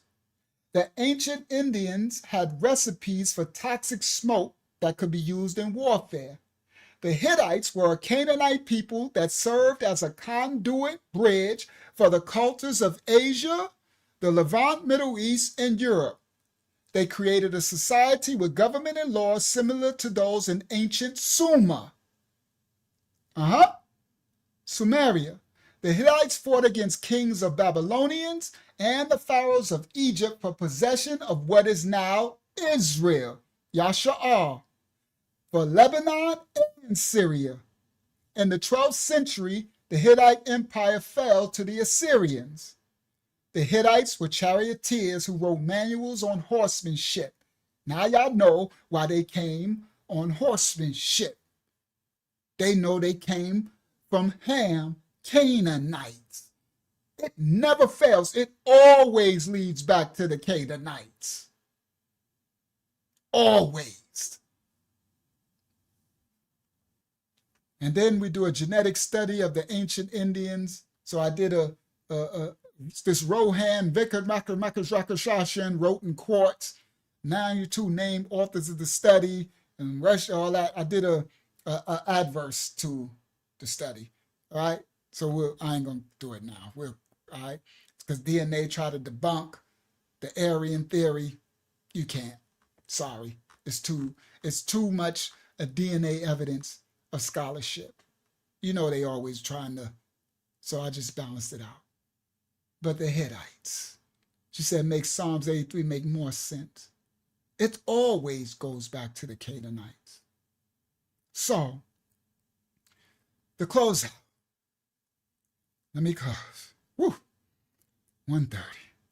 This is I always do a lot of work. It'd be a lot of work, guys. It'd be 10, 20, 10, 15 hours putting it together, and then I do like 5 hours straight just teaching it. It's like a mighty work. Praise the Most High for his remnant that want to feed y'all's children, to put that labor in. And I thank y'all all who support. I humbly, and Dunola and Avila, it's others. I got to start writing down, because it'll be people who send donations. Let me do it, right? And I don't get to say thank you. And to Yalana, after this, I'm gonna write you. I think I found out what to do, Yalana. All right, I didn't forget about you. All right, and because sometimes it be people, they'll just show up on the PayPal, and I don't know them, and I want to start thanking them, because I'm really humbled and thankful for anybody that feel in their heart to help out, because the labor it's just, I can't even explain. And praise y'all, I did get sleep yesterday. He allowed me to get 10 hours, and I'm so thankful. But today I got 3. So it's like, but I'm thankful for the 10. We ain't about, right? I got 10 yesterday, and my eyes stopped jumping. It almost healed. And praise y'all. I'm like, oh, thank you. I was thanking him so much. All right. So, oh, that's Avila. Oh, thank you, Avila. Victoria's Yaron. I think that's Marawa Yah. Brother Jerry. There's some new people too. Yadon, everybody from the ministry, y'all know who y'all are. Sharla, Sister Miss She haven't been here. It's Miss She left a donation too. Miss She, shout out to Miss She. I think her name is Sharice. And yeah, it was another sister, some new people. Adunola, Sister Adunola, and Hadassah, another sister, Hadassah True. Shout out to Hadassah True. And the regulars, you know, all y'all, your regulars, Yaron, Hakyama, and everybody. And Brother Elwood, thank you. And so just thank you. I just want to take the time. I got to start writing it down, because they don't allow you. I wish they could allow you to say thank you on the PayPal and stuff. So I thank y'all for those who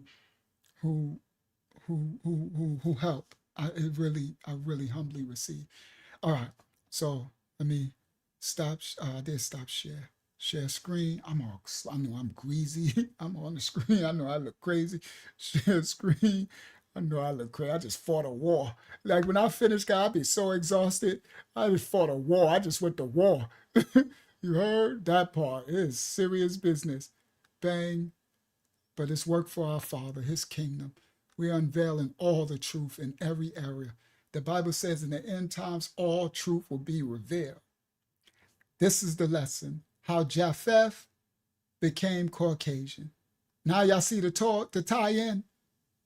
Japheth, so the Caucasian part is that some of Japheth's descendants went into the Caucasus Mountains. Those are those, right? But then Japheth is mixed with Ham a lot, Canaan, and a little bit of Shem through the Levant. And Japheth mixed his with the other, the hunter-gatherers, the first one, the blacks with the blue eyes. And I don't know if they're Shemitic or Hamitic, but they came in through the Levant. So they could be Shemitic, we don't know. But those were the first that Japheth makes the seed. Now, when Japheth went into his land that he got promised, it was Neanderthals were there, Nephilim. Just like when when everybody went to the land, Nephilim was, so Japheth, and then they mixed their seed with them Nephilim, right? So now, so remember, so Japheth, so this is the part.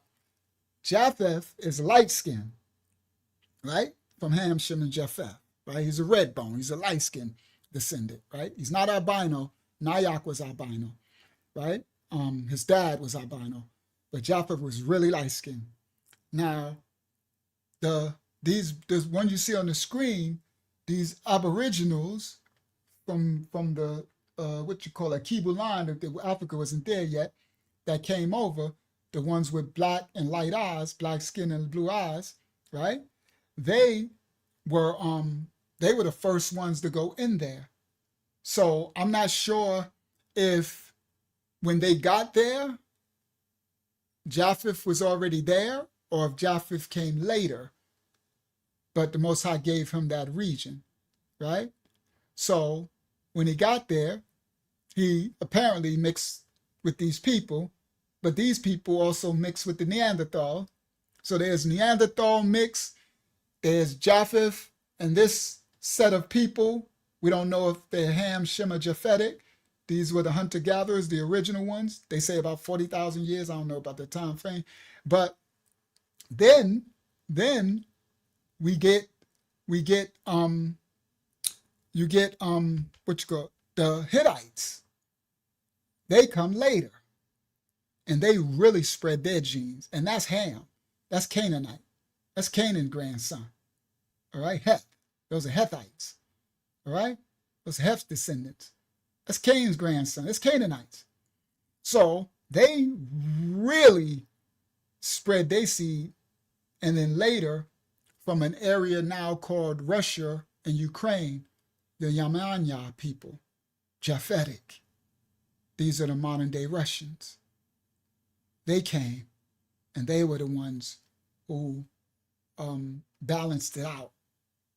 They were the ones who learned, all right?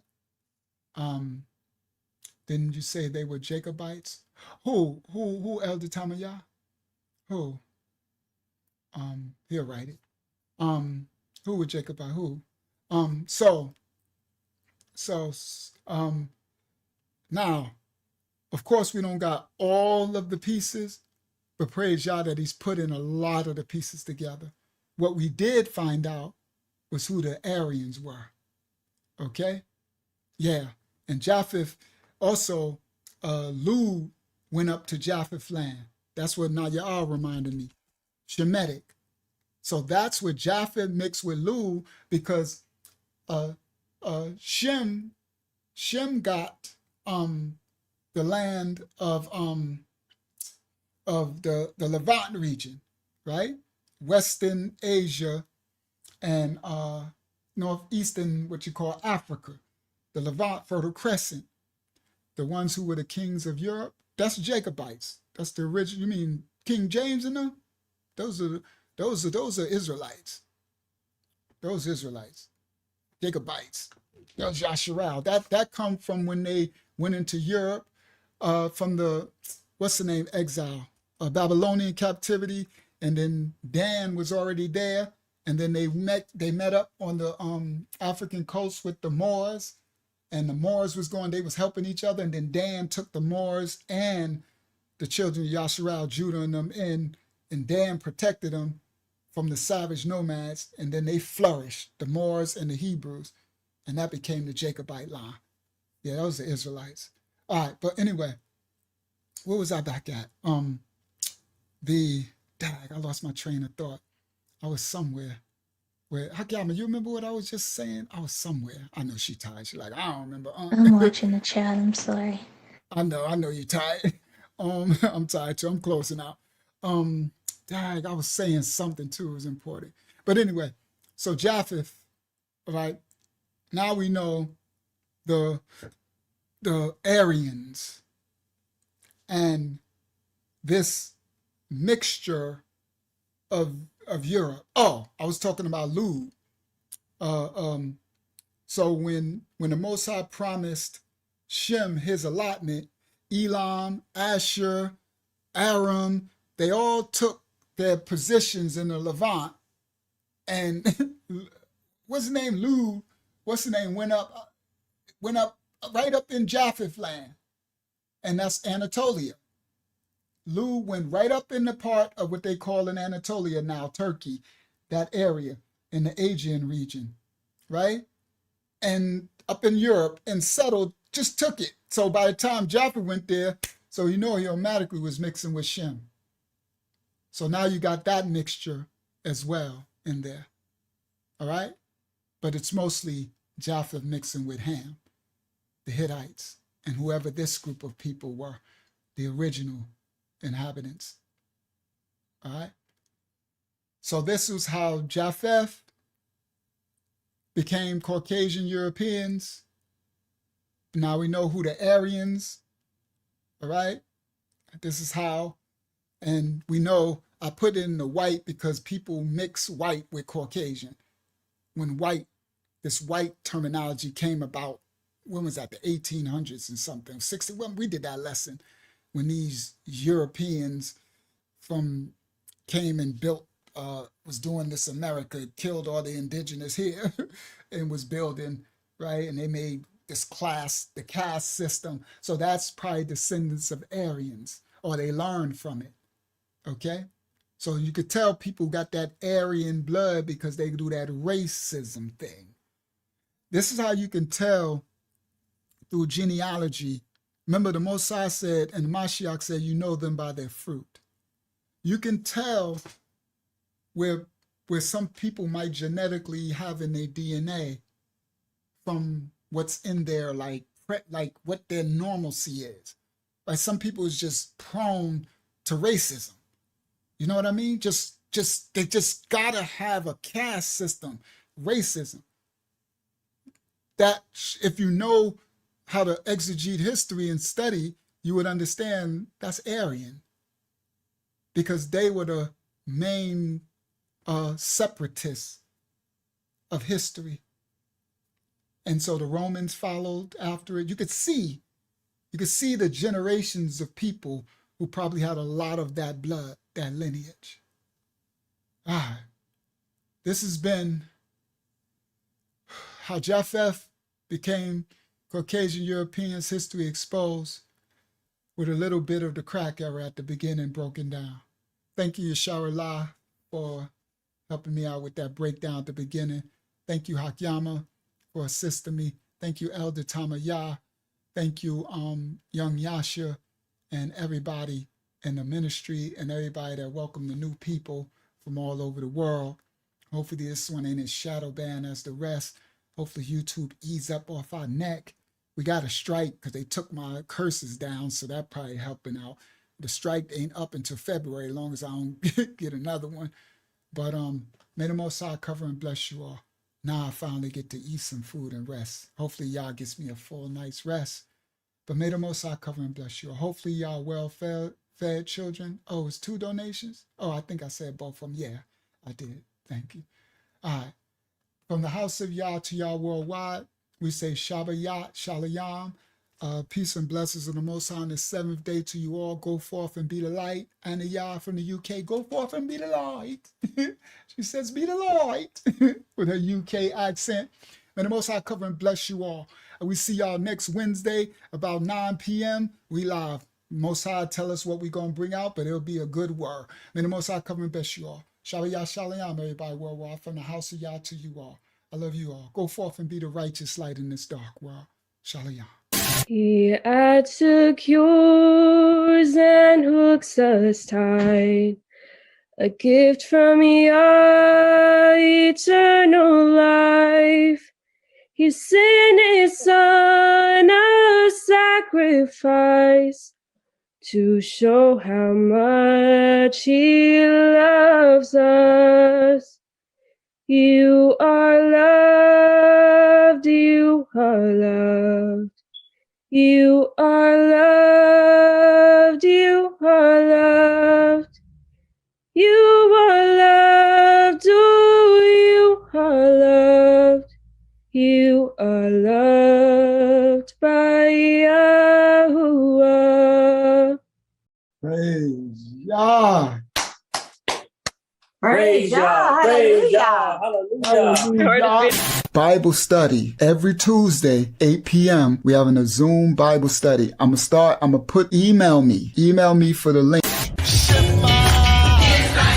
I'm a lion of the tribe of Judah.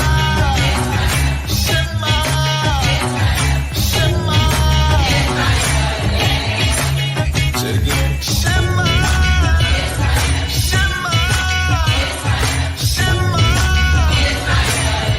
You are the precious chosen people of the Most High.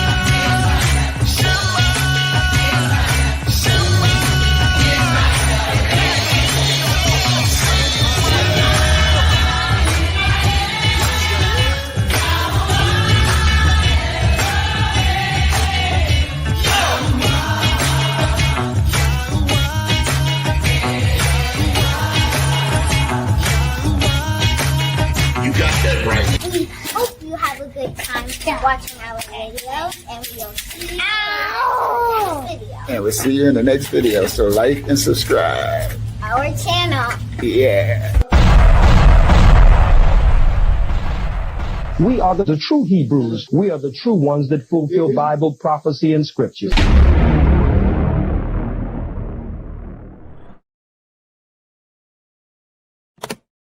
He took